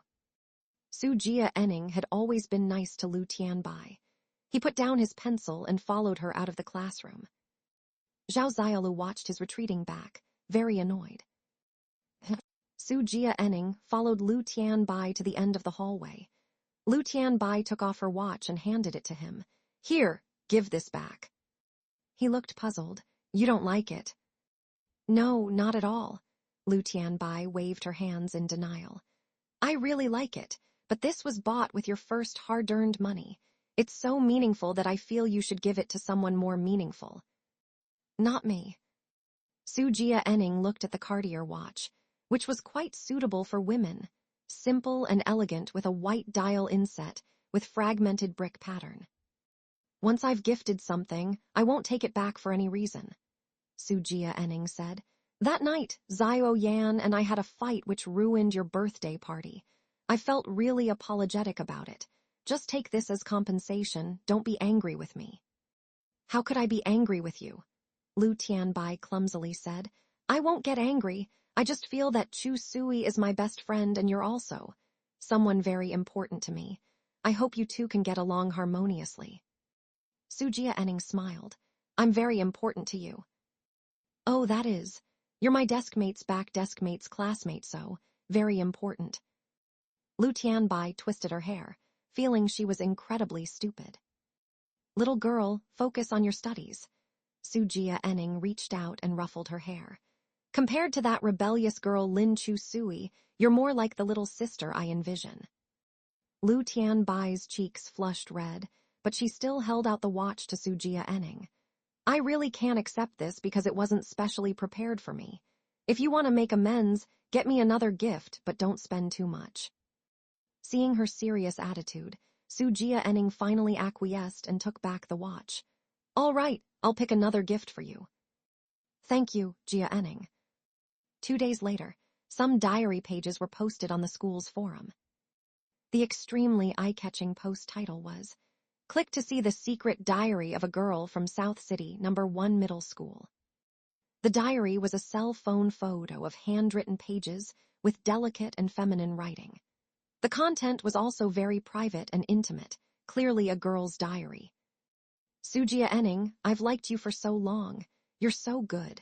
But my grades are so bad and I'm not smart at all. I feel completely unworthy of you. I can only confide these feelings in my diary, not daring to confess to you. Sometimes I feel like you might know, since you're so clever, but you call me your little sister. I thought about it a lot and feel this may be a more tactful rejection. Thank you for being so gentle. I guess I should just stop liking you. Sai, I'll try my best to treat you like a brother. In one day, the diary post rapidly gained popularity on the forum, even pinned to the home page by the admin. Countless students left comments. Yo, way too cheesy. Yo mama, what a social suicide scene. I'm the dean of studies. Diary owner, please come to my office after class. Who wrote this? Can someone dox them? This is easy. Just compare the handwriting and assignments. Must be a girl from Sujia Enning's class. Lin Chu Sui's brow furrowed when she read the first line of the diary. Wasn't this that silly Lu Tianbai's diary? The diary itself was bought when she accompanied her shopping in 10th grade. Lu Tianbai liked drawing silly cartoon cats and dogs when she wrote in her diary. The diary owner was definitely her. She looked up at Lu Tianbai in the front row. The poor girl miserably slumped over her desk, head buried in her elbows, crying or napping. She had been like this the whole morning, dreary and depressed. Lin Chu Sui patted her shoulder. Silly girl. Lu Tianbai didn't respond. I like how you look in white shirts, your upturned smile, you're dozing off in class. I just really like you so much. Lu Kai happily laughed and passed his phone to Sujia Enning next to him. Come, let's appreciate this marvelous work. With this diary, I feel like your charm levels could instantly surpass our study god. Lin Chu Sui whipped around and snatched away his phone, glaring fiercely at Lu Kai. What's wrong with you? Lu Kai had never seen Lin Chu Sui so fierce. Did you take the wrong meds today? What's gotten into you? We're in class. You should be listening, not showing him things on your phone. But we're not in class right now. Don't show him your phone. Lin Chu Sui glowered at Sujia Enning. And you, midterms are coming up. If you don't get first place, you're out of our house. For the upcoming exams, hand over your phone. I'll keep it for you. Sujia Enning glanced at her and deliberately spoke louder. My phone fell in the toilet yesterday. Thanks for the concern, currently in isolation. How coincidentally unfortunate. Lu Kai still didn't catch on. He asked, Chu Sui, why are you so worked up? Don't tell me you were the one who wrote those cheesy diary entries about a secret crush. As soon as he said this, the whole class's gaze focused on Lin Chu Sui. Zhao Xiaolu said smugly, impossible it was her. Her chicken scratch handwriting doesn't match at all. Lin Chu Sui's eyes flashed toward Lu Tianbai, who also lifted her head, looking at Chu Sui helplessly with red-rimmed eyes. Clearly she had been crying. Actually, the diary was written by me, Lin Chu Sui readily admitted. Truthfully, everyone, I've secretly liked Sujia Enning for a long time. From the first day he came to school, my admiration for him flowed ceaselessly like a river to the east, impossible to dam. The students laughed. Your confession really has that diary's style. But isn't he your stepbrother? Yes, we previously had an insurmountable moral divide, so I could only pour out my admiration for him in my diary. As she spoke, she reached out and hooked Sujia Enning's chin with her fingertip. Have you not heard?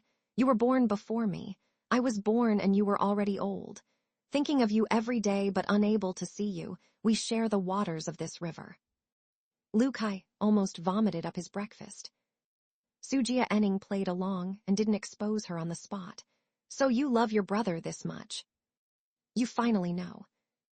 Lin Chu Sui's twisted and contrived performance instantly diffused her classmates' ridicule and laughter. Zhao Xiaolu stood up and pointed at Lin Chu Sui. You're lying. That diary wasn't written by you at all. That diary clearly belonged to.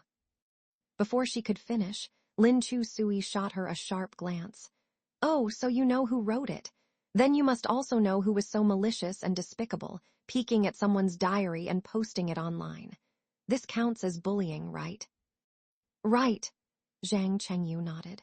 The security guard said during last week's anti-bullying lecture that this kind of behavior definitely counts as bullying, psychologically.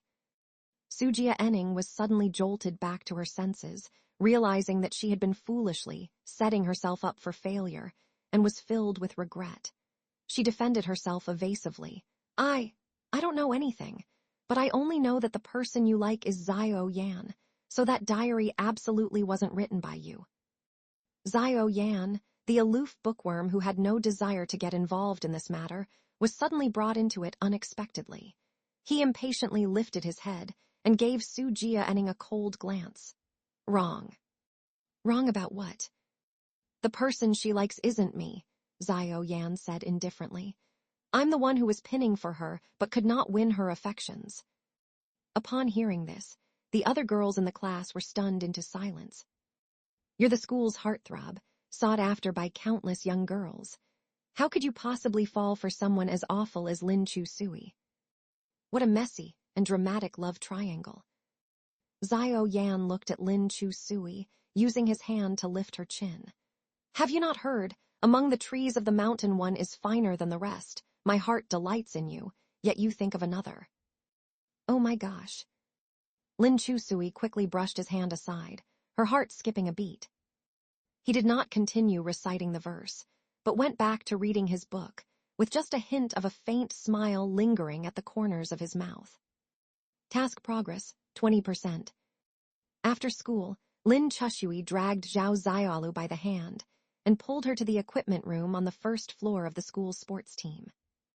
Lu Kai saw his sister's swollen eyes after class and realized what had happened. He was so angry that his lungs almost exploded. He nearly grabbed a shot put to smash Zhao Xiaolu's head, but fortunately Zhang Chengyu stopped him. Girls' affairs should be handled by girls. Why are you butting in? Lin Chushui grabbed Zhao Xiaolu's hair and pressed her in front of Lu Tianbai. Apologize to our bestie. With disheveled hair, Zhao Xiaolu struggled like a madwoman. What do I apologize for? There is no such thing in this world as forcing someone to bow their head and apologize. You took someone else's diary, took pictures and posted them online, invading their privacy. Then go report me to the office. See which side the teacher takes. Your grades are better than mine.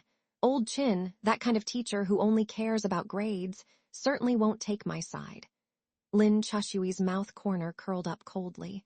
Why would I do something so thankless? She had long given up hope that adults could understand children's situations. Even class teachers only cared about the average grades, admission rates, and their own performance. They didn't really care whether students were wronged or bullied. Children's affairs can only be solved in children's ways. Lin Chushui pressed Zhao Xiaolu in front of Lu Tianbai. Bestie hit her. Although Lu Tianbai was angry, seeing Zhao Xiaolu's hideous expression, her concern outweighed her anger. Forget it, girlfriend, forget it. If the teacher finds out, we won't get away with it. Have you forgotten what she did to you? She exposed your diary on the internet. The post has been viewed over 10 pages. The anger pent up in Lin Chushui's heart could not dissipate. She was even angrier than when her own diary was leaked. Lu Tianbai hit Zhao Xiaolu once, but very lightly, no different from a gentle pat. That's enough, girlfriend, I'm appeased. Let's forget about this, okay? Of course, Lin Chushui could not let it go so easily. She grabbed Zhao Xiaolu by the collar and took her to the sink, holding her head under the cold water. Zhao Xiaolu screamed. Lin Chushui F***KU. Say it again. If my dad knows about this, he will never let you off the hook. Zhao Xiaolu's words were like knives, stabbing her heart. Lin Chushui, your dad is dead. Serve you right, you fatherless mongrel. Lin Chushui instantly let her go. The excitement that had been pent up subsided all at once. She casually picked up a shot put on the ground, weighed it in her hand, with an icy coldness in her eyes. Seeing her expression, Zhao Xiaolu also became scared. What are you going to do? You'd better pray that my dad is still alive. Zhao Xiaolu was so frightened that her facial muscles trembled. Don't do anything rash. If he were still alive, he would have stopped me from killing you. After saying that, Lin Chushui raised her hand, about to smash the heavy shot put at Zhao Xiaolu. At the critical moment, the door of the equipment room opened. Xiao Yan strode in with a stern face, grabbed Lin Chushui's wrist. Seeing Xiao Yan, her breath stopped for half a second. You. Zhao Yan exerted a little force with his fingertips and easily shook the shot put from her hand, dropping it heavily to the ground. Lu Kai and Zhang Chengyu rushed in and said, "Sorry, Chushui, we couldn't stop this rascal." Seeing the situation, Lu Tianbai shouted at Zhao Ziaolu, "What are you still doing here? Get lost." Zhao Ziaolu stumbled away. The anger that Lin Chushui was holding in her heart had not yet dispersed. She picked up the shot put, wanting to chase after her, but Zhao Yan gripped her hand tightly and didn't let her catch up. "Top scorer, why are you butting in?" "I'm determined to butt into this." After saying that, he pulled and dragged her away from the sports equipment room. Lu Kai had wanted to catch up to reason with them, but Zhang Chengyu stopped him. "Don't poke your nose into other people's business between a couple." Looking at Lu Tianbai with tears still on her face, Lu Kai felt heartache and hated iron for not becoming steel. "I told you not to like Su Jia Enning. You can like anyone else, but you just had to like him. Brother Jia Enning didn't do anything wrong. You see, since the incident occurred, has he said a word for you? You still need your girlfriend to stand up for you." But his phone. Lu Tianbai didn't believe Su Jia Enning's phone just happened to fall into the toilet on the day her diary was uploaded to the forum. He must have known everything and seen it all, but pretended otherwise so as not to embarrass her. Lu Tianbai felt both ashamed and indignant, yet also helpless. Zhao Yan pulled Lin Chushui to the stairwell. His tone rarely carried some anger. "You went overboard. Boys shouldn't interfere in girls' affairs." "But I'm determined to interfere in this." Zhao Yan provocatively patted her cheek with one hand and said coldly, "What great enmity is this to make you act so ruthlessly? You don't know your own strength and don't consider the consequences, Lin Chushui. You're beyond saving." Lin Chushui gritted her teeth. His harsh words made her feel very aggrieved. When confronting Zhao Ziaolu earlier, she had felt courageous and fearless. She used to do whatever she wanted without inhibition. But now, under Zhao Yan's piercing gaze, she felt very pathetic and bad. It was her bestie who was bullied by others, yet now it seemed like her own fault. Lin Chushui had no temper against Zhao Yan. She sat alone on the stairs, burying her head in her knees. She hadn't felt such discomfort and grievance since her father's passing. Only when old Lin scolded her would she feel sad. After Dad was gone, there was no one in this world who could really make her cry, and no one could restrain her anymore. Lin Chushui wiped her tears forcefully on her sleeve. She didn't want to cry at all, especially not in front of others, as that would seem weak. Sunlight streamed through the oblique skylight, dappling her body with soft radiance that made every strand of her hair shine. Gazing down at her, a surge of tender feelings arose in Zhao Yan's heart. He knew it was the emotion of another soul in this body, not his own, but damn. He was still influenced by such feelings. The teenager eventually paced over and sat down next to her on the stairs. Lin Chushui glanced sideways, seeing his long legs spread open, occupying 2 full steps. He moved closer to her and said in a gentle tone with inflections, "After such a long time, I've never seen you cry in front of others, only act coquettishly with me." "I didn't act coquettishly at all. You're helping Zhao Ziaolu speak, aren't you?" "Oh, so my elbows face outward." Then he casually put his arm around her. "Does that mean you're inside my elbow?" "Oh my God." Lin Chushui pushed him away, regardless of her distress.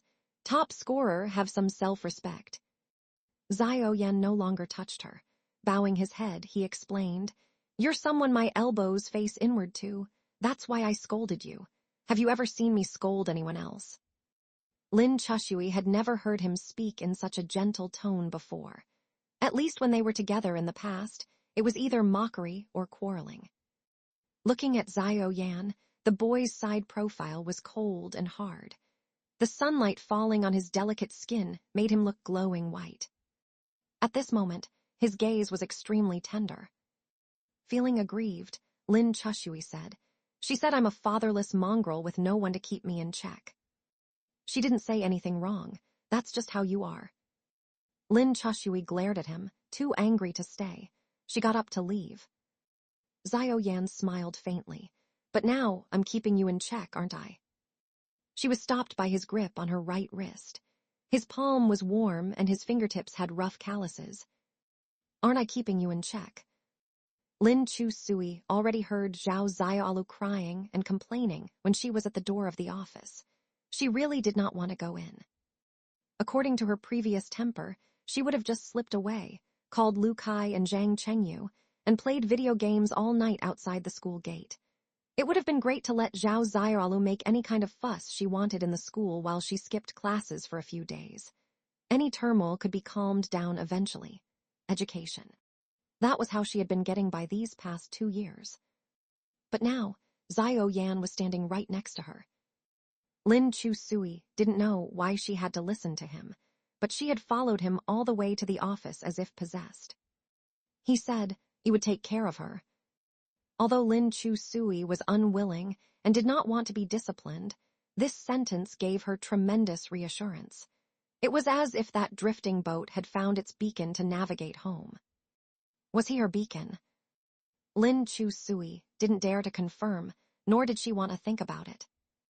While she was lost in thought, Xiao Yan reached out and tidied her messy collar, calmly saying, "After going in, apologize first with a sincere attitude. Don't yell at anyone. Then gently point out her mistakes. Use a tactful tone." What is a tactful tone?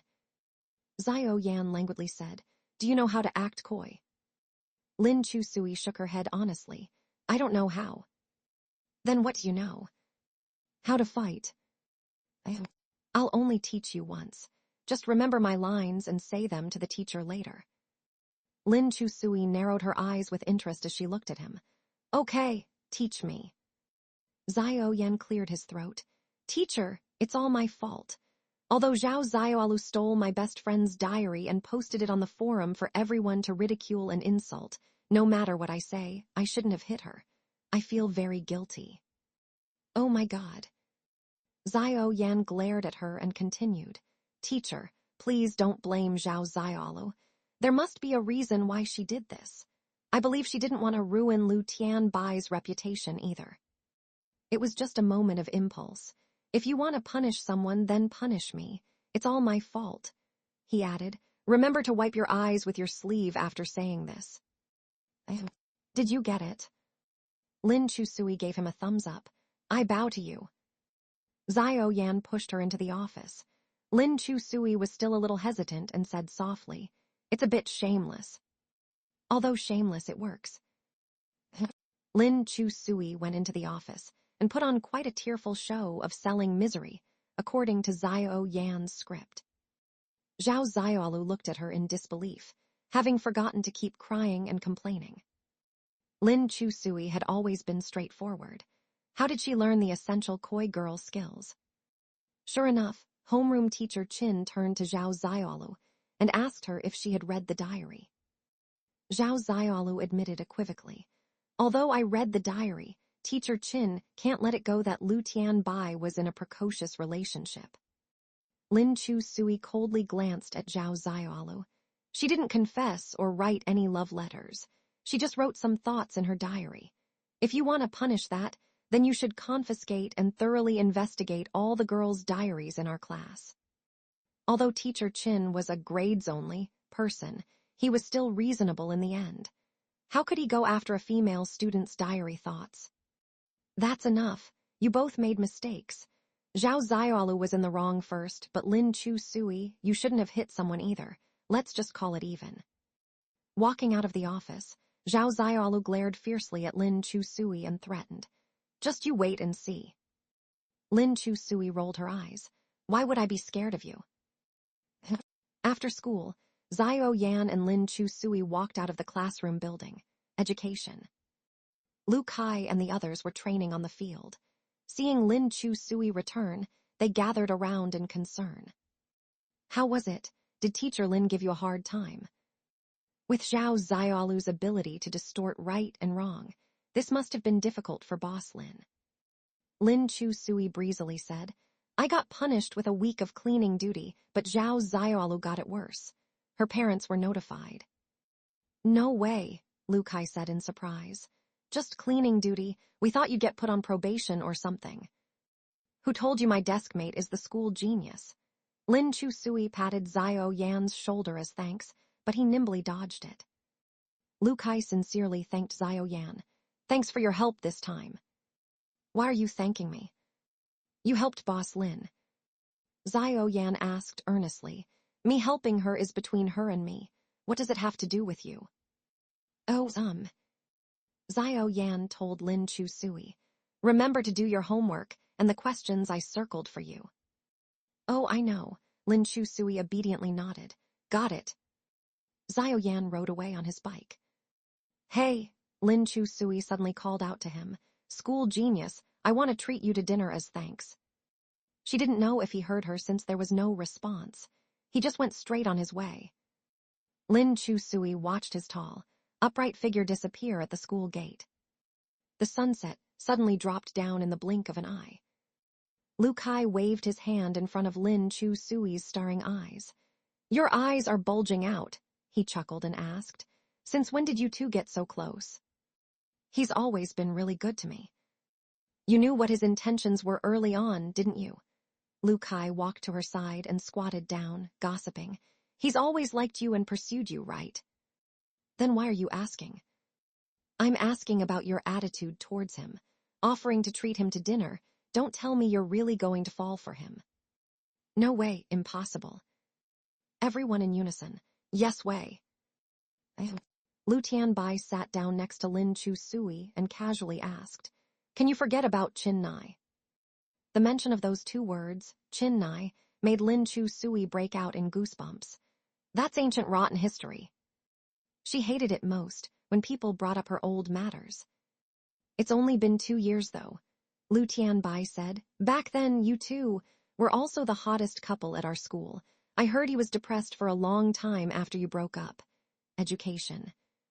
Chin Nai was Lin Chu Sui's first boyfriend, or rather, not exactly first love. People were always teasing them that they matched well, and somehow their relationship became ambiguous. Chin Nai was the school bully in middle school. His grades weren't great. He was impulsive and irritable, but he was quite gentle to Lin Chu Sui. Later, he went to a vocational high school nearby. She heard he got a new girlfriend quickly. Lin Chu Sui hadn't seen him again after that. Although the initial feeling was hard to forget, after all, they were young. Looking back now, that feeling had basically become just history. Forget about Chin Nai. Lu Kai waved his hand. Although the guy looks decent, his personality is just possessive and irritable. Men like him are prone to domestic violence. If I were Lin Chu Sui's dad, I wouldn't just object. I'd threaten him with death. You can go die right now. Lin Chu Sui twisted his ear. Don't joke about my dad. Ow, ow, it hurts. Lu Tianbai said, Yeah, compared to Chin Nai, the school genius is much better.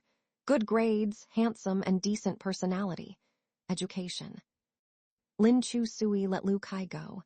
As he rubbed his ear, he said, But I feel like Chin Nai's fierceness is just an act without true viciousness inside.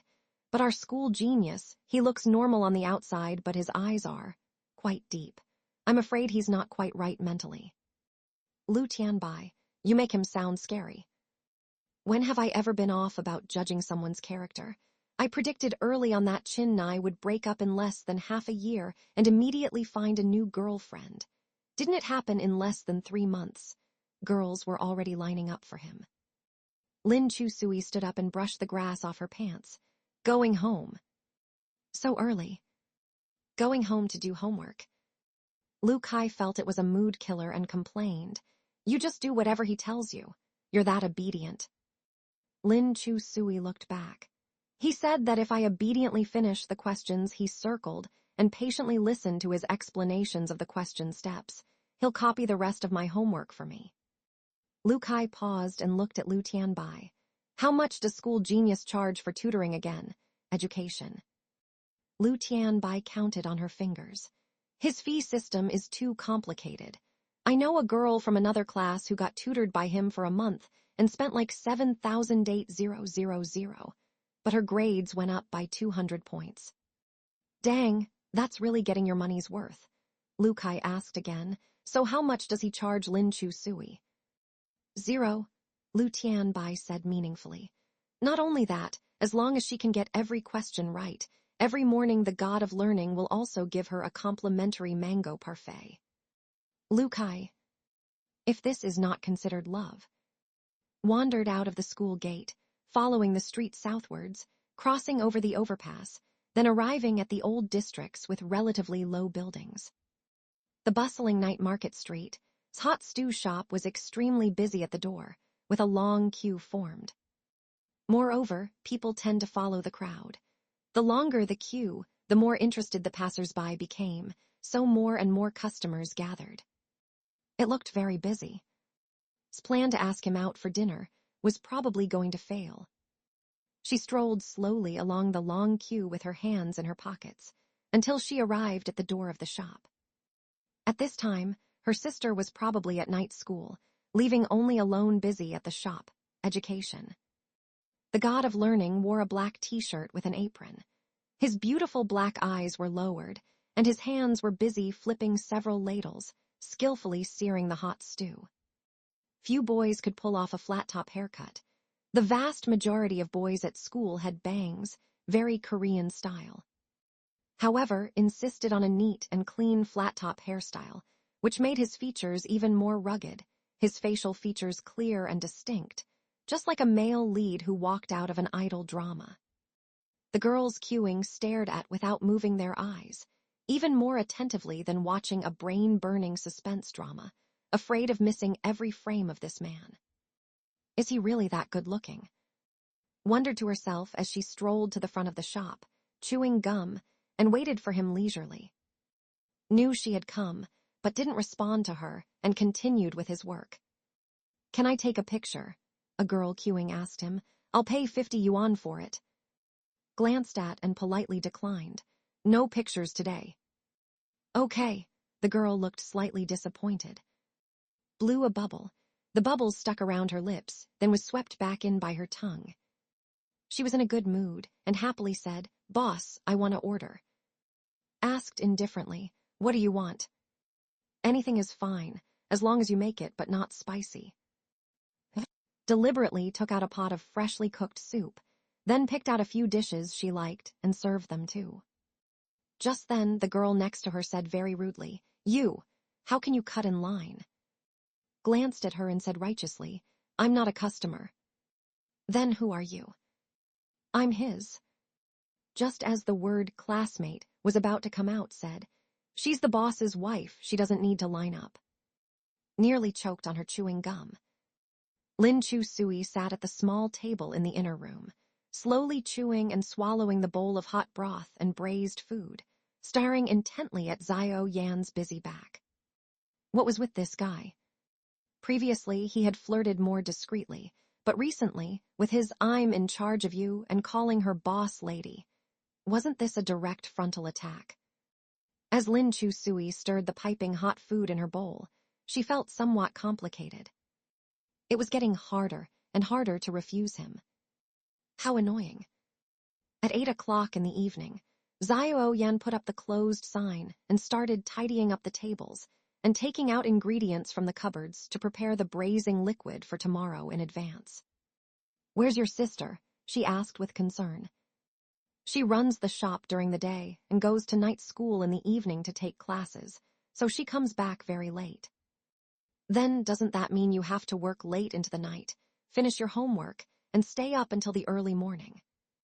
With the amount of homework that Rocket Class B got, if Lin Chu Sui did it properly, each subject would take her at least 4 hours. Let me help you, she said enthusiastically as she rolled up her sleeves and walked over. That way you can save some time to do your homework and go to bed earlier. No need. Xiao Yan glanced at her indifferently. It seems that someone who's attending class has already finished her homework. Self-inflicted humiliation. Lin Chu Sui walked to the braising pot, picked up the ladle, and helped him stir the liquid as she muttered in a muffled voice. Xiao Yan, don't go work at places like the Ziding Club. Xiao Yan's dish-washing hands paused, his expression unchanged. Why? I don't know. I just feel uncomfortable about it. Places like that were heaven for the rich and hell for the poor. Lin Chu Sui couldn't bear to see someone as proud as him get bullied there. If you're short on money or have an urgent need, I can get 50,000 yuan if I win the marathon. No need. Why? Because with your little short legs, you might not even get the championship. Looking to battle again, huh? Come on then. Xiao Yan's dark eyes lowered, turbulence churning within. Lin Chu Sui, don't pity me. I'm not worth it, not deserving of it. She didn't know of his intentions in getting close to her at all. Lin Chu Sui muttered, I'm just treating you like a friend. Would you use the marathon prize money to help Lu Kai, or Zhang Chengyu pay off debts? Probably not. But you're not Zhang Chengyu or Lu Kai, you're Xiao Yan. He smiled bleakly. What's the difference with Xiao Yan? How would I know? Lin Chu Sui was a little angry being questioned like this and threw down the ladle. If you don't want it, then forget it. Who's begging you? Xiao Yan looked deeply at her, and the mission progress bar in the lower right corner jumped again. He knew that this girl was starting to like him, to fall in love with him, at a speed she wasn't even aware of herself. His heart felt stuffy, and he no longer had the same pleasure as before from moving the progress bar forward. Su Jining was a hypocrite, but Xiao Yan had always been a true villain. He was a worm that crawled out from the mud, never honorable. When he was young at the orphanage, in order to get adopted faster, he learned to paint and play chess better than the other kids, to stand out from them. After getting adopted, he tried to do everything to please his parents. But all of it was futile. After that terrifying surgery, he lost the chance to be a healthy child. Hatred consumed his everything, and he endured for many years before taking revenge for himself. And this time, similarly, he would stop at nothing to gain the right to live. Clearly, the progress bar was moving faster and faster. But his heart was getting more and more uncomfortable. Xiao Yan took a deep breath, looking steadily at her as he said in a low voice, 50,000 is far from enough. Still not enough, Lin Chu Sui exclaimed in surprise. Just how much do you owe exactly? A lot and a life too. But I don't plan on repaying it. At night, Lin Chu Sui walked along the street pushing her bike, while Xiao Yan sat on the back with his long legs dangling playfully against the ground. You're supposed to be sending me home, yet I'm the one pushing the bike. Lin Chu Sui grumbled. You should be the one giving me a ride, got it? I'm not well physically, Xiao Yan said. I can't do anything too strenuous. Earlier, you were saying your body was perfectly fine. Earlier, I was afraid you'd mind. His voice was light as he smiled. I overthought it. You don't actually mind at all. Lin Chu Sui turned back to rub his head. No matter what you think, it's just wishful thinking. A goddess does not regret falling for a mortal. Is that so? The moonlight was cold as water. There were few pedestrians on the street, only their lone shadows slowly moving forward under the moonlight, one walking and one sitting. Lin Chu Sui seemed to intentionally walk very slowly, and Xiao Yan didn't rush her either, dangling his feet tipsily against the ground. She couldn't help but glance back at him. The shallow black eyes of the youth looked at her with a hint of tenderness in his smile. She immediately turned her head back around, her heartbeat inexplicably speeding up. Just then, several men blocked their way ahead.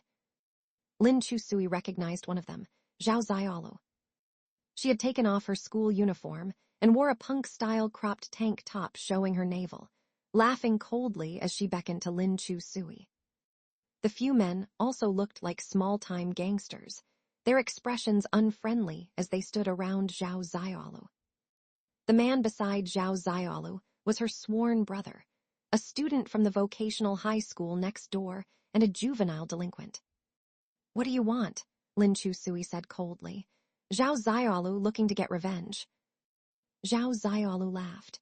Where are those inseparable followers of yours? I was planning to have my brothers practice with them, but unexpectedly you're alone tonight. She looked Xiao Yan up and down. Oh, out on a date with the class genius.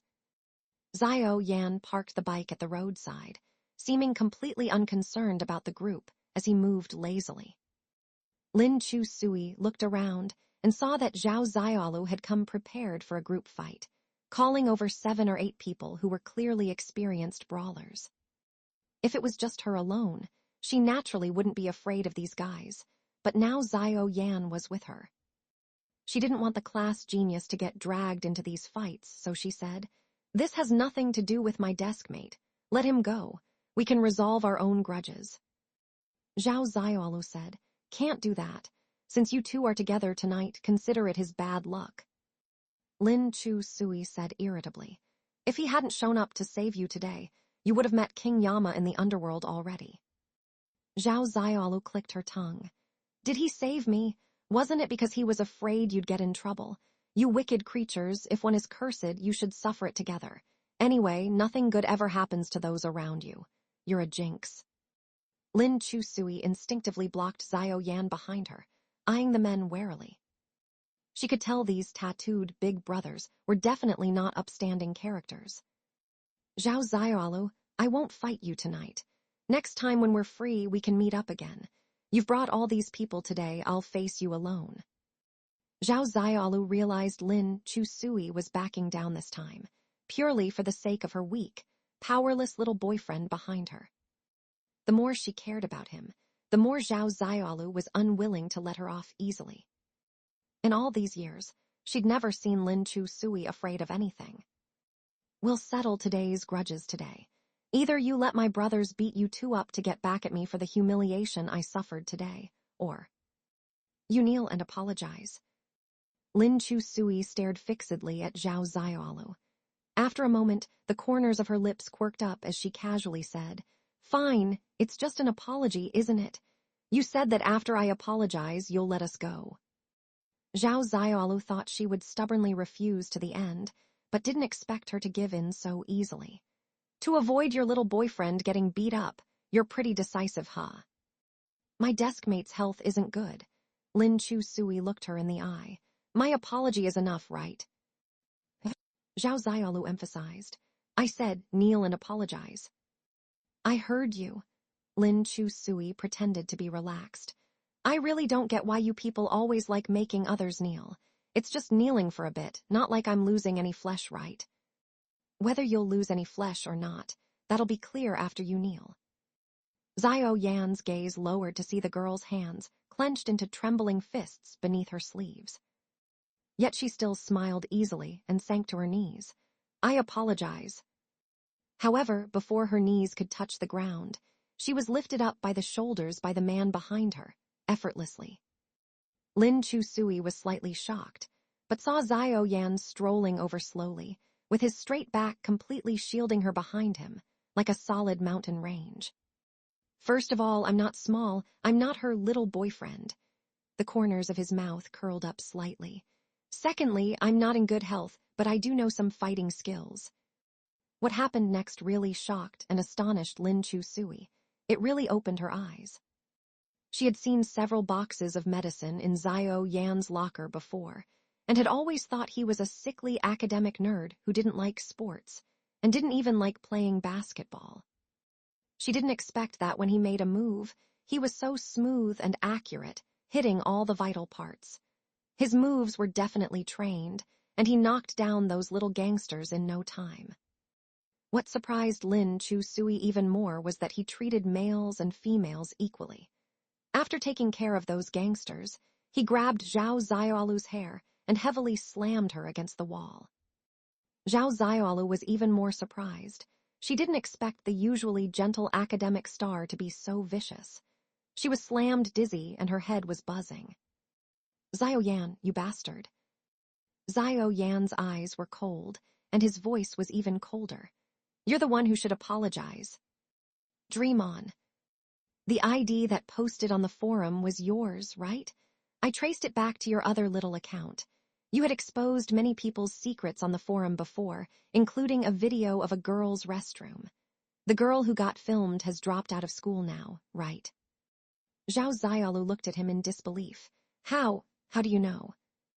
The man in front of her smiled so gently and harmlessly, but his eyes were so cold. It sent chills down her spine. What a demon.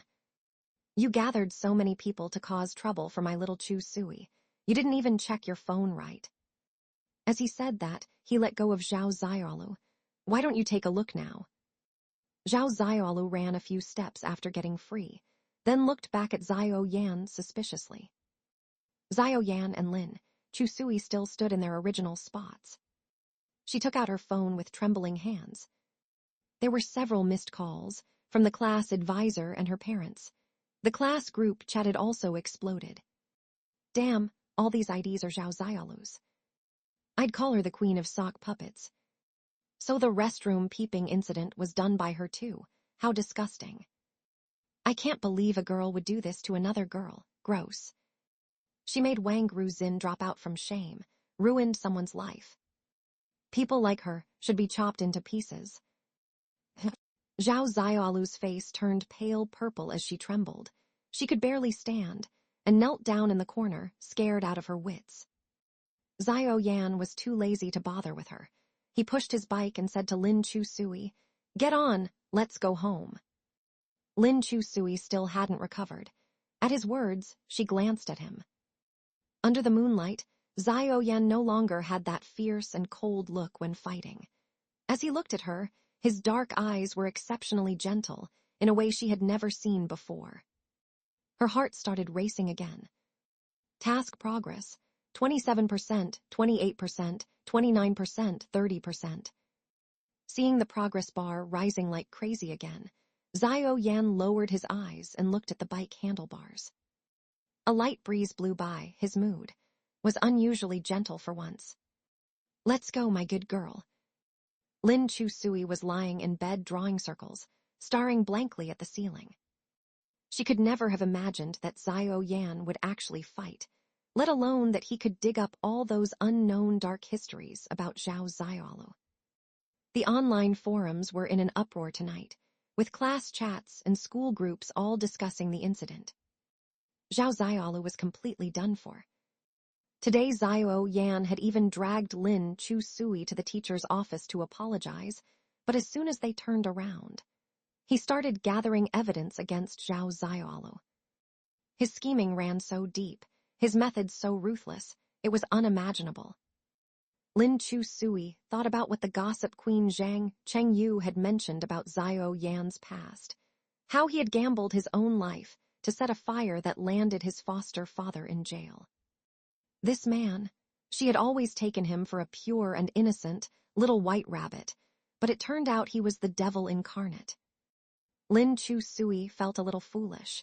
She had stood stupidly in front of him today, almost kneeling to Zhao Ziaolu, just to prevent these boys from bullying and beating him. A man like Zhao Yan could never be bullied by anyone. Nancheng No One High School Bell Chat. Lin Chu Sui recounted the incident to her friends. "Lu Kai, it was actually done by Zhao Yan. I thought Zhao Ziaolu had provoked some mortal enemy. What massive grudge could spur this?" Zhang Chengyu. "No grudge or enmity, just because she set up your little sister, and she happens to be Chu Sui's only bestie." Lu Kai. "I'll haul the Civil Affairs Bureau over and have you two married on the spot." Lin Chu Sui. "He did all this for me." Lu Kai. "For who else, me?" Lin Chu Sui wasn't sure.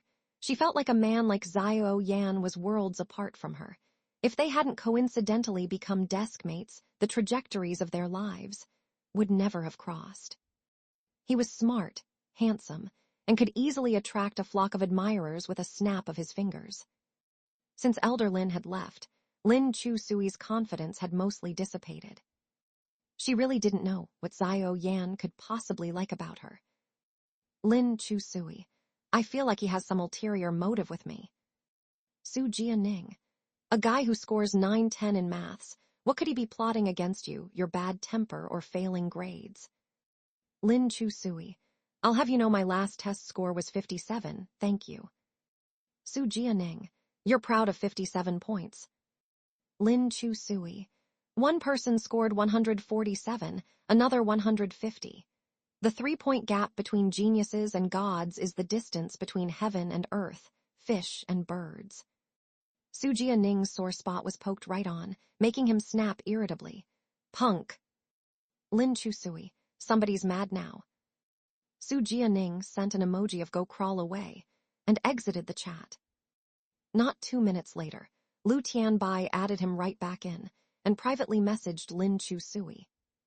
Sis, please, I'm begging you. Lin Chu Sui. All right, I won't provoke him anymore. She backtracked and sent Xiao Yan a WeChat. Forgot to ask, were you injured from the fight today? Right after sending, she quickly unsent it. Why was she inexplicably concerned about him? But at the same moment of her unsend, Xiao Yan's reply came through. No. 2 seconds later, he also chose to unsend it. Even just chatting via text, Lin Chu Sui could still feel a certain indescribable awkwardness. After a while, she asked, what did you unsend?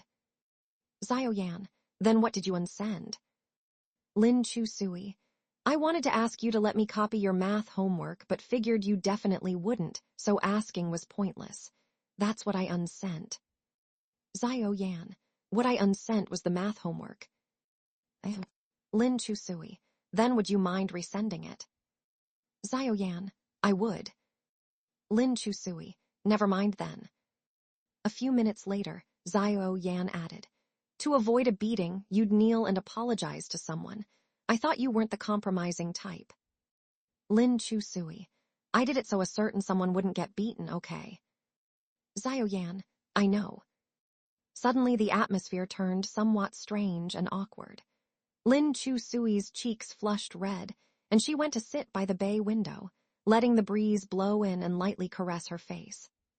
It had rained, and the wind carried specks of raindrops. A few minutes later, Xiao Yan sent over several pictures in succession.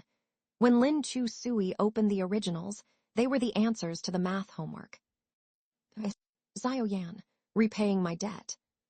Lin Chu Sui put on an act, politely declining. Oh no, don't worry about it. No debts here, we're desk mates. It's only right for me to protect you. I'm just that righteous and noble desk mate. Xiao Yan unsent an image. Lin Chu Sui, thank you, sir. I wish you great fortune and longevity. She then quickly saved the remaining homework pics. Don't unsend. Don't do it. I kneel to you, sir. That night, however, it was Xiao Yan who couldn't sleep. It had been a long time since he last suffered insomnia. After sending his foster father to jail and gradually emerging from the gloom of his youth, he had new goals then, and his life also began brightening. He never had insomnia again after that. But tonight was one of restless tossing and turning. That 30% progress bar contained the sincerity of the little girl's heart that remained unclear to him. The faster the progress bar ran, the more complicated his feelings grew. In this world, the most difficult debt to repay was that of the heart. He suddenly didn't know what to do anymore. Just then, Lin Ziuzi's voice, silent for so long, sounded again. The February wind like scissors, for whom does the moon stand in the cold night? Xiao Yan, why aren't you asleep so late into the night? Xiao Yan, I was thinking, the reason Lin Chu Sui's classical poetry is so good is that I've finally figured it out. Lin Ziuzi smiled and said, Xiao Yan, we now share the same body. I know when your conscience pains you. After the possession, Lin Ziuzi came to know all of Xiao Yan's past. Because he had been deceived and hurt before, he no longer understood how to treat others with sincerity. In his world, there was only deceit and escape, not kindness. To hand over a sincere heart was as difficult as ascending to heaven for him. But over this period, his heart was slowly beginning to waver. Lin Ziuzi, Xiao Yan, I quite like you. Xiao Yan, thanks, but no need for that. Just say what you want to say. Lin Ziuzi, I just wanted to ask if you'd like some QQ candy. Xiao Yan, if I eat your QQ candy, I'll have to become good friends with your family's little darling. Family. Lin Ziuzi, Becoming boyfriend and girlfriend works too, but only after the college entrance exams. I see good prospects for you there. With the marathon approaching, Lin Chu Sui's training had also entered a period of intense preparation. She wouldn't return home until very late every day. On the eve of the race, Su Jianing happened to overhear a phone conversation between Su Songbai and their homeroom teacher while passing by the study.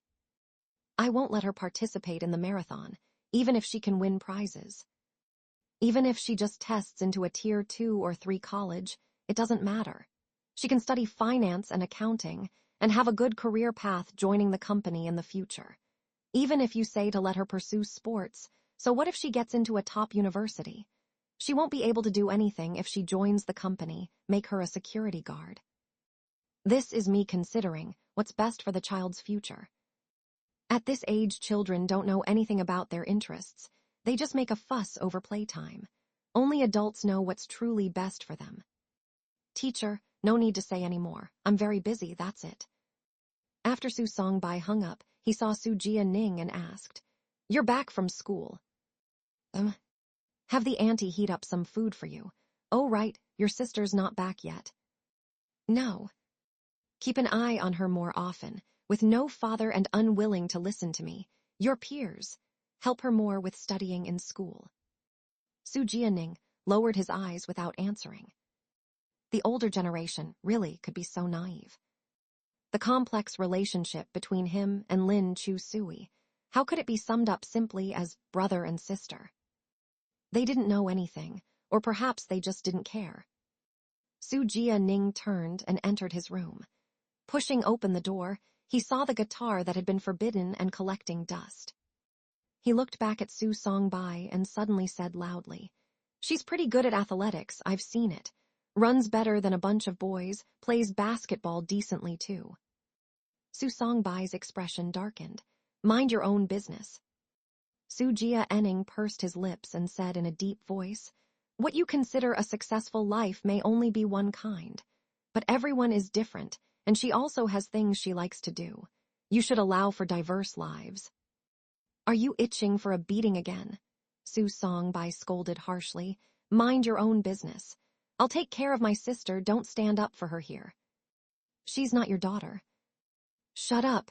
Su Songbai looked really angry as he yelled. "Even though she's not blood-related to me, I will take care of her like a biological father. I won't let her continue to make mistakes on the wrong life path." Su Jianing didn't say anything more, turned around and went back to his room, slamming the door shut. Lin Chu Sui was a little nervous about the marathon tomorrow.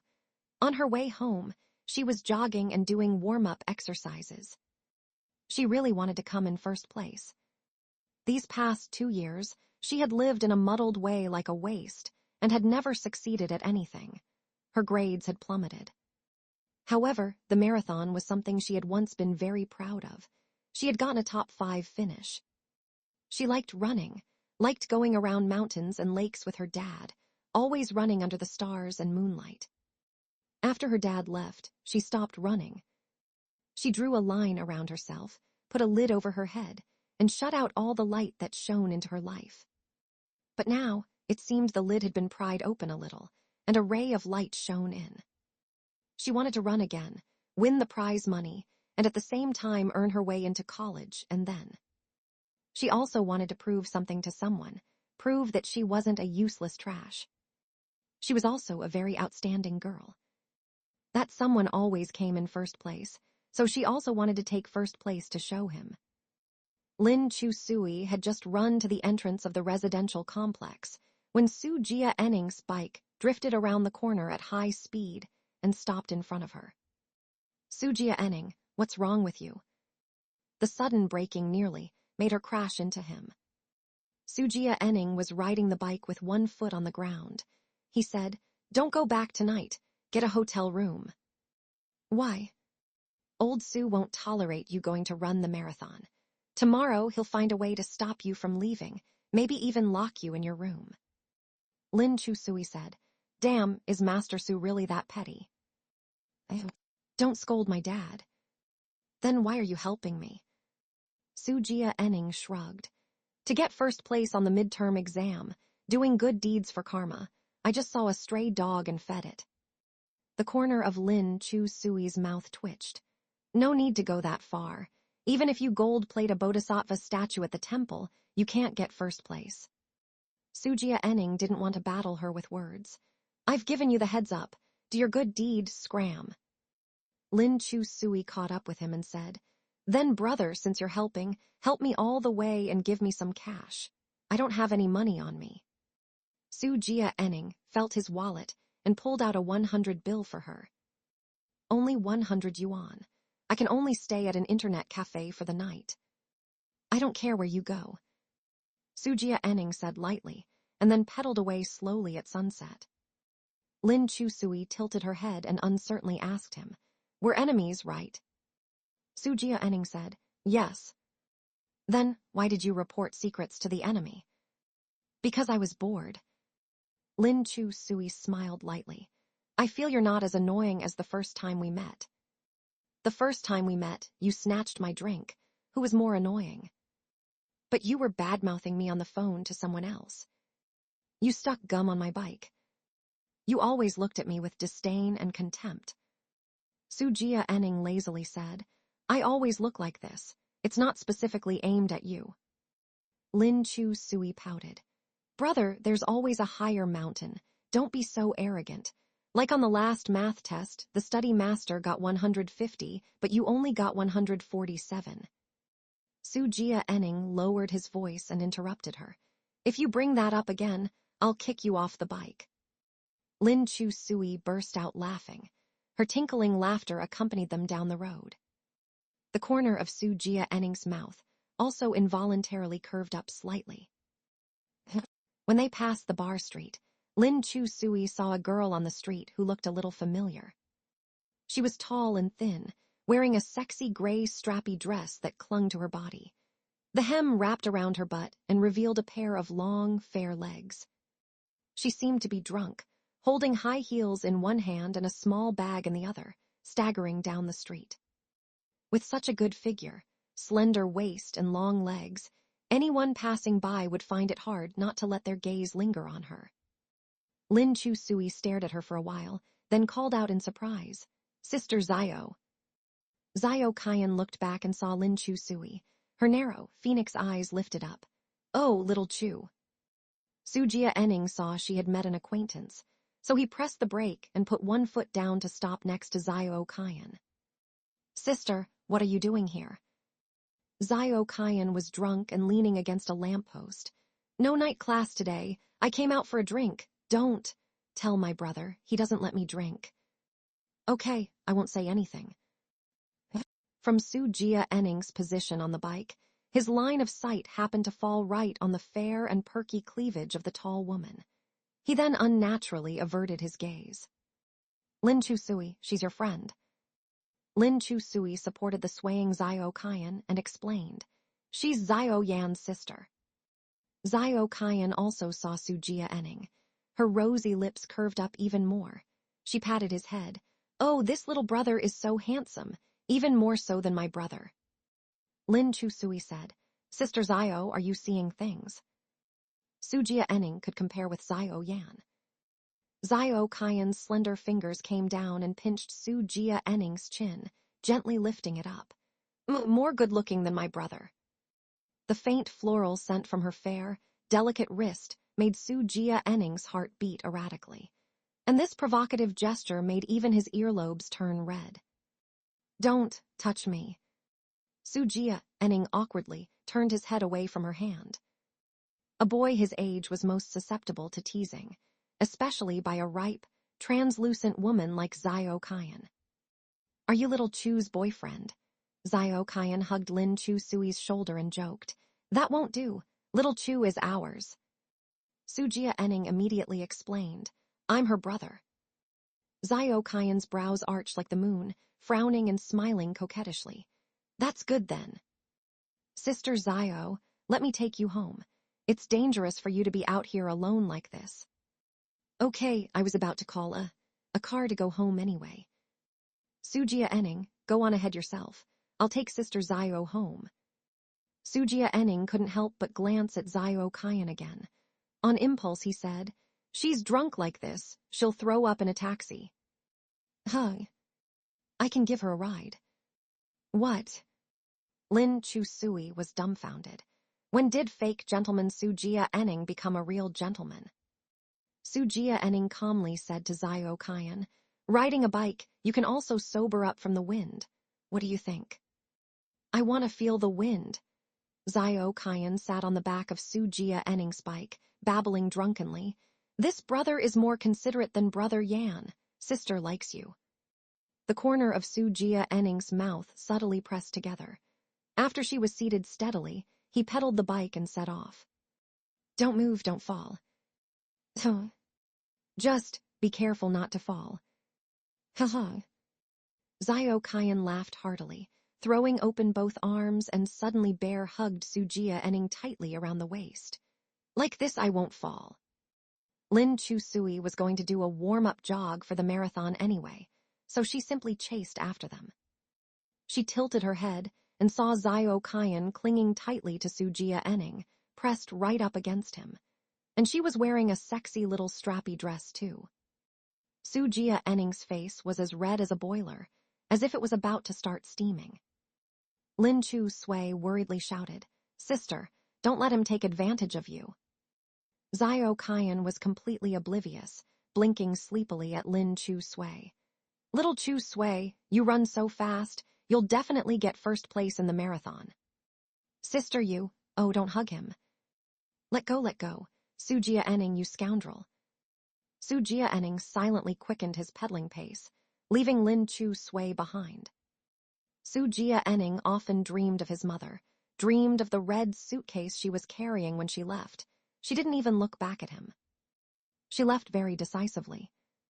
Sujia Enning hinted to himself countless times that he should hate her for abandoning him. He should even erase the word mother from his mind. But after all, he was not the kind of person who loved and hated to the bone. London's mild and humid oceanic climate all year round also blew his heart very soft. He was gentle and aloof to others, not going to extremes, rarely emotional. Over the years, the longing for his mother eventually outweighed the hatred.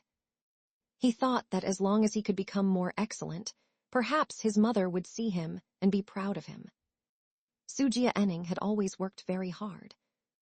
This also made him never lack of shy pursuers around him. He seemed to attract the liking of innocent little girls in particular. But Sujia Enning was unmoved by the young and innocent little girls. He even thought he was immune to the opposite sex for a time. Until this moment, his heart was coated with a layer of moonlight in the gloomy night. The night breeze blew on her face. Zio Kyan seemed to have sobered up a bit and was no longer hugging him. Sujia Enning rode his bike through the winding alleys and stopped in front of a shabby old residential building in the old city. "Is this it?" "Yes, thank you, little brother." Zio Kyan picked up her bag and got up. Her figure staggered a bit, and Sujia Enning instinctively grabbed her little arm. The skin was as smooth as fat. The slightly cool touch transmitted along the most sensitive nerves at his fingertips all the way to his brain. Sujia Enning's heart contracted. Zio Kyan saw the shyness of the teenager. She pursed her lips delicately and withdrew her hand modestly. Lin Chu-sui trotted over puffing and panting, having run nearly 2 kilometers, but she was not out of breath and her breathing was still calm. "Sister, is Zio Yan at home?" "He should be in the shop." "Oh. What's up? Are you looking for him?" Lin Chu-sui waved her hands again and again. No, just asking." "By the way, aren't you staying in a hotel tonight? Why don't you just sleep with sister?" Zio Kyan said to Lin Chu-sui. "No need to waste money staying in a hotel." "Ah, that would be great," Lin Chu-sui said emotionally. "Fake foreigner." "Sujia Enning only gave me $100. $100 can't even stay in a capsule hotel. I can only stay in a small inn." Zio Kyan put her arm around Lin Chu-sui and asked Sujia Enning for his consent. "Is it okay, little brother?" Lin Chu-sui didn't think Sujia Enning would agree. After all, he and Zio Yan were very hostile, but unexpectedly he readily agreed. Then I'll leave her in your care. You are so rude. Zio Qian patted his head reproachfully. I call you little brother, so you should call me sister like little Chu and Zio Yan. Sujia Enning did not even avoid it, allowing Zio Qian to pat his head. I'm a little older than Lin Chu Sui, so you're not much older than me. Is that so? How old are you? Sujia Enning very dishonestly and guiltily said, 19. Just a few months short, might as well count it. Huh, aren't you and Zio Yan classmates? 19 years old and still in high school. I studied in England before, took a year of language classes before enrollment, and this time when I came back, in order to take the college entrance exam, I repeated a grade. Even if you're 19, you're still much younger than me, so you and Zio Yan are both my little brothers. How old are you? Zio Qian jokingly said, 30. She didn't expect Sujia Enning to be deterred by this inflated age, but he nodded silently and said, That's the best age for a woman. Zio Qian looked at the teenager's sincere expression. She really couldn't help but be happy, and said gently with a smile, You really know how to talk. I don't want Zio Yan anymore. You can be my little brother instead. Lin Chu Sui immediately said, Sis, don't believe him. He's like this to everyone. Pretentious, hypocritical. Ahem. Lin Chu Sui looked at Sujia Enning, and finally shut up. Considering that he gave her the heads up today, she shouldn't undermine him. However, the Cheap Brothers' performance today was very unusual. That night, after Lin Chu Sui took a bath and changed into Zio Qian's little white nightgown, she sat on the sofa scratching her head trying to do math problems. In the past, she basically couldn't even understand the questions, but in recent times, after Zio Yan's one-on-one premium course, Lin Chu Sui discovered that many of the questions seemed familiar. She had an amazing memory, so the content Zio Yan had taught her, as long as she put her heart into it, could leave a rough impression. Therefore, many simple questions, as long as she followed the memorized formulas to work through, it seemed. She could also calculate the answer. Lin Chu Sui flipped through her workbook and was surprised to find that her correctness rate in the last few pages seemed to be on par with the error rate. She carefully counted the checks her teacher gave her, more than a few crosses. Unknowingly, her weakest math didn't seem so hopeless anymore. The members of the Nanchang No. 1 Middle School Bell Group, chat group were working together to complete their homework. Lu Kai, at Lin Chu Sui, did the study god give you his math homework? Lin Chu Sui, no. Lu Kai, didn't he say that as long as you finish the questions he assigned, he would give you his homework to copy? Lin Chu Sui, the questions he assigned are the math homework. I do it myself first, then he explains it to me again, and then I copy it again based on understanding. Lu Kai, this is called giving you his homework to copy. Can you agree to this? Lin Chu Sui somehow agreed to Zio Yan's request unknowingly. She found that she was increasingly unable to refuse any of his demands. She didn't want to see the disappointed look in his eyes. When someone was supervising her, she hated to get rid of the restraints and be free and easy, but when she was really unsupervised, she knew how much she envied those kites on a string. Although the kite was pulled by the string and didn't have the boundless freedom imagined, the other end of the string was where the heart settled. After Dad left, Lin Chu Sui was blown around by the wind, not knowing where she would drift. It was hard to have someone grab her string and tell her, I will supervise you from now on. She didn't want to let that person down. Lu Kai, Boss Chu, you are the only spy among us who can infiltrate the enemy. Is the honey trap not working, or is it not fun to play dead, and actually let the study god lead you by the nose? Lin Chu Sui, your boss Chu disdains to copy. If I really wanted to copy, the study god would gladly hand over his homework with both hands. Lu Kai, sitting here waiting. Seeing that Zio Qian was drunk asleep, and Zio Yan hadn't come back yet, Lin Chu Sui tiptoed to the door of his room. Pushing open the door and turning on the light, Xiao Yan's bedroom was very small. A bed took up almost all the space, with an old wooden wardrobe standing next to it. Apart from the aisle, there was no other space. Although the room was small, it was extremely tidy. The flat plaid bed sheets didn't have a single wrinkle, and the exercise books and test papers on the desk were stacked neatly. As expected of a study god's room, it exuded his rigorous and serious aura. Seeing his school bag on the chair, Lin Chusui figured he must have brought his homework home before leaving.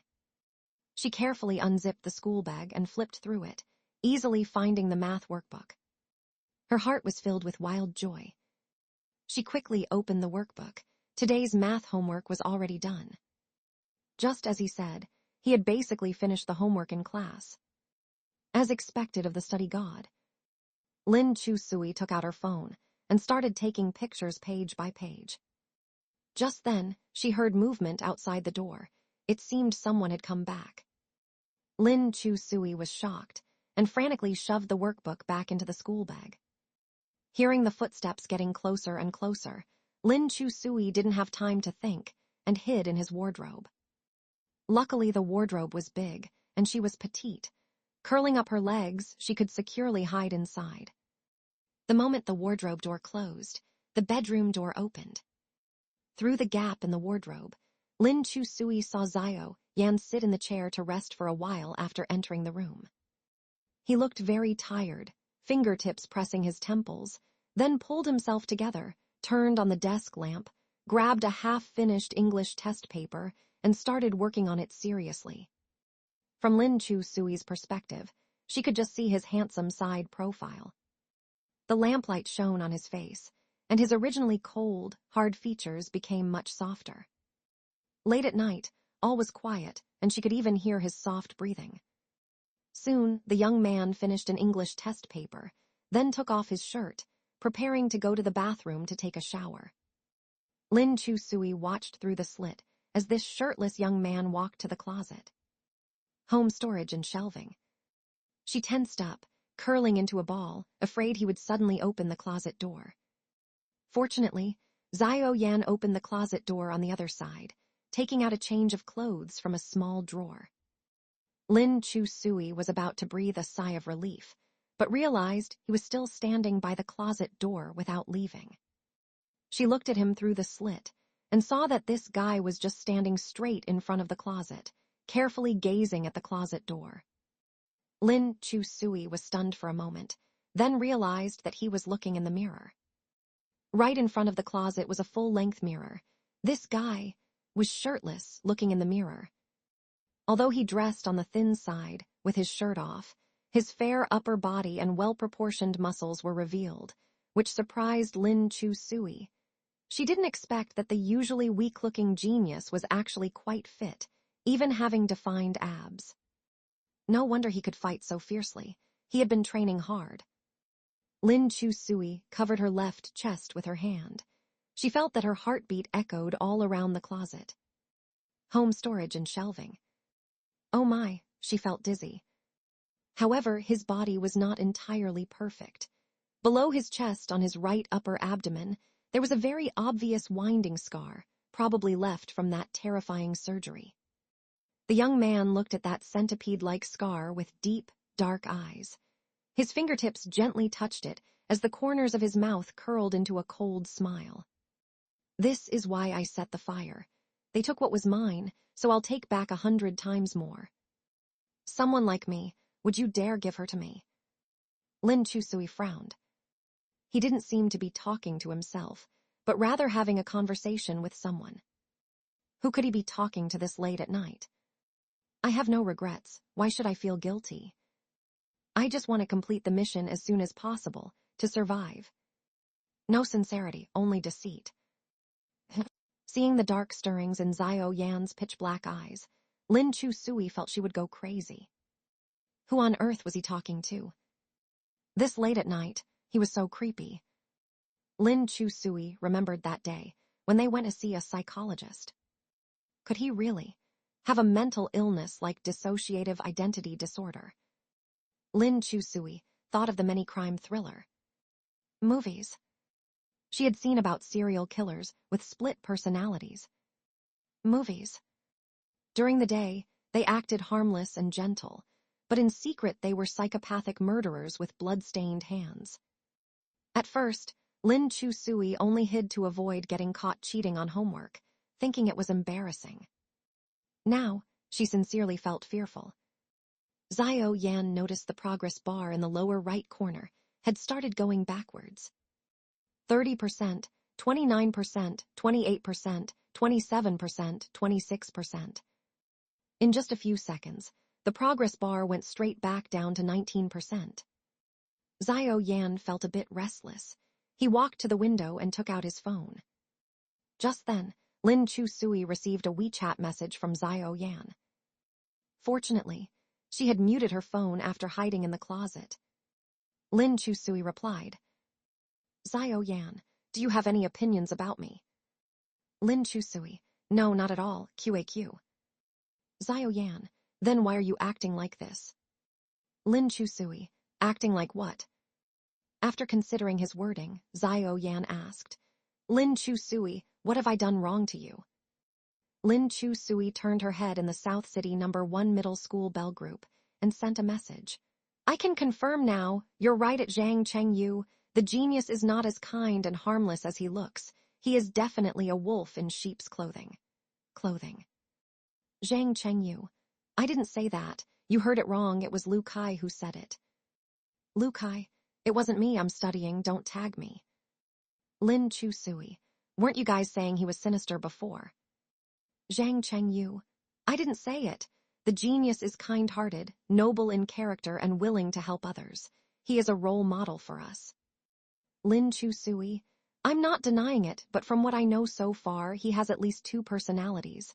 One is my kind desk mate, the other is the sinister master, maybe even a serial killer. Shuddering. At this time, Zhang Chengyu finally sent a private message to Lin Chu-sui. Stop talking. Shut up. Lin Chu-sui. Why? Just as she spoke, she saw a message from Xiao Yan in the group. I'm the sinister master. Lin Chu-sui. Admin at Lu Tianbai, who invited him in again. Lu Tianbai, it was your brother. Su Jianing. Because someone was recklessly leaking others' homework in the group. Homework is personal intellectual property. I think the person involved has the right to know. Lin Chu-sui. You're the most self-righteous person in the world. Hypocrite. Su Jianing. At Xiao Yan, take good care of your math workbook. She just took pictures of the answers and posted them in the group. Xiao Yan immediately turned around and picked up his school bag to check. The school bag zipper was wide open, and the math workbook was crammed messily inside. Obviously, it had been touched by someone. Xiao Yan put down his school bag, glanced around the room, his gaze lightly falling on the closet. The room was completely silent. Only the sound of each other's breathing could be heard. Lin Chu-sui's heart was about to jump out of her chest, tense yet thrilling, as if she was filming a horror movie. Movies. Xiao Yan retracted his gaze, then went to the balcony to put on a pair of pants. Before that, he was wearing very casual shorts. After changing his clothes, he came to the closet and said softly, Lin Chu-sui, are you inside? Lin Chu-sui covered her mouth tightly with her hand, eyes closed, not daring to make a sound. Listen to me, I'm the sinister master. Xiao Yan approached the closet, his pair of dark eyes gazing at the opening and closing seam of the closet. Hiding in the sinister master's closet, aren't you afraid? That I'll lock the closet and keep you in there for the rest of your life. Ah, Lin Chu-sui staggered and crawled out in a panic, leaning against the desk, looking at him in shock. Don't come over. Xiao Yan's mouth turned up slightly as he looked at her. Afraid of me? I'm not afraid. Xiao Yan paced up to her and leaned in close to her. Really not afraid. His thin lips approached her silently and effortlessly. His features were very aggressive. His long, upturned eyes were even more profound in the night, carrying a hint of lazy desire. Charming yet dangerous.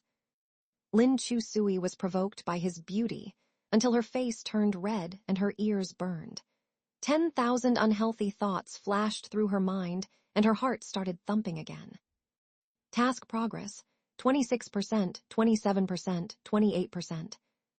Xiao Yan's mouth turned up slightly as he picked up the math workbook on the desk behind her and tapped her head with it. Violating.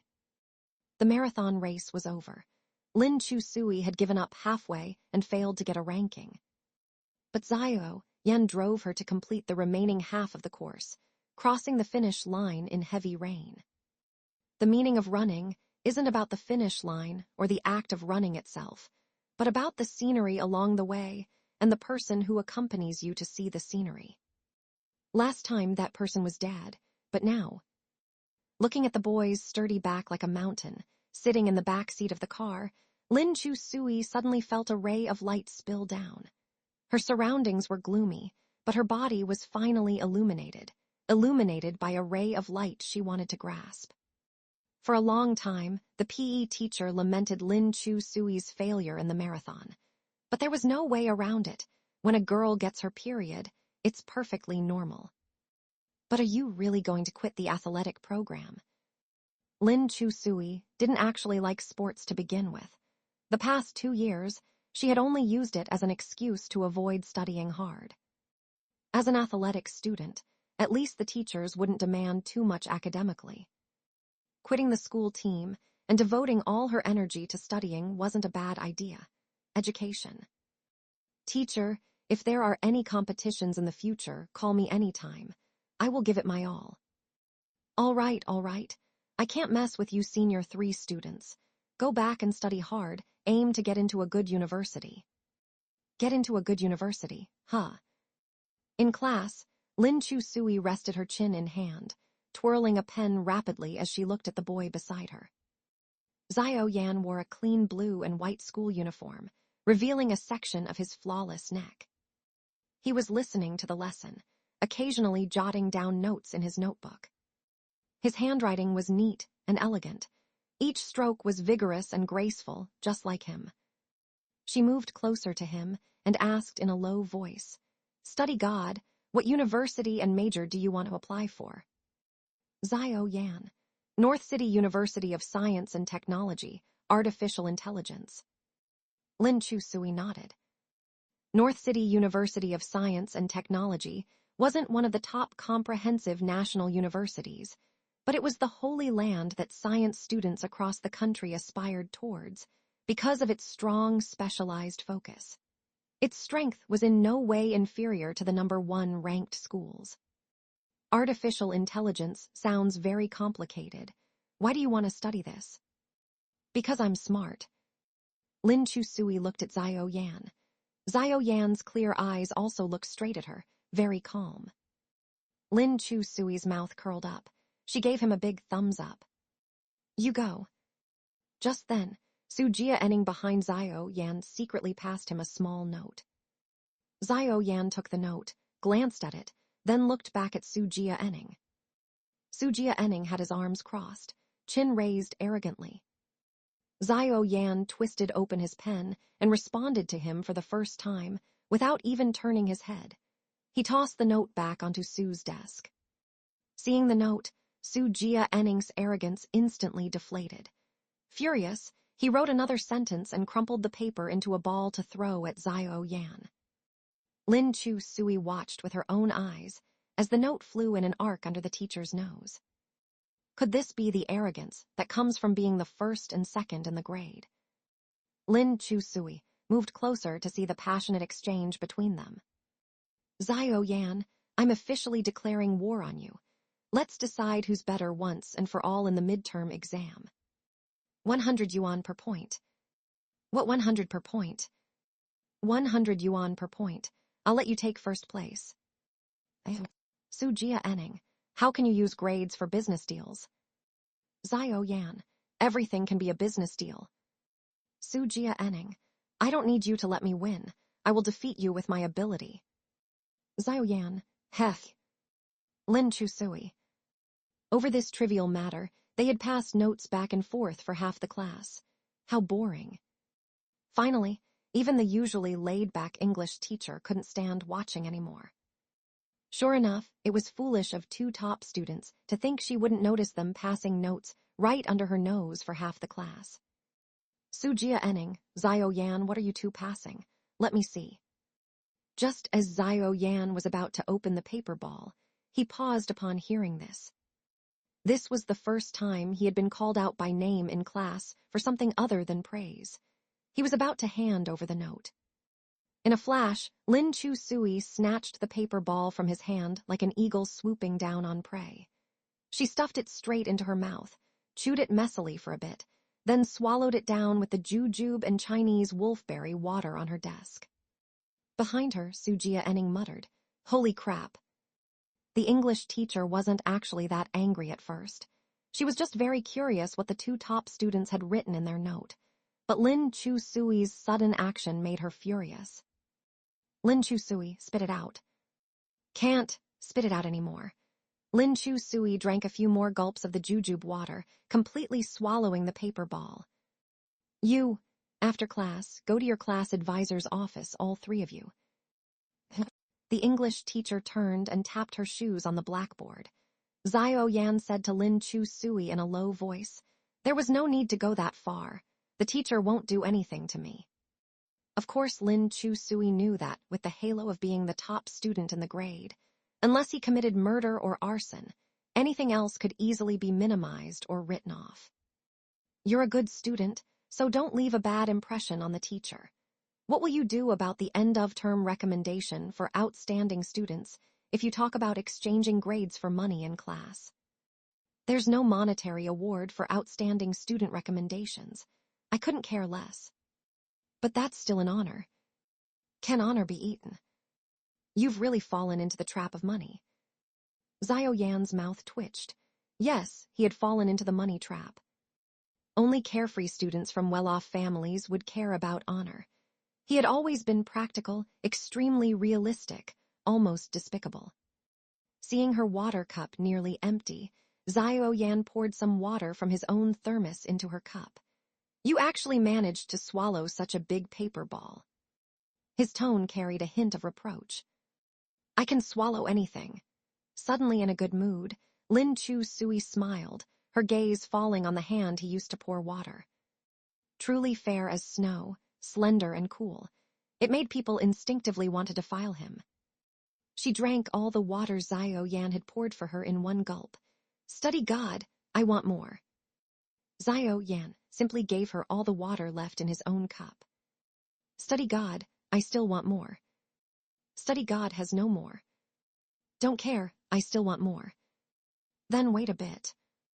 Lu Tian glanced back at them meaningfully, a hint of horror in her eyes, not knowing what kind of filthy thoughts were in her mind again. After class, the three of them stood in a row against the office wall and repeated the contents of the note in front of the class advisor. Sujia Enning, Zio Yan, I'm officially declaring war on you. Let's decide who's better once and for all in the midterm exam. Zio Yan, I accept your challenge. Sujia Enning, come on then, let's go over test papers from Huangang after school. Education. Zio Yan, I accept your challenge. Sujia Enning, whoever loses is a dog. Zio Yan, I accept your challenge. Sujia Enning, don't you have any other lines? Zio Yan, I. Shut up, class advisor Old Chin cut them off. That's it. Lin Chu Sui nodded her head vigorously. Yes, yes, yes, I witnessed the whole thing. That was it. How boring, right? You'll never know what top students are thinking. All that just to pass some notes for half a class. Old Chin rolled up his teaching plan book and whacked her on the head. You're the dead last in the grade.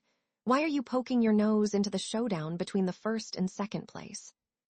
Lin Chu Sui, I just wanted to poke my nose in for fun. Old Chin, while they can casually score high on exams even when passing notes in class, how high can you score when poking your nose into things? Go back and write a self-reflection to turn in. Lin Chu Sui, why me? They were the ones passing notes. When you can score even a fraction of what they get, then you can be exempt from writing self-reflections. Until then. Ridiculous. In the end, The 2 good students who had passed notes in class got off scot-free. The only one who got chewed out by Old Chin and left the office crestfallen was Lin Chu-sui. Lin Chu-sui learned her lesson this time. She finally understood that it was best not to meddle randomly in battles between gods. While they emerged unscathed, she was the bystander who got seriously hurt. After school, Lin Chu-sui sprawled on her desk, scratching her head over the self-reflection. Education. Xiao Yan casually said, "When you're done, check it for typos." "There are no typos." "Let me check. If I find any, I'll treat you to eat it." At this time, and Xian, the class monitor of Class 3, came to find Xiao Yan. "Xiao Yan, I heard you offer tutoring services here. I feel like I've hit a bottleneck with my grades recently and want to break through. Could you please tutor me?" Lin Chu-sui sized up in Xian. The girl had straight bangs across her forehead. Her eyes were big and round, bright and clear, very well behaved and charming. Before Xiao Yan could respond, Lin Chu-sui lazily said, "You can get tutored by the study god, but it'll cost you." And Xian nodded obediently. "I know the rates. Study god, let me add you on WeChat and I'll transfer you the money." Lin Chu-sui. "There really are suckers around here." She added, "If your total score is below 400, the study god will charge extra for basic tutoring." And Xian, "It's not that bad. My total score is 645. Lin Chu-sui. "Girl, with your scores, you're coming to him for tutoring." And Xian looked at Xiao Yan hopefully. "I heard Xiao Yan's English score improved a lot in a short time. I hope Xiao Yan can teach me the methods. I don't care about the hourly rate. Knowledge and learning methods cannot be measured in money." Lin Chu-sui quickly said, "If you want to study English, let me recommend Sujia Enning to you. Sujia Enning grew up in the UK, so he has authentic London accent." And Xian, "No need, Sujia Enning's English is great, but probably not suitable for exams." Lin Chu-sui, "And Xian, you need to think long-term." Xiao Yan lazily glanced at Lin Chu-sui, interrupting her. "So how much kickback is Sujia Enning giving you to poach his business?" Lin Chu-sui deflated and shut up. She didn't know what had gotten into her either. Xiao Yan had been offering these tutoring services all along. The vast majority of students seeking his lessons were girls, nothing unusual about that. She sulked for a while, chewing her gum angrily as if trying to grind it into powder. Then she irritably gathered her books and stomped to the track field with an arrogant aura, books and literature. After playing basketball with Lu Kai and the others for a while, Lin Chu-sui had burned off a lot of energy. From time to time, she glanced up at the pavilion wherein Xian and Xiao Yan were tutoring English. And Xian had an obedient gaze, looking at him with undisguised admiration. Xiao Yan tutored her earnestly. The 2 of them chatted away in English. She couldn't understand any of it. Lu Kai walked over dribbling a basketball, following Lin Chu-sui's gaze. "Yo, study god has another client." Lin Chu-sui chewed her gum, grinding her teeth. "Yeah, I secured this deal for him." "So why do you keep watching them instead of playing?" Lin Chu-sui said, "Don't you think it's unprincipled for Xiao Yan to tutor anyone who pays him?" Lu Kai smiled. "You're the only one who gets free one-on-one tutoring from the study god. Think about how much you've saved in lesson fees since the start of school. Still not satisfied?" "That's because I'm his desk mate. I'm of the same sex as him and we've peed together, but I don't see him tutoring me for free." "That's different. I'm his goddess." Lu Kai glanced at Lin Chu-sui and sighed admiringly. "Xiao's choice of goddess is unique and bizarre. If it were me, I would definitely choose an Xian. She's pretty nice, decent grades, busty. Tutoring her would be amazing." Lin Chu-sui kicked him onto the court. "Pervert, go play your ball and stop yapping." An hour later, and Xian left hugging her books, a disappointed look on her face. Books and literature. Xiao Yan casually shouldered his bag and headed to the bike shed, then walked to the edge of the field with his bike. Lin Chu-sui threw the basketball at his feet. Ball. Xiao Yan stopped his bike, picked up the ball, and made a smooth 3-step layup that swished in beautifully. The girl's gaze followed his elegant movements as she blew a bubble that stuck to her lips. Xiao Yan did not intend to play ball with them. He turned to leave. As he walked past Lin Chusui, he glanced at her. The girl leaned casually against the hoop stand. Her slender figure had a few strands of hair stuck to her temples. Her cheeks were flushed from the exercise. He looked away and reminded, "Remember to do your homework. Call me if you need help." Lin Chusui called after him, "Hey, were you guys tutoring English earlier?" "Yeah." "Anything besides going over questions?" Xiao Yan recalled, "Oh, she casually confessed to me." Lin Chusui, "I knew it. These girls have ulterior motives coming for tutoring." "How many are here with pure intentions?" Lin Chusui spun the ball on her finger, feigning nonchalance. "She confessed. What did you do?" Xiao Yan, "I translated her confession into English, then had her recite and copy it down." Lin Chusui, "What did you just say you did?" "He is just too perverted, demanding others to recite and transcribe the entire confession script in English." Lin Chusui rested her slender right leg on the stand of the basket pillar, complaining about Xiao Yan's tyranny. "That's right in English." Lu Kai sat on the plastic floor, squinting at her in the sunlight. "Chusui, why do I feel you are so happy?" "Am I happy? No way." The boys unanimously nodded. "You are happy." Lin Chusui awkwardly retracted her leg and concluded, "What I mean is, with his attitude, he is destined to be forever alone. He can never find a girlfriend." "That's not necessarily true. Even Xian confessed to him." "But Xian is a goddess. All the boys in school like her, right?" Lin Chusui looked at Lu Kai. "Do you guys like her a lot?" Lu Kai smiled meaningfully. "Which boy has never dreamed of having a 36D girlfriend? And Xian is just so well-developed." Lin Chusui subconsciously glanced at her own ironing board-flat chest. Lu Kai put his arm around her shoulders. "Don't look. You can only be our brother in this life and the next, life after life." Lin Chusui said dejectedly, "So you guys all like that kind of girl?" "Ha ha ha, just kidding, who does?" Zhang Chengyu said expressionlessly, "Not me. I like the pure and sweet type, like your younger sister." Lu Kai, "Shut up, you nerd." Lin Chusui worriedly asked, "So no one likes my type?" The boys looked at each other, falling into an awkward silence. Lu Kai patted her on the shoulder.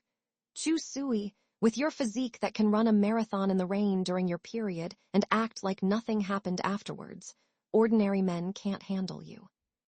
But the school genius also said he likes girls with good physique. "School genius makes dirty jokes, and you actually relate them to yourself," Lu Kai said with a laugh. "So no one else matters as long as the school genius likes you, right?" "I didn't say that." Zhang Chengyu chimed in. "But the school genius does like you. He calls you goddess all the time." "He likes, forget it." Lin Chusui resisted the urge to curse. "His goddess is not literal, it's mockery." Lu Kai patted her head with a gratified, motherly look. "The child has grown up, finally come to her senses." Class B has PE class together with Class C. During the routine jogging, Lin Chusui noticed Xian. She wore a tight, short-sleeved t-shirt. Her curves bounced vigorously when she ran. Almost all the boys from both classes just stared at her, their eyes wishing they could devour her alive. And Xian also seemed very proud, jogging slowly ahead of the boys with her head held high, her cheeks flushed, not knowing if it's shyness or tiredness. Lin Chusui and Lu Tian ran side by side, with Zhang Chengyu following behind them. He scornfully commented, "These thirsty guys, like they have never seen a woman before." Lin Chusui said coldly, "Brother Octopus is quite the gentleman, huh?" Zhang Chengyu, "I'm like the school genius, staying above the mud without getting dirty. Look at him, running alone at the back, not following the group to ogle." Lin Chusui looked back at Xiao Yan, the last one in the boys' line. He wants to, but his body doesn't allow it. She heard Xiao Yan said that when he was little, he was tricked into donating part of his liver. His health had been poor ever since he was small and only got slightly better after growing up. He worked out to build muscles where he could. However, intense anaerobic exercises still took too much of a toll on him. Like during basic jogging, he would intentionally keep his heart rate within a safe range. Lin Chu Sui intentionally slowed down, intending to run with him, but Xian beat her to it, matching Xiao Yan's pace. Since Xiao Yan was running so slowly, the other boys didn't dare crowd around Xian like flies. They could only watch Xiao Yan enviously. Xiao Yan, thank you for the tutoring the other day. I feel like I've found the way to learn English now. I'm sure I can do well on the midterm exam. If I do well, can I take you out for a meal? Xiao Yan, why aren't you talking? Xiao Yan stopped and said to her, because I'm running. I see, you are a serious person. Whether it's studying or running, you need to focus and don't like distractions. Just then, Lin Chu Sui's leisurely voice floated over. She had already lapped them once. Wrong, he's not talking because he's serious. He just doesn't want to get out of breath accidentally. Getting out of breath would make him burp, and burping would ruin the school genius, tall, dark, and handsome image. She squeezed into the space between them, smiling. Right, school genius. Xiao Yan shot her, a you know too much to still be alive, contemptuous look.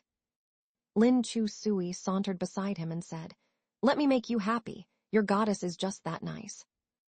Also, running so slowly is really not manly. It greatly compromises your appeal. Of course your goddess doesn't mind, but other girls might. You know, girls like athletic types. Burp tilde tilde tilde. Lin Chu Sui quickly covered her mouth. What the heck? Xiao Yan finally stopped and turned to look at her. Just now burp tilde tilde tilde. Lin Chu Sui's eyes widened as her stomach churned, and she started hiccuping uncontrollably. The corners of Xiao Yan's narrow eyes finally curled up slightly as he looked at Lin Chu Sui. You! Don't laugh, burp tilde tilde tilde ah. Lin Chu Sui covered her mouth with one hand and Xiao Yan's with the other. Xiao Yan pried her hand away, tone lifting in amusement. Goddess! Hiccups too. The goddess doesn't hiccup, the goddess just burp tilde tilde. Lin Chu Sui's face turned red as she huffed back to the classroom angrily. The hiccups went on, from one class to the next, coinciding with Mr. Chin's chemistry class. He was explaining knowledge points to the students with potassium permanganate solution, and everyone was especially quiet since it was their head teacher's class. Even the boys in the back row stretched their necks and listened attentively. Yet Lin Chu Sui's abrupt hiccups kept punctuating the silence rhythmically. Mr. Chin was interrupted several times and finally couldn't take it anymore. He yelled, Lin Chu Sui, if you make another weird noise, I'll make you swallow this whole bottle of potassium permanganate, since your mouth can swallow anything. Lin Chu Sui said very innocently, I don't want to burp tilde tilde tilde can't control it. Sorry, burp tilde tilde tilde. The classmates had been holding in their laughter, and now burst out at the head teacher's scolding. Mr. Chin knew it wasn't Lin Chu Sui's fault for hiccuping, but she had indeed disrupted class discipline. Go out until your hiccups stop, then you can come back in. Oh, okay, burp tilde. Lin Chu Sui walked out of the classroom, and Mr. Chin added, not one bit like a girl should be. She had been scolded for 2 years already, her ears were calloused. She didn't care about Mr. Chin's casual remark, but Xiao Yan stood up after hearing it and walked out with his thermos. Mr. Chin quickly called him. Xiao Yan, I only asked Lin Chu Sui to leave, not you. Xiao Yan explained. Mr. Chin, I'm requesting to take care of my desk mate. Take care of her? Mr. Chin didn't understand at first. Why do you need to take care of her? His fingertips with distinct joints unscrewed the lid of the thermos. Because she is a girl. Lin Chu Sui collapsed against the wall, bumping her head against the wall listlessly, and complained. Xiao Yan, you're heartless. Hurting me over and over again. Why on earth do you do this? Did I owe you money in my previous life? Seeing her face flushed red from hiccups, Xiao Yan walked over and lightly patted her back. Keep quiet. Lin Chusui sobbed. How did I offend you? Xiao Yan turned around and poured some warm water from the kettle, saying, Being nice to you is the same as wanting you dead. You being so high profile in treating me well has an impact no less than a top celebrity publicly announcing their relationship. You're not being nice to me, you're just trying to get me killed. I don't think it's that serious. Mr. Chin finally became suspicious of our relationship. With your stunt, it doesn't matter that you have good grades. He will make things difficult for me. Xiao Yan grasped the key point and casually said, So it's not my problem. However many mistakes there are, it's your fault for having poor grades. How can you blame me? Lin Chusui looked at him with blinking eyes, then gave him a thumbs up. I hereby address you, the king of sophistry. Xiao Yan patted her back and handed over the cup of warm water. Keep quiet. Lin Chusui took a sip, then realized something was wrong. She looked down at the silver-gray thermos in front of her and said in a daze, Scholar Xiao, is this your cup? Xiao Yan looked at the cup and nodded. It seems so. May I ask why you let me drink from your cup? A momentary blankness flashed across Xiao Yan's pitch-black eyes. That's really a good question. The midterm exam results were out. Sujia Enning was devastated. For the entire afternoon, he laid his head on the desk without speaking to anyone, keeping silent. The atmosphere was tense. On the podium, Teacher Chin announced happily, Xiao Yan is still the first place in our class and the whole grade. He is leading the second place by more than 20 points. Lin Chusui looked back at Sujia Enning. No wonder this guy looked so upset. Turns out he was pulled behind by the top student by more than 20 points. Teacher Chin continued. The second place in the grade is from Class A. Sujia Enning ranked third in the grade. Although only third place, his total score has improved, which is still a very good result. Lin Chusui was shocked. So this guy slipped one place in the ranking. Lin Chusui still remembered that he had made a military order in front of Old Su that if he didn't get first place, he would have to move to live with his mother. It looked like he was really going to be kicked out this time. Lin Chusui was quite happy that she finally didn't have to live under the same roof as this fake foreign devil, with him making a racket all day battling with her. Similarly, the polarization in our class is still severe. The scores of the top few students have single-handedly pulled up our class average, far ahead of other classes, Teacher Chin said. As he glanced at Lu Kai and Lin Chusui, he sneered coldly. So much so that the students at the bottom of the rankings, you few rat turds, your grades keep sliding lower and lower, yet you haven't affected our class's overall results. This is all thanks to the top students. Classmates, let's give them a round of applause. Sparse applause rang out. Lin Chusui was quite delighted. She raised her hands above her head and led the cheers, shouting, Great! Well done! Top student rocks. Inspired by her, the other students also started clapping enthusiastically, the applause thunderous. Top student rocks. Our class's high average is all thanks to the top student. Teacher Chin gave Lin Chusui a cold glance and muttered, Shameless as a pig, not an ounce of self-awareness. Teacher Chin, Lin Chusui also did quite well this time, Lu Kai said. From last place to second last, then to third last. That's very impressive, right? A few more spots and she'll be mid-ranked. Teacher Chin hated Lin Chusui through and through. Even though she did make huge progress this exam, only moving up a few spots in class, but jumping 100 spots in the grade, scoring over 400 points. Lin Chusui's progress is indeed very big. Lin Chusui stood up and said with a smile, Being able to make such big progress is completely due to my own efforts. Everyone can humbly learn from me. From behind came someone's cold ridicule. Trash. Compared to certain people whose total score went up but ranking went down, I'm quite happy being this trash. After speaking, she smiled back at Sujia Enning. Sujia Enning lowered his eyes expressionlessly at his exam paper and said flatly, "Who knows what tricks were pulled again? People like you have no bottom line and are capable of anything." Lin Chu Sui was too lazy to waste her energy bickering with him. Anyway, he didn't get first place in the grade and would be moving out soon. She was elated. Teacher Chin added, "Of course, Lin Chu Sui being able to improve so much is all thanks to sitting next to the top student in the grade, Xiao Yan. Learning by his side, her grades naturally went up." Lin Chu Sui objected. "Teacher Chin, if you want to praise me then just praise me. Why keep bringing up others?" "Teacher Chin, I have no intention of praising you. You're the one singing your own praises." "Fine." Lin Chu Sui was in a good mood today and wouldn't stoop to the level of these commoners. After school, she took out a gift box from her school bag and said to Xiao Yan beside her, "Top student, this is a gift for you to show my gratitude for your help these days." Xiao Yan glanced at the exquisitely wrapped box in her hand. "Store-bought or homemade?" "Of course it's homemade, handmade." "Oh, then I don't want it." Lin Chu Sui. "Do you have to be so pragmatic?" "Top student, just take a look." Xiao Yan accepted the box and opened it. His originally expressionless eyes turned even colder as he handed the box back to Lin Chu Sui. "May I ask, what is this?"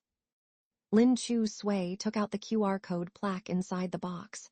"I specially customized this payment QR code for you. In the future, when you get business, you don't need to add those girls one by one on WeChat to transfer money. Just take out this QR code, so convenient." Xiao Yan. Lin Chu Sui hung the QR code plaque on a blue lanyard around Xiao Yan's neck.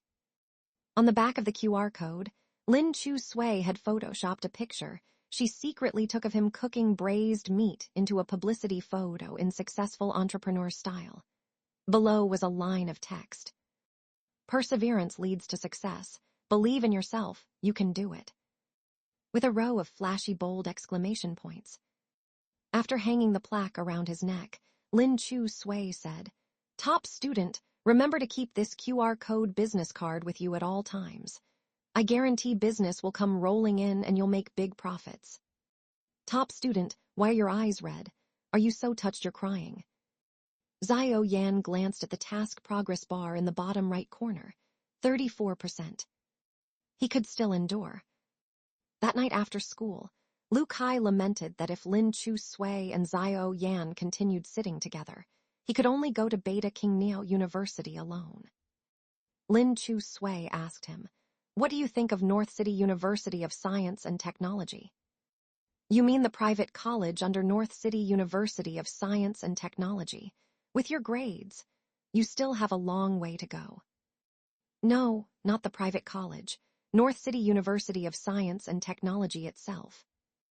Lu Kai was silent for a bit before nodding solemnly. "Believe in yourself. Perseverance leads to success." "So you mean as long as I work hard, I can do it, right?" "I think you can do it in your next life." Let's go to the internet cafe for an all-nighter." "Let's go." "I'm not going." Lin Chu Sui quickened her pace to leave, going home to do homework. "You're really planning to apply to North City University of Science and Technology?" "Yes." "Why don't we set a smaller goal first? Get into a third-tier university." Lin Chu Sui flashed him a friendly middle finger over her shoulder as she walked away. When Lin Chu Sui got home, Sujia Enning's luggage was already packed in the living room. He was more meticulous than a girl when it came to living habits, so he had a lot of stuff, 2 big suitcases full. Fang Yi was very reluctant for Sujia Enning to leave and tried to persuade Su Songbai. It's just 1 spot lower in the rankings, but his total score improved. There's no need to be so harsh. Su Songbai said, "He promised to get first place in the grade, but not only did he fail to get first place, he slipped to third. A man should keep his word. Making promises you can't keep is the biggest taboo in business. How will he establish himself in the future?" You also said he's never lived over there before. Going now may not be so convenient. What's inconvenient about it? The mother should be taking on the responsibility of caring for the child. I've been raising him alone all these years. Does the mother not have any responsibility at all? Fang Yuya sighed. Of course she was thrilled about Lin Chu Sui's academic improvement, the happiest she'd been in almost 2 years. But considering Su Jia Enning's unhappiness earlier, she didn't outwardly show her delight too overtly in consideration of Su Songbai's feelings. Taking advantage of the situation, Lin Chu Sui made a small request to Fang Yuye, hopping to rejoin the school sports team.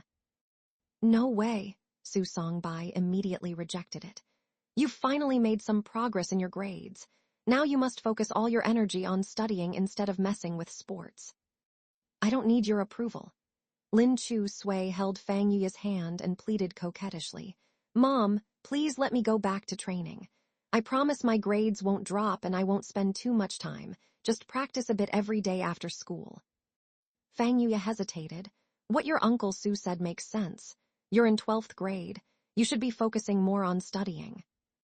My dad said to just do what I love. If I love studying, study hard.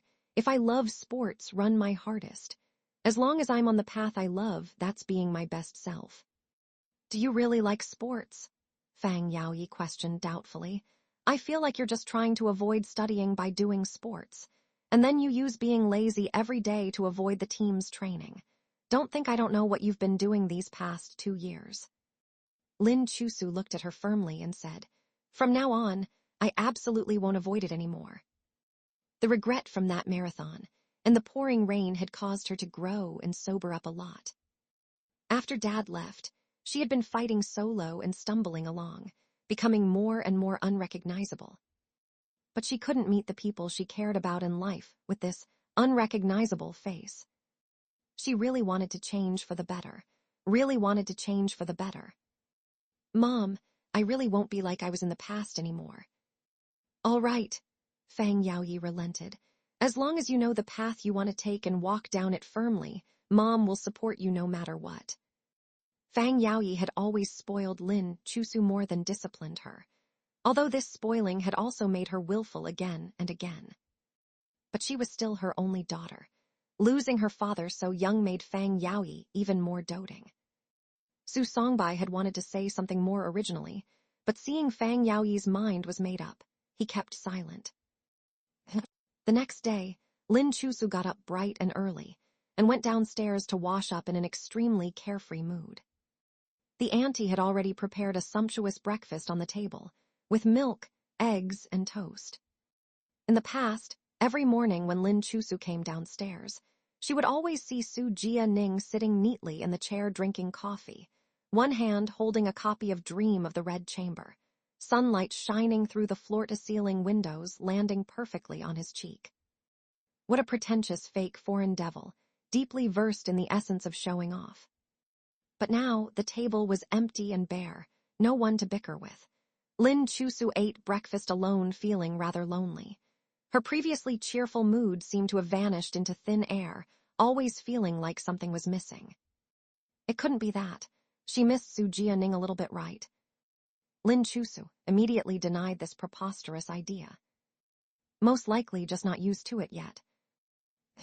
Su Jia Ning always came to the classroom early to read, but today he broke his usual routine, arriving almost exactly at the morning reading bell. His condition also seemed rather poor, hair a bit messy, eyes swollen, faint dark circles under his eyes. He even hadn't shaved off the stubble on his chin cleanly. He was usually someone who paid close attention to his outward appearance. At home, he would not spend less than 10 minutes in front of the mirror every morning, tidying himself up properly before going out. Even Lu Tianbai noticed Su Jia Ning's off mood today, looking back at him worriedly. What's wrong with Brother Jia Ning today? Lin Chusu said softly. No makeup, bare face appearance, this is what he actually looks like. Brother Jia Ning's original appearance is so wild. Disappointed little girl. Lu Tianbai shyly shook her head. What I like is not one side of him, I like every side of him. Lin Chusu gave her a thumbs up. Su Jianing was in an extremely bad mood. He usually loved to raise his hand and answer questions in class, especially Chinese class when they talked about ancient literature and poetry he was most interested in. He always had his own thoughts and insights. Today, Su Jianing was completely subdued. After class, Lin Chusu moved closer to Su Jianing and smiled. Not accustomed to the environment at your mom's place. Very happy there. Su Jianing kept his head down doing workbook questions, didn't even lift his head. Not having to live under the same roof as a certain annoying person, I don't know how carefree that is. Is that so? Lin Chusu looked at him doubtfully. Does your mom welcome you there? Didn't you say she hadn't even seen you for many years? Su Jianing put down his pen and swept Lin Chusu a glance with his narrow eyes. What little sister is concerned about me? I just want to know if you're doing well or not. Whether I'm doing well or not, what does it have to do with you? Lin Chusu laughed. If you're doing well over there, I'll definitely think of ways to get Uncle to take you back. If you're not doing well, then I can rest easy. Lin Chusu, I really dislike you. It's not like I like you either. Scram. You scram. After bickering a few lines, they finally found that familiar feeling again. Lin Chusu was very satisfied turning back around. Right then, Xiao Yan happened to come over to check on her homework progress. Caught off guard, when Lin Chusu turned around, her lips lightly brushed past his nose. Xiao Yan clearly felt his nose go cold. The soft touch of the girl's lips made his whole body tingle. Looking at Lin Chusu again, she had suddenly covered her mouth with her hand, staring at Xiao Yan with wide eyes, unbelieving. The two looked at each other for 2 awkward seconds under the bizarre atmosphere, then went back to their own matters, pretending nothing had happened. A few minutes after class started, Xiao Yan saw Lin Chusu post a message in the South City No. 1 middle school lit girl group. Help, Mr. Genius just tried to steal a kiss from me. Seeing this message, Xiao Yan looked at the blushing red Lin Chusu again. He didn't know whether he should remind the silly forgetful her that he was also in the group. After school at night, Lin Chusu wanted to tail Su Jianing to see what his mom's place was like. She wanted to see with her own eyes how destitute Su Jianing's life was living under someone else's roof. As long as she knew he wasn't doing well, she could be at ease. But Lin Chusu didn't have a bike, so she commandeered classmate Genius to ride his bike, giving her a lift. Classmate Genius had wanted to refuse originally, but Lin Chusu put her palms together and gave him an extremely exaggerated cute act. Pretty please. Somehow classmate Genius agreed. But the condition for agreeing to tail someone was that Lin Chusu had to be the one riding. Are you even a man or not? I am, but I'm not physically well. If you're this weak, how will you find a girlfriend in the future? That's why I need to find a girlfriend who's physically fit, right? Su Jianing rode, past the two of them on his bike. Lin Chusu was too lazy to bother talking. She jumped on the bike to chase after him, openly tailing him the whole way. Su Jianing's mother lived in South City International Community, a high-class small district. All large-sized, single-story homes belonging to the high-quality reformed housing South City had built these last few years. The conditions weren't bad at all, not one bit worse than Lin Chusu's villa.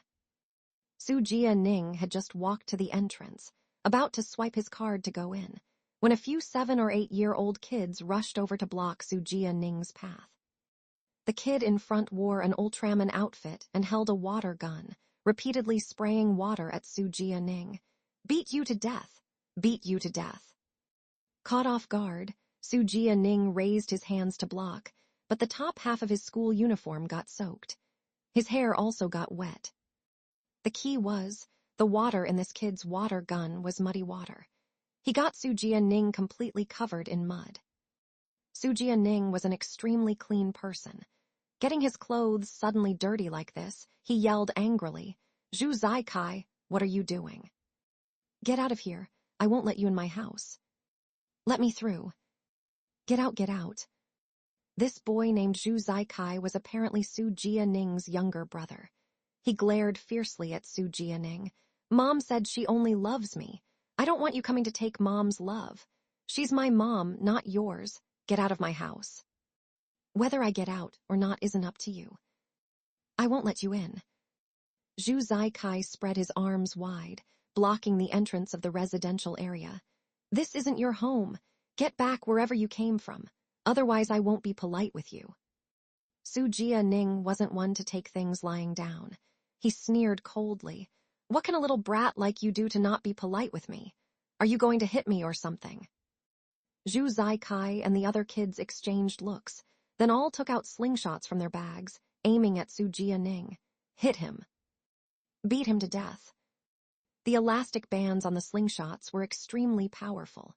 Su Jianing wasn't able to dodge in time, and a rock hit his forehead, hurting badly. Lin Chusu really couldn't stand watching anymore. She hurriedly threw down the bike, rushed over and grabbed Zhu Zaikai's slingshot, throwing it into the sculptured fountain by the entrance. Zhu Zaikai was furious. He scratched and bit Lin Chusu. Pay me back for my slingshot. Pay me back, pay me back. I'll pay back your mom. Lin Chusu grabbed Zhu Zaikai by the collar and directly threw him out, making him fall to the ground. The children around saw Zhu Zaikai being bullied and wanted to come forward to help him. But seeing Lin Chusui's ferocious look, they didn't quite dare and blamed her in unison. How can you bully people? Adults shouldn't bully kids. So what if I bully you? You're just a bunch of cowards who only dare to bully the meek. Lin Chusui clapped her hands. Not only do I like to bully kids, I also enjoy beating up naughty brats. Come on if you don't agree. The children were frightened by Lin Chusui's ferocity and scattered in a panic. Zhu Zaikai was spoiled at home and naturally had never suffered such grievance before. He wailed loudly as he charged at Lin Chusui again. Lin Chusui kicked him away, controlling her strength so he wasn't injured, but it was enough to make him suffer. The child sat on the ground bawling loudly. Just then, Zhu Zaikai's grandmother, who was square dancing in the courtyard, came rushing over like the wind when she heard the cries. She shielded her grandson. How dare you bully my grandson? I'll beat you to death. Saying so, the old woman who had lost her senses took off her shoe and charged at Lin Chusui. Lin Chusui snatched away her shoe and threw it into the fountain. I'm not someone who plays by reason. Since I can fight a child, I can also fight an old person. Don't provoke me. The old woman sat down on the ground and started wailing loudly. This is terrible. Bullying people. Assault. That's right, I bullied and hit you. So what? Cry louder, let's see who loses face. What kind of person are you? On what basis did you hit our precious Abao? Lin Chusui pulled Su Jianing behind her. Take a good look, he's our brother. Your spoiled brat sprayed dirty water on our brother and shot him with a slingshot until his forehead swelled up. Our brother has high IQ. If he gets beaten into an idiot, I'll twist your brat's head off. Su Jianing's mouth twitched. I won't become an idiot. Shut up. Xiao Yan leaned against the fountain with folded arms, watching from the sidelines. The corners of his mouth couldn't help but turn up slightly. The young girl's uniform collar was askew, and her delicate features seemed all the more aggressive because of her arrogance. For some reason, Xiao Yan felt his heartbeat quicken. He had been bullied by a group of kids like this when he was in the orphanage. After finally enduring until he was adopted by a family, he was bullied again by the seemingly gentle and kind dad and mom. Later, he was bullied by people in society. He understood that helpless feeling of anger suppressed in one's heart all too well. Not having the ability to protect oneself, let alone protect others. In the past few years, Xiao Yan had thought he would like gentle, charming women like his sister. But at this moment, he finally realized, damn gentle and charming. The unreasonable and wild Lin Chusui was his ideal woman. Lin Zius. The old lady sat on the ground throwing a tantrum for a while, then took Lin Chusui and Su Jianing straight to the community police office. Su Jianing's mother also rushed over when she heard the news. They bullied my grandson. The old lady's sharp tongue flew everywhere with saliva. They beat my grandson into an unrecognizable condition. Officer, you must uphold justice for us. Lin Chu-sui glanced at the naughty child Zhu Zaikai hiding behind the old lady and explained. It wasn't me who hit him. This little beast didn't have a decent shape to begin with. The old lady thought she was also an undefeated street fighter and trash talker in the vegetable market. She didn't expect to meet Lin Chu-sui, who really made her dizzy with anger every minute. She could only use her old trick again, sitting on the ground crying and shouting. This is lawless. Young people nowadays are simply outrageous, bullying the elderly and children. Who is bullying whom? Your family's little beast attacked my brother first. Mother Jiang Ruxuan sternly questioned Su Jianing. What exactly happened here?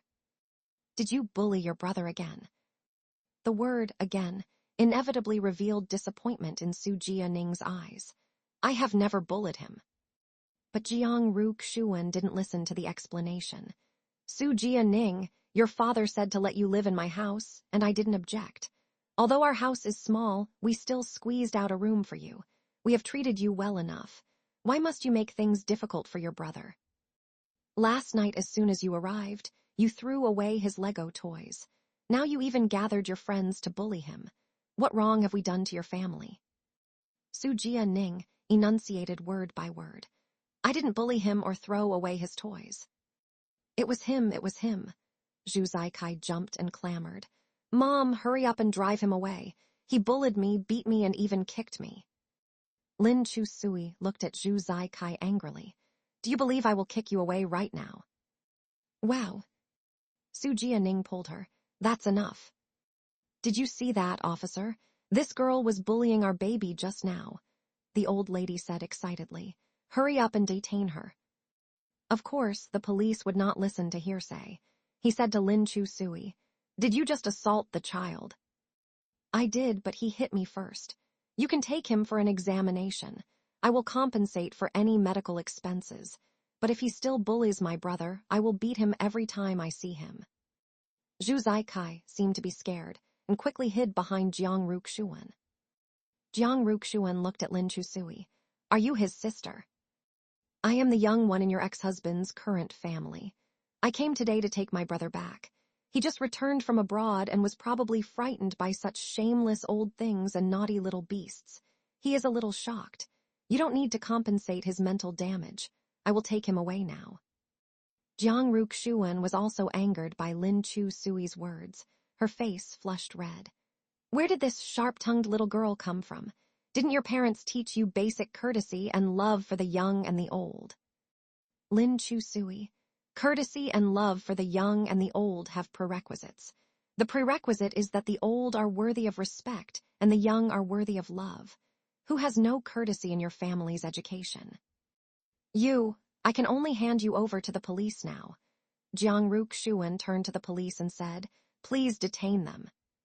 Police officer Zhao Chen saw the unharmed Zhu Zaikai and the old lady and said, We still have to get the facts straight first. We police can't arrest people indiscriminately. Isn't the situation clear enough?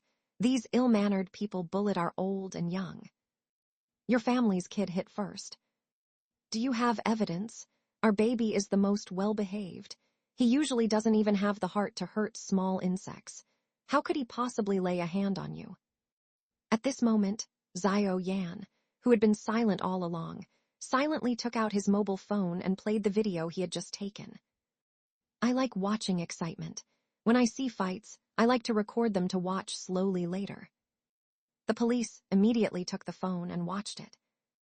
This video was taken very comprehensively, from Zhu Zaikai leading a group of children to block the community entrance, shooting Su Jianing with water guns, to later using slingshots to hit people. Everything was shot. Only the scene of Lin Chu-sui pushing the children was skillfully moved away from the shooting passersby. When the child pounced over to bite and scratch, the video was recorded again. As a result, the video was basically a depiction of the children's wildness and the old lady's unreasonable troublemaking by sitting on the ground. After watching the video, Even Lin Chu-sui had to see Xiao Yan in a new light. The schoolmaster really impartially documented black and white. The police watched the video, turned around and admonished Ms. Jiang Ru-kshuan. He said that even children should not be allowed to bully others like this, and the elderly should not sit on the ground crying and making trouble randomly, affecting public order. When they left the community police office, the old lady glared fiercely at Su Jianing. "Pack up and get out of our house. Don't live with us anymore, you're just a freeloader." Although Jiang Ru-kshuan felt the words were harsh, she did not hold it against her mother-in-law. She said helplessly to Su Jianing, "Jianing, why don't you just move back to your dad's house? Our house is small to begin with. It's quite inconvenient to have so many people living together. You coming has been very inconvenient." Zhu Zaikai hugged Jiang Ru-kshuan's legs and shouted fiercely at Su Jianing, "Get lost! She's my mom, not your mom." Su Jianing looked at them, his eyes flashing a hint of gloom.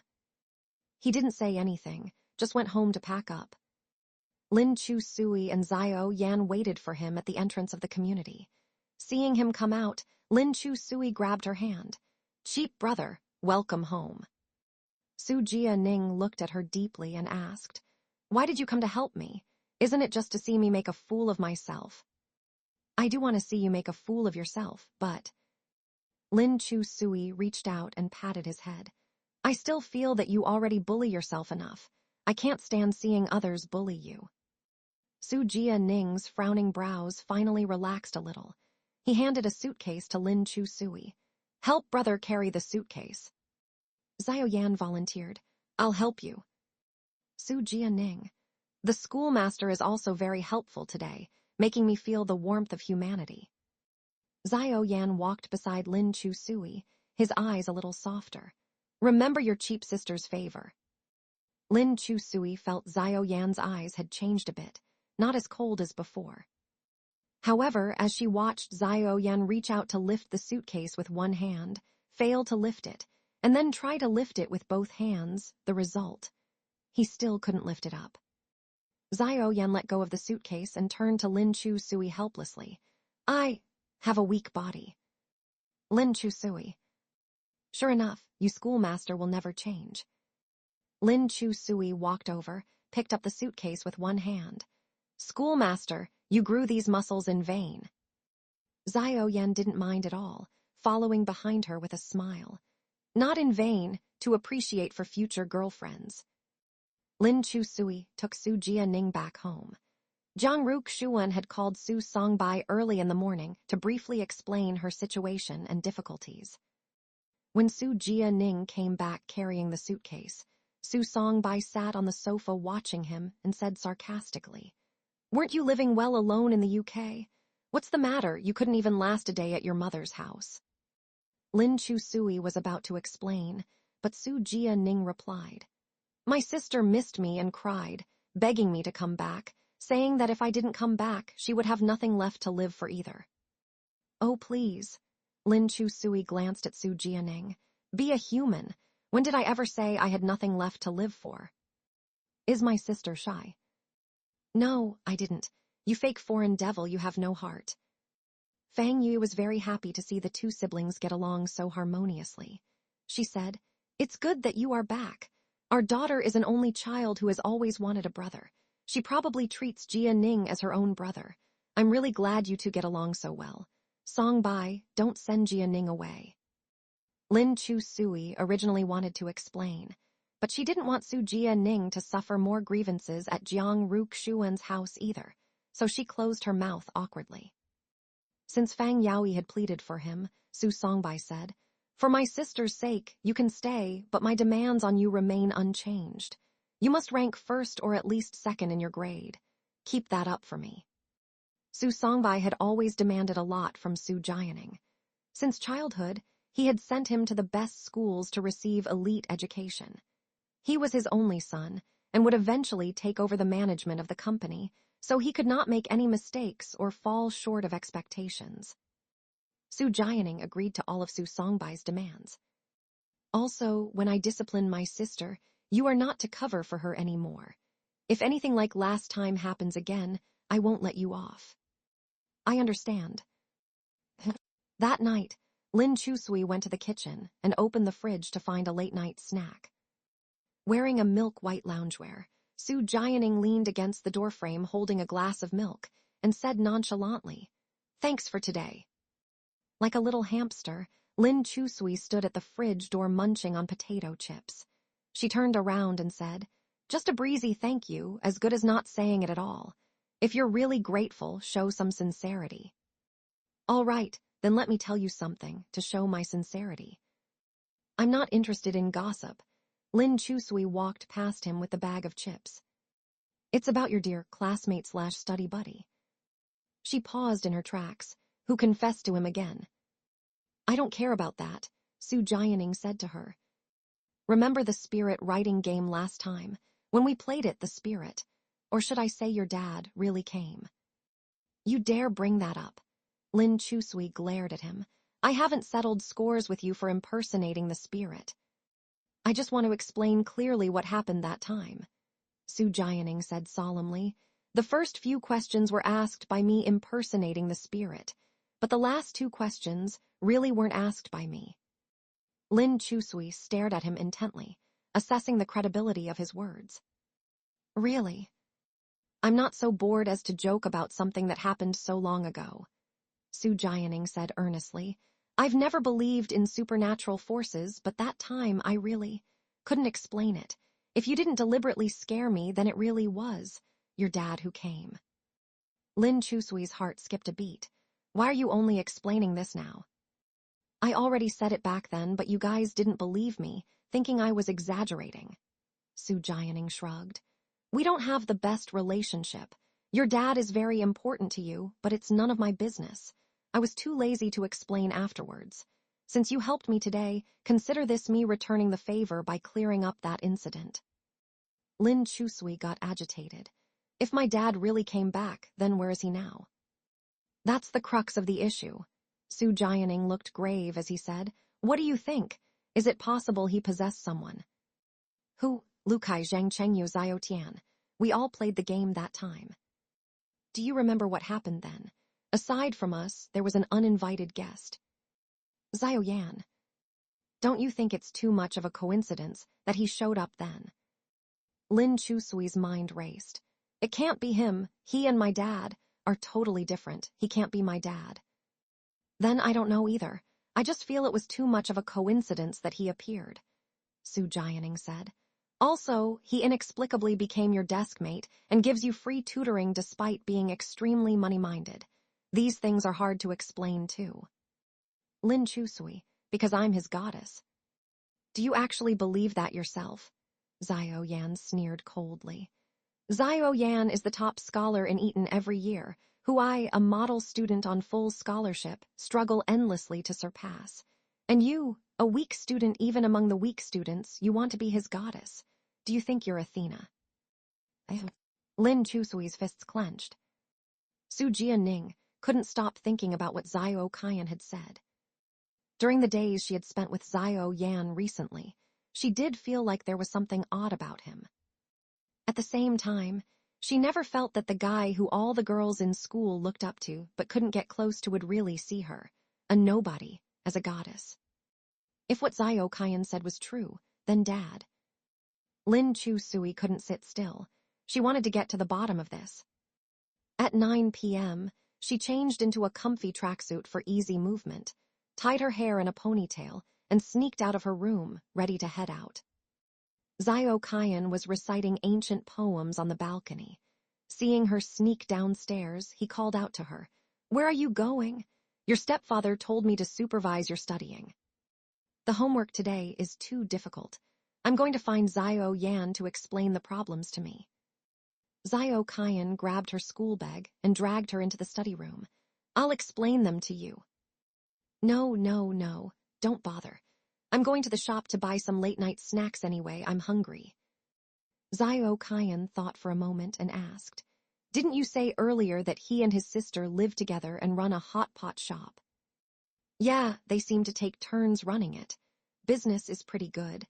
There's always a long line whenever I go." "Let's go then." Zio Kyan said as he changed into shoes at the door and squatted down. I'll go with you. Hey, why do you want to come with me? I'm hungry and want a late-night snack. Zio Kyan drove Lin Chu Sui to the night market street. Zio Yan didn't seem to be at the shop today. Only Zio Kyan's busy figure could be seen. With Zio Yan not around, business didn't seem as good either. Sis, where's Zio Yan? Seeing Lin Chu Sui, Zio Kyan smiled. He was here until midnight yesterday, so I let him go back and rest today. Oh, I came to ask him about homework. I'll go find him at home then. Go ahead, he's probably studying at this time too. Zio Kyan's gaze fell on Zio Kyan, as if glued there and unable to move away. Lin Chu Sui tugged at him. Let's go, cheap brother, go find the study god to ask about homework. Zio Kyan said, I don't need to consult him. I came out for late-night snacks, go yourself. But didn't you accept father's order to supervise my studying? Isn't the study god supervision enough? It was good that he wasn't coming. Lin Chu Sui rode away on his bike. Zio Kyan walked to the shop entrance, scratched his head, and said to Zio Kyan, I want to buy hot pot. Sure, what do you want to eat? I'll make it for you. Anything you make is fine. I'll eat it all. Okay. Zio Kyan happily selected food for him and turned to parboil it in the hot pot soup. Watching her, Zio Kyan looked completely different from when he first saw her at the entrance of the bar. That night, Zio Kyan was dressed in mature nightclub style, exuding sex appeal. But today, with her hair tied neatly in a ponytail, wearing a knitted sweater that clung to her shapely figure for the autumn weather, she looked casual yet elegant, full of feminine charm. He took out his phone and sneakily snapped a picture of her, but he forgot to mute it, and the phone made a crisp click sound. Zio Kyan. Annual idiot moment. Zio Kyan's busy hands also paused for a moment. She turned around, looking at him with glistening eyes. Zio Kyan was instantly so embarrassed his whole face turned red. He wished he could find a crack in the ground to crawl into right then. You took a picture of me. I heard that after buying 50 you can take pictures. Even when giving speeches in front of thousands of students in London, Zio Kyan was always calm and composed, never blushing. But now he was stuttering. The one who can take pictures after buying 50 is my brother Zio Yan. Zio Kyan explained, I don't have that service here. Oh, sorry. Seeing him in the milky white home clothes, dressed obediently, clearly a child with good family upbringing, not the sort to casually harass girls. His blushing look was rather cute. She laughed and said, and you haven't bought enough anyway, or I could add it up to 50 for you so you can take a proper nice picture. Zio Kyan nodded forcefully, then add it to 50. Can you finish eating all that? I can, finish it. Zio Kyan added more dishes for him. Don't just stand around outside, come in and sit. Zio Kyan went inside and sat on the small wooden stool for a while. Seeing Zio Kyan busy, he wanted to go over to help her. Zio Kyan didn't stand on ceremony at all, treating him completely like a younger brother to order around. Help me wash the bowls on the table. Zio Kyan nodded and brought the bowls to the sink to rinse. Have you washed dishes before? Seeing his posture, Zio Kyan could tell he wasn't used to such work. You need detergent to wash dishes, or else the oil won't come off. Oh, okay. Zio Kyan squeezed some detergent and smeared it haphazardly before rinsing under running water. Don't you help your parents with housework at home? At our home, my dad said I should just focus on studying and not waste time on such things. He said as long as I make something of myself in the future, there will be people to do these chores for me, or I could even hire people if needed. Zio Kyan gave a faint laugh. Being a boy really is blessed, huh? She could sense the deeper meaning behind his smile, and Zio Kyan felt a little uncomfortable inside. He had never doubted the correctness of old Sue's words before. Of course his time was precious, and should be spent on more meaningful things, studying, gaining knowledge, not wasting time on trivial daily matters. He had always been a proud and arrogant person, but at this moment, he felt truly foolish. Utterly foolish. As if to prove a point to himself, Zio Kyan picked up another bowl, applied detergent, and rinsed forcefully under the tap, scrubbing until his skin turned white. Seeing this, Zio Kyan quickly snatched the bowl from his hands. "Child, didn't I tell you to put it down? What restaurant makes their customers work?" "I want to do it." Zio Kyan gritted his teeth and said earnestly, "I can't do it well now, but I can learn. If I don't do well the first time, I will definitely get better after the second and third time." Zio Kyan looked at the youth before her. Behind his seemingly gentle gaze hid an obstinate spirit. It was like he was trying to prove a point to himself. Quite interesting. She didn't try to stop him anymore and passed him the ready hot pot. "Thank you, little Kyan." Zio Kyan placed the bowl down and sat on the small stool. "Can I call you little Kyan?" "No, how impolite. You should call me sister like Zio Yan and little Chu Sui." "Then I'll call you Kyan Kyan." Zio Kyan threw the rag on the chopping board. "Little Chu Sui said you're from overseas. Don't they teach how to address older sister there?" "I don't want to call you sister." "Afraid I'd take advantage of you," she chuckled. "Do you even know how old I am?" "I know, you said you're 30. "Silly boy," Zio Kyan laughed. "I'm turning 25 soon, still a good few years older than you." "Only 6 years, rounded off we're peers." "How much younger is little Chu Sui than you?" 1 year and 3 months. "She's a bit younger, yet calls you brother, no?" "Lin Chu Sui prefers to call me fake foreign devil." "That nickname is quite unique." Zio Kyan's eyes curved into crescents as she smiled at him. "Spicy." Zio Kyan's cheeks were flushed red, but he still shook his head. "No, not spicy." Zio Kyan turned and took a can of Coke from the fridge, passing it to him. "No need to force yourself. Who's laughing at you?" Zio Kyan quickly popped the can open and chugged nearly half the can. The Coke trickled down his chiseled jaw, his throat moving as he swallowed. Watching him, Zio Kyan's gaze grew increasingly affectionate. She really was treating him like another younger brother like Zio Yan. "Child, why did you come looking for sister?" Zio Kyan put down the Coke, wiped his mouth with a tissue, suppressed a burp, calmed himself and said, "I wanted to see you." "Why did you want to see me?" "I don't know. Lin Chu Sui said to come find Zio Yan, and I thought, maybe I could see you too, so I came along." Zio Kyan's crescent eyes were fixed on him, and he didn't know where to rest his gaze. "Boy, could it be, you like sister." Zio Kyan had never been shy. On the contrary, having grown up abroad, he was very open about such matters. If he liked someone, he would openly admit it. He wasn't afraid to profess his feelings. Sujia Enning put down his chopsticks. His eyes stared at her sincerely and earnestly. "Sister, do you have a boyfriend?" "Yes, I do." Sujia Enning coughed hard a few times. The next sentence, "Can I be your boyfriend?" was abruptly swallowed back by him. His face turned red all over. Zio Kyan saw through his thoughts, but she didn't take it to heart. She knew too well about these young boys. She was quite attractive.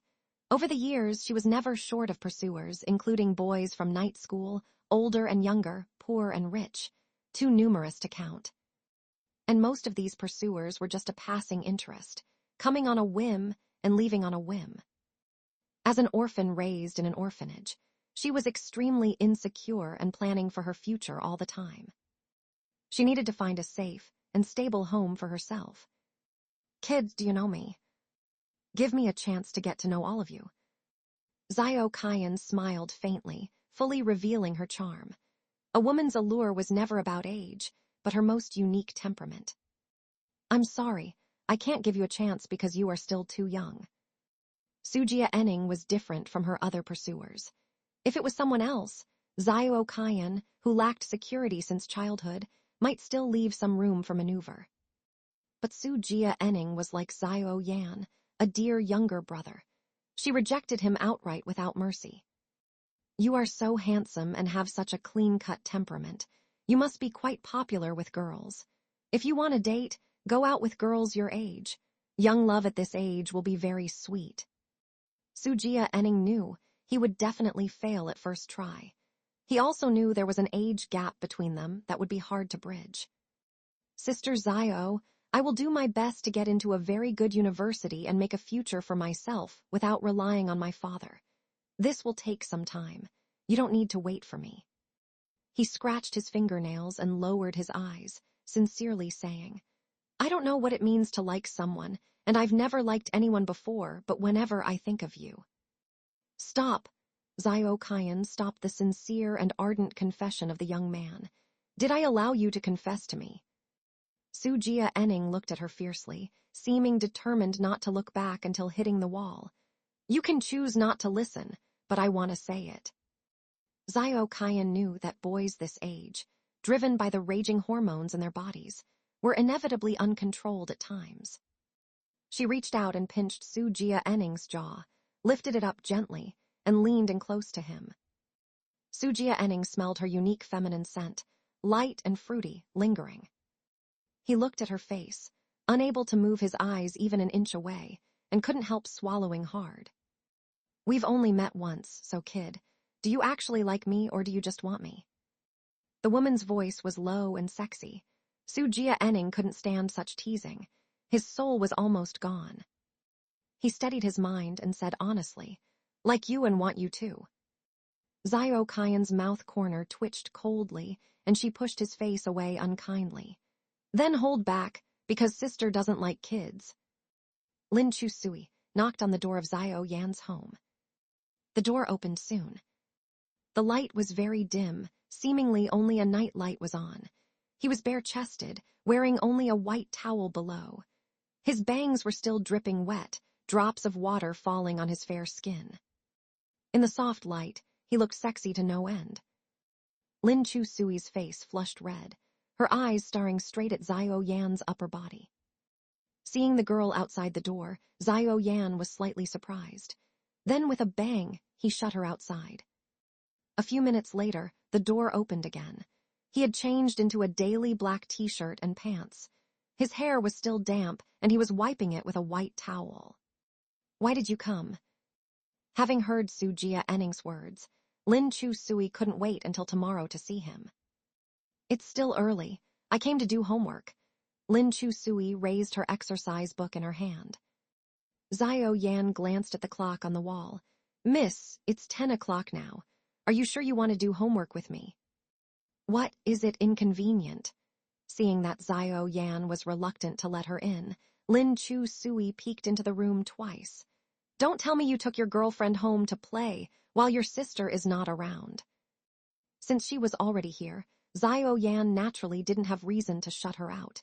He let her in. I'll explain to you the questions you don't understand. After explaining, go back and sleep. Lin Chu Sui sat on the sofa and opened her workbook, pointing out the questions she didn't understand. This one, and this one. Zio Yan looked through the workbook and started working them out on scrap paper. Lin Chu Sui's eyes shifted sideways and saw that the trash can was full of paper balls. Curiously, she asked, why are there so many tissues in the trash can? Were you cleaning? Zio Yan's pen paused noticeably, and he made an unnatural, sound. You use paper towels to clean. That's too wasteful. Don't you know to use a mop or a rag? Personal preference. It's full. I'll take it out with me when I leave later. No need. Zio Yan impatiently tugged at her braid. Concentrate on listening to me explain.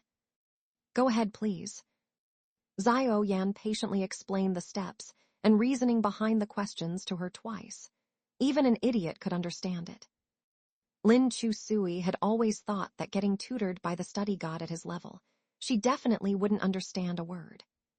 But later she discovered that the reason why he was the study god was that he could use the most basic and simple thinking to explain even the most complex problems clearly. At least when Sujia Enning explained questions to her, he would go on about complicated theories, talking in circles that she couldn't understand a word. So Xiao Yan's tutoring fees were sky-high, even higher than some teachers' tutoring rates, yet so many students were still willing to get tutored by him. Lin Chu Sui dawdled for 40 minutes before finally finishing all the questions. Xiao Yan looked at the time and directly ordered her to leave. "It's late." Lin Chu Sui took out a bag of pistachios from her pocket and put it on the coffee table, saying to Xiao Yan, "Thank you, please have these." Xiao Yan looked at the girl's tender cherry lips, strongly suppressing the continuously expanding feeling, and said, "No, leave now." "Have one, I brought them specially from home." Saying so, Lin Chu Sui cracked open a pistachio shell and held out the kernel to him. "Try it. If I eat one, you'll leave." "Why do you keep rushing me to leave?" "Because you came at a very inappropriate time, not the right time." Xiao Yan suppressed his desires with great effort. His head leaned over to take the kernel from her fingertips. "Done." Lin Chu Sui felt her fingertips turn cool where his lips had touched, and she froze. She was just handing it to him. Did he think she was feeding him? The key was he actually obediently ate it. For a moment, Lin Chu Sui's mind raced and was in turmoil. She absent-mindedly cracked another pistachio and held it out to his mouth. Xiao Yan was too lazy to say more to her. He ate it. He just wanted her to leave as soon as possible. Every extra minute was endless torture for his body. Seeing that he was really willing to obediently eat her hand-fed snacks, like a proud cat accepting food from its owner's hand. She felt flattered and honored. Were they this close now? Lin Chu Sui silently cracked open a third pistachio. "Lin Chu Sui, is there an end to this?" "Eat it." Xiao Yan silently peeled and ate all the pistachios on the table. "Can you leave now?" Lin Chu Sui felt somewhat doubtful in her heart.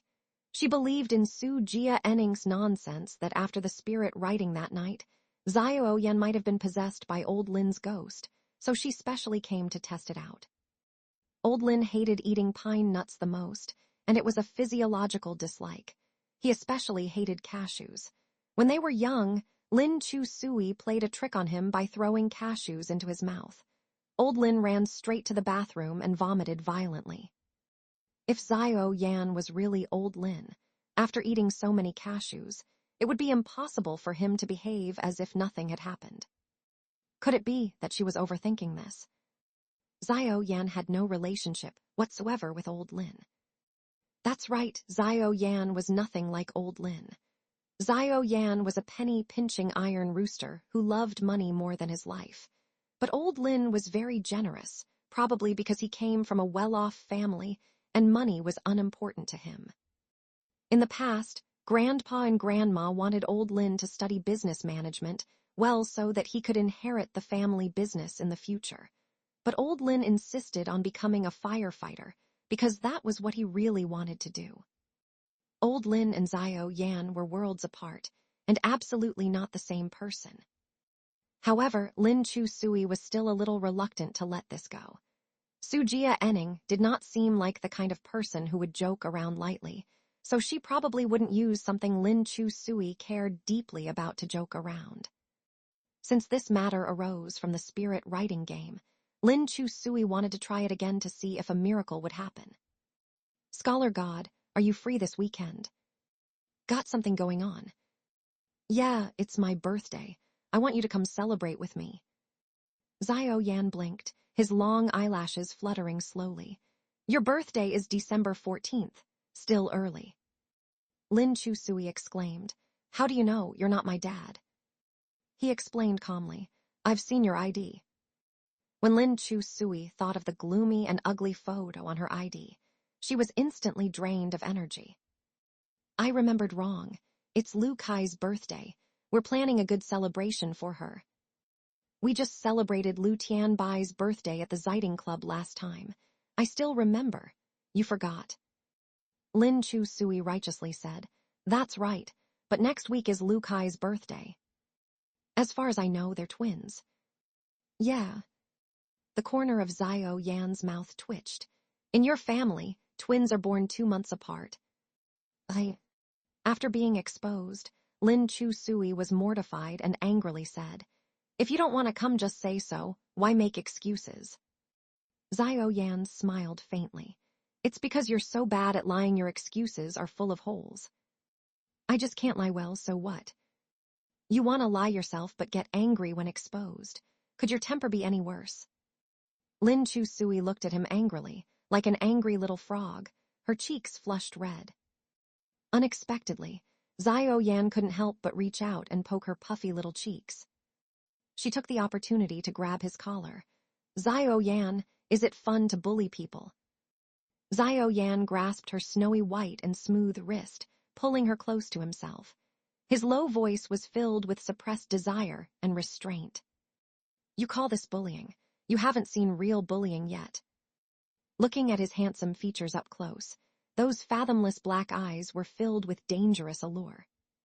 The little girl had acted tough for over 10 years. Suddenly she felt a little cowardly, like a little bunny, blinking her long lashes at him. She suddenly felt wronged, her eyes turning a little red. Only in front of this boy would she truly feel embarrassed, flustered, and sad. Lin Chu Sui broke free of his hand, took her school bag, and walked away, muttering angrily, "Then forget it if you don't want to go." Seeing her dejected back, Xiao Yan called out lightly, "Didn't say I wasn't going, just one condition." Lin Chu Sui stopped and looked back at him. "What?" "You have to participate in the school-wide essay contest next month." "Essay contest?" Lin Chu Sui was puzzled.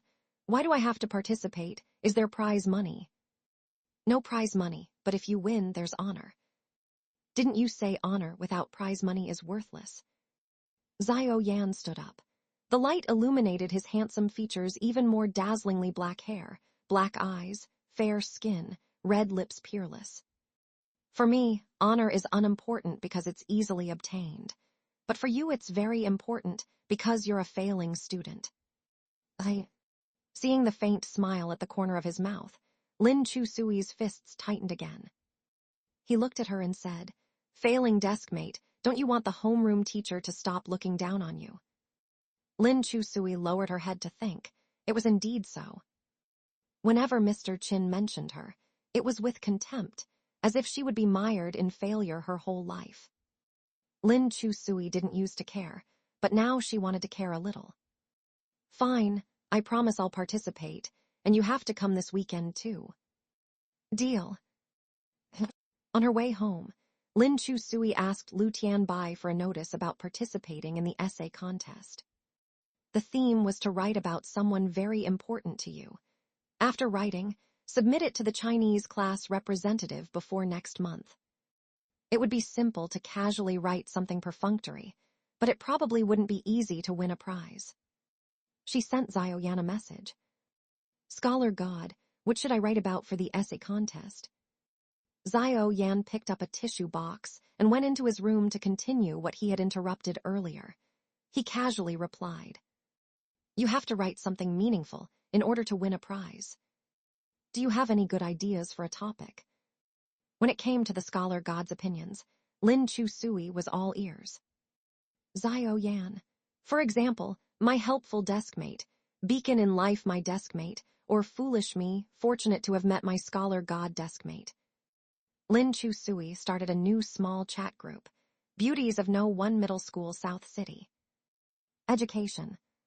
She added Su Jining, Lu Kai, Zhang Chengyu and Lu Tianbai into the group.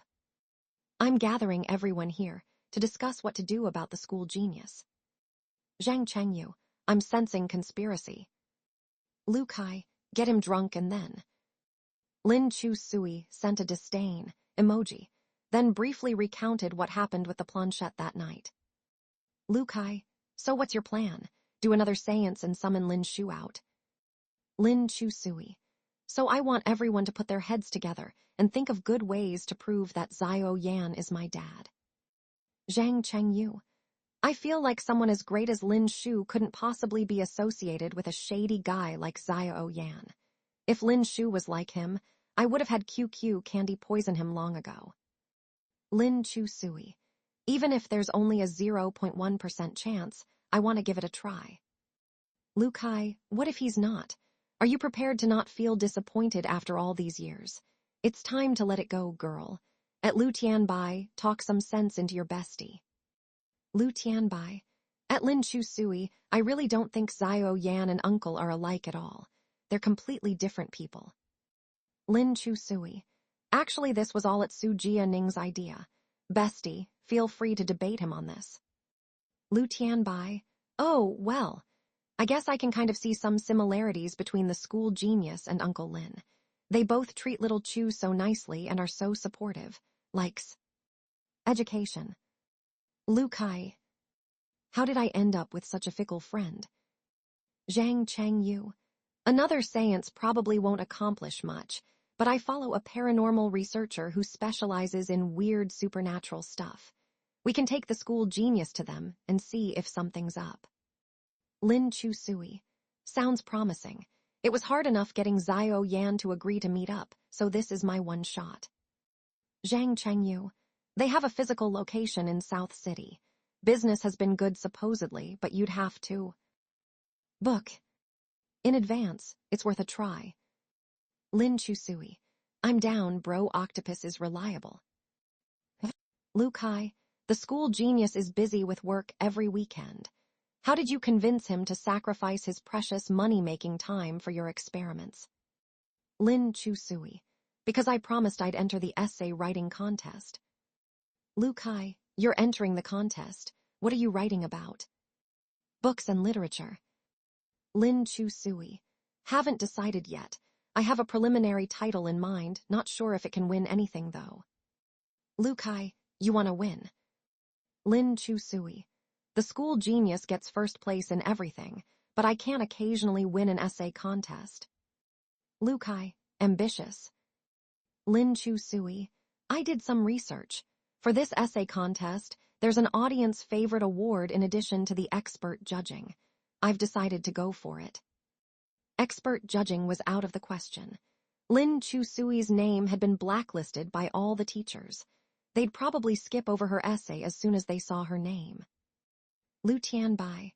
Awesome, awesome. For the audience favorite award, we can go vote for you on the school admin system. Lin Chu Sui. Considering the school genius's popularity and fame, I plan to ride his coattails. My essay title will be My Genius Deskmate's Everyday Life. What do you guys think? Lu Kai.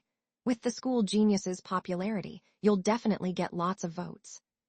Lin Chu Sui. Right. Zhang Chengyu. I suggest changing the title. It lacks punch. Lin Chu Sui.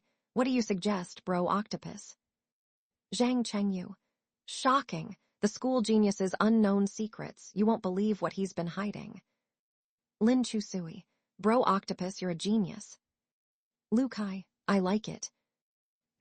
That night, Lin Chu Sui was inspired and stayed up late finishing her essay. She submitted it to the language representative first thing in the morning. It just so happened that Su Jia Ning was also submitting his essay. Big Bro is entering the essay contest too. Su Jia Ning looked at her expressionlessly and mocked. If even the failing student is entering, why can't I? Lin Chu Sui craned her neck to see his essay title. Shocking. The Unknown Secrets of Dream of the Red Chamber. You won't believe what Jia Beiyu and Lin Dayu were up to. The corners of Lin Chu Sui's mouth twitched. You actually took Bro Octopus seriously. Su Jia Ning said solemnly, I feel this fits well with the theme of my analytical essay. Zhang Cheng, you may not have the best grades, but he has creativity. What creativity? You can find tons of titles like this in your dad's middle-aged friend circle. Is that so? As your elder, I advise you to reconsider the title. You'll never win anything with this. Su Jia Ning didn't think there was anything wrong with his essay. He submitted it to the language rep. The language rep was a gentle, quiet girl who also worshipped Su Jia Ning. She felt he had an indescribable literary aura. She took his essay reverently, full of admiration. Shocking. The Unknown Secrets of Dream of the Red Chamber. You won't believe what Jia Beiyu and Lin Dayu were up to. The language rep looked at Su Jia Ning in disbelief, a bit disillusioned. Lin Chu Sui smiled and said, "Now you know what kind of style girls like." Su Jianing didn't care. He said coldly, "Failing students have no right to compete with me." Lin Chu Sui laughed. "We'll see who has the last laugh." After class, Lu Kai nimbly vaulted through the open window into the classroom. The girls cried out in shock at his bold entrance. He moved swiftly, leaping right over to the seat behind Lin Chu Sui and noisily chugged half a bottle of mineral water. Lin Chu Sui turned back coldly. "Lu, please restrain your surging hormones so you don't give us athletes a bad name."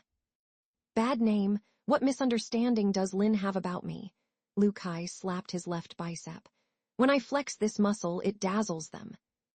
After he said this, a blushing girl came over. Lu Kai looked smug, ready to greet her. But before he could speak, the girl walked right past him and shyly offered an imported chocolate bar to Su Jianing beside him. "Su Jianing, please have this. My dad brought it back from England. I thought you might miss the taste." "Thanks, but I don't eat sweets." Su Jianing put down his pen and glanced at the drooling Lu Kai. "Please give it to someone who wants it." The girl left reluctantly. Lin Chu Sui laughed and said, "Now you know what girls like." Lu Kai looked over at Su Jianing, immaculate in his button-down shirt with neat hair and fair skin. Lu Kai gritted his teeth resentfully. How could I, a masculine Chinese man, lose to this fake foreign devil? Lin Chu Sui patted Lu Kai's bicep. "Guys like you also have a market." "Really?" You can look for sisters in the personals section of the newspaper. For the next 10 years, no need to try too hard." Zhang Chengyu walked in and came over to Lin Chu Sui.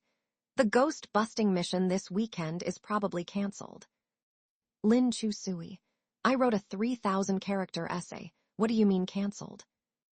Zhang Chengyu chugged some water and said, "I was just in the office helping the PE teacher upload grades. I overheard Teacher Chin say he assigned Xiao Yan to accompany some school guests this weekend since his grades are good and his English isn't bad." Education. Upon hearing this, Su Jianing put down his pen in disbelief. "Good at English? Who in our grade has better spoken English than me?" Zhang Chengyu laughed.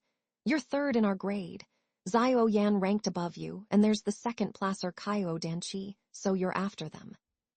Judging by grades alone, Su Jianing resentfully rolled his eyes. "Chinese education is doomed." Lin Chu Sui didn't care about the state of Chinese education. She slammed the table angrily and yelled, "How can this be? I wrote a 3,000-word essay." It's a rare opportunity to be with the reporters the whole time. He'll definitely get TV coverage and a nice entry in his resume. A greedy, selfish, and ambitious guy like Xiao Yan would definitely seize this chance. Lin Chu Sui was sincerely angry, clenching her fists. If he dares to be an untrustworthy scoundrel, I will beat him to death." The class bell rang, and Xiao Yan returned to the classroom and sat back next to Lin Chu Sui, taking out his textbooks to prepare for class. Lin Chu Sui had been holding back all this time, and didn't say anything or pay any attention to him. From the back row, Lu Kai lightly poked Lin Chu Sui's back with the tip of his pen to remind her. Wasn't she going to beat that untrustworthy scoundrel to death? Hurry up and do it. Lin Chu Sui awkwardly observed Xiao Yan next to her. His lazy and aloof face showed no trace of emotion at all. He must have already talked it over with Teacher Chin. After all, hosting foreign guests was a rare opportunity. Behind her, Lu Kai kept poking Lin Chu Sui's back insistently with the tip of his pen, urging her to take action quickly.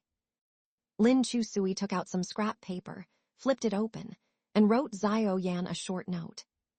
She had intended to condemn him in writing, but when she put pen to paper, she thought of him working at the Zioting Club and of the debt collectors who had come to their door. Books and literature. So the notebook that she passed to Xiao Yan had the following written in sloppy grade school handwriting. "If you're busy this weekend, we can reschedule. Official business comes first. Smiley face." Xiao Yan hadn't intended to reply to her during class time originally. He glanced at the notebook, and his gaze calmly fell upon that friendly, smiley face. He still picked up his black ballpoint pen, uncapped it, and wrote below her words. "I'll be there, don't worry." Seeing him write those words stroke by stroke in a bold and elegant script, Lin Chu Sui looked up in astonishment. Meeting Xiao Yan's deep gaze accidentally made her heart beat even faster. She shifted her eyes away awkwardly and wrote in the notebook, "But Teacher Chin gave you a once-in-a-lifetime opportunity." She knew that to their homeroom teacher, Mr. Chin, Xiao Yan was an absolute treasured gem in the palm of his hand. If it wasn't an extremely good training opportunity, Mr. Chin definitely wouldn't have let him waste time participating. After all, every minute of the school genius's time was precious. Education. "You should go, don't give up such a great chance. We can make plans to hang out some other time." Lin Chu Sui passed the notebook over to Xiao Yan, blinking her eyes very sincerely as she looked at him. Xiao Yan gazed at that line of childish grade school handwriting, and his writing paused for a moment. He wrote, "To you, I don't want to break my promise." After writing this line, Xiao Yan deliberated for a bit, then crossed out the words "to you." "I don't want to break my promise." Lin Chu Sui took the notebook and looked at that line, then at Xiao Yan's expression, feeling somewhat complicated. Outside the window, the ginkgo tree happened to be at the stage, where its yellow leaves were drifting down in abundance. And the autumn breeze blew coolly, with no feeling of desolation at all. Xiao Yan had a distant look, gazing intently at the blackboard. The upward curve at the corner of his eyes seemed to reveal some gentleness, in stark contrast with his cold and hard temperament. Sometimes, Lin Chu Sui really didn't understand the thought processes of these elite students. Did crossing out, "to you," mean that she couldn't see it anymore? On a weekend afternoon, Xiao Yan came to the commercial center at Times Square as promised. Lin Chu Sui, Lu Kai, and several others had arrived early and were already waiting on the first floor, sending Xiao Yan a shared location. When Xiao Yan arrived, he saw several brats gathered around a claw machine, sighing loudly. "Sujia Enning, didn't you say you were really good at this?" "I'm good at claw machines." Sujia Enning was holding 3 cute foreign dolls. "Let's see you try to win a pack of Marlboros with a $1 coin. No one could do that." Sure enough, Lin Chu Sui, Lu Kai, and the others were not gathered around a regular claw machine, but another water gun machine. Inside were various brands of cigarettes, Chanel lipsticks, high-end perfumes, and even iPhones. The shelves holding them moved quickly, and you just had to shoot them to make them fall. After failing again, Sujia Enning said unsatisfied, "What's wrong with clawing dolls?" "Childish," Lin Chu Sui pushed him away. "I'll have to do it myself to show you how it's done. Watch me win that pack of cigarettes." Behind them, Xiao Yan's low and magnetic voice rang out. "Lin, what are you trying to win?" Lin Chu Sui's body shook, and she turned her stiff neck to see Xiao Yan's indifferent face. It seemed like he had gotten a haircut. His bangs were shorter, making his brow look even sharper. He wore a very clean gray round neck sweater, looking fresh and sunny. His gaze moved up and landed on the pack of Marlboros that Lin Chu Sui's water gun was aimed at. His tone was cold and rising. "What are you trying to win?" Lin Chu Sui quickly threw down the controls and turned to yell at Lu Kai. "Yeah, I said I wanted to grab dolls. It was you who insisted on shooting for cigarettes. Young people should lead healthy, positive lives. Lu, I'm very disappointed in you." "Lu Kai," Lin Chu Sui awkwardly said to Xiao Yan, "Classmate Xiao, let's not play with these bad boys. Let's go." After speaking, she turned to leave, but Xiao Yan grabbed her by the collar with one hand and pulled her to the doll machine. "Lin Chu Sui, don't lie to me, don't trick me."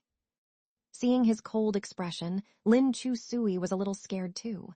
She honestly confessed, "I was trying to shoot for the cigarettes, just playing around. I don't actually smoke." Since she had promised to quit smoking, she would never go near those things again. It's true, Lu Tianbai quickly helped explain. Chu Chu really doesn't smoke anymore. The cigarettes were for my brother. Xiao Yan glanced at Lu Kai. Lu Kai spread his hands. I'm already an adult. Are you going to manage me too? Even if you weren't an adult, I wouldn't bother with you. I only manage her. Xiao Yan released Lin Chu Sui and tapped her head in punishment. Lin Chu Sui, don't lie to me, don't trick me. Seeing his harsh tone ease a little, Lin Chu Sui also relaxed and revealed a crayfish-like smile. Let's go, let's go. After spending so much money, we're just leaving like this, Sujia Enning said. We have to grab something at least. You still want to grab dolls? Sujia Enning glanced back at the water gun machine, reluctantly put in a few more game tokens. At least let me win an iPhone. You have a typical gambler's mentality, Lin Chu Sui criticized him. The more you lose, the more obsessed you become. Watch out or you'll lose the pants off your ass. Sujia Enning didn't believe her. He kept playing, but compared to cigarettes, the brand name perfumes were harder to maneuver. The shelves kept moving, requiring precision timing down to tenths of a second to succeed. He tried several times, easily wasting a couple $100, but kept failing. Sujia Enning's face was flushed red with excitement. Seeing him like this, Lin Chu Sui thought he really was a gambler. Do you lack phones? Trying to take advantage of bargains. Be careful you don't lose everything. Shut up. All right. Your cheap little sister will help you out. Lin Chu Sui was confident that while her skills were crap, they were still better than Sujia Enning's. She tried operating it several times, but also failed. Playing this water gun machine was really addictive. Every time it felt like you were just a tiny bit away from winning, just a tiny bit more, giving people a sense of hope and unwillingness to give up, making them more and more excited with each try, always feeling that they would surely succeed on the next attempt. Xiao Yan stood with his arms crossed, watching from the sidelines. After failing several times, Lin Chu Sui turned and asked him, Are you good at this, classmate Xiao? Of course classmate Xiao is good. Then give it a try. Xiao Yan leaned casually against the machine, his face expressionless. But classmate Xiao isn't interested. Lin Chu Sui pouted, took out her phone to scan more tokens, when Xiao Yan's slender fingertips reached out and picked up a game token, weighing it in his hand. Unless you beg me. Fearing that he was angry about the cigarette incident earlier, hearing his relaxed tone, Lin Chu Sui also relaxed. She very cooperatively pulled his sweater and pleaded, Please, classmate Xiao, help me grab one. Xiao Yan had just said it casually. He didn't expect this little girl to give in so easily. Now he had no reason to refuse, so he simply put in the coin and started operating perfume, lipstick, or iPhone. Lipstick, it looks easier. Before she even finished speaking, there was a clang, and a boxed iPhone fell out. Lin Chu Sui was stunned speechless. Sorry, slipped. Xiao Yan picked up the iPhone and handed it to Lin Chu Sui. Let me grab you a lipstick, too. Lin Chu Sui shook the iPhone packaging box in disbelief, listening if it was a real phone. Next second, clang! A Chanel lipstick also fell out. He picked up the lipstick, opened the box to check, and handed it to Lin Chu Sui. It should be real, you can use it. This wave of godly operation left Lu Kai and Zhang Chengyu dumbfounded. Sujia Enning immediately applauded. Never before had he been so convinced by Xiao Yan. Fuck, classmate Xiao is awesome. Is this a real phone or toy? This can't be, no way. Lin Chu Sui squatted down, opened the iPhone box, and took out a brand new phone. She turned it on, the screen lit up. A real phone. Damn. Lu Kai pulled Xiao Yan. Bro, help me grab one too. We'll split it 50-50. Xiao Yan refused. No more playing. Why not? I turned down the chance our teacher arranged. I didn't come here to grab dolls with you. Don't you need another iPhone at home? Zhang Chengyu pushed Lu Kai aside and said in a low voice, Classmate Xiao sacrificed his precious weekend time to come on a date with Chu Bro. Can you please read the mood? Oh right, our reserved game is about to start. Let's head upstairs. Then the group entered the elevator. Lin Chusui held the phone in one hand and the lipstick in the other, smiling from ear to ear. Sujia Enning said contemptuously, "Just this can make you smile like an idiot for so long. Some rich lady you are." Originally, with Lin Chusui's family background, her mom gave her plenty of allowance to buy whatever she wanted. But it was precisely because she got this without spending money, and it was won for her by her awesome classmate Xiao Yan, that put her in such a good mood. "Some people are so jealous their eyes are turning green," she retorted Sujia Enning. "Weren't you just about to lose the pants off your ass?" Sujia Enning, "A little gambling is exhilarating." "Just stubborn." Stepping out of the elevator, Zhang Chengyu led everyone to the shop entrance of the Paranormal Research Center on the 4th floor. There was a poster on the door that read, "Hypnotism, Tarot, Horoscopes, Name Fortunes." Lin Chusui looked at Zhang Chengyu. "Octopus bro, isn't this a fortune-telling stall?" "This isn't superstitious fortune-telling, it's scientific fortune-telling." Zhang Chengyu pointed to the poster. "They analyze names by gathering all kinds of accident data online, using big data to make predictions. It's very accurate." Lin Chusui, "Big data fortune-telling, it's still fortune-telling. No matter how you look at it, it retains the feudal and superstitious essence." Lu Kai said, "Wasn't it you who first suggested playing the spirit pen game, Chu bro?" Lin Chusui looked back at Sujia Enning. "Cheap brother. What do you think?" "As a Cancer, I think horoscopes make sense."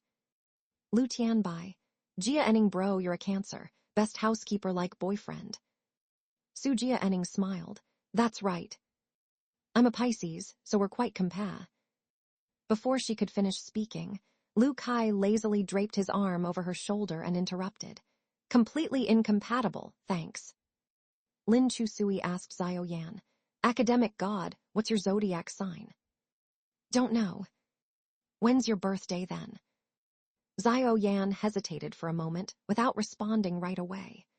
Zhang Chengyu secretly stomped on Lin Chusui's foot, and she then realized Xiao Yan was an orphan. "He probably doesn't know what year he was born."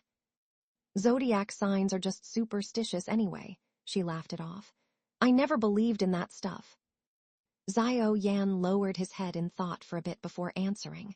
"When I was little, I heard the director say I was left at the orphanage door in the cold winter of the Lunar New Year. I must have been 2 to 3 months old then, so I was probably born in November."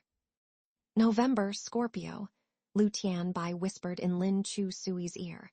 "The most cunning and manipulative boyfriend among the 12 zodiac signs. Definitely one to avoid." "Super,"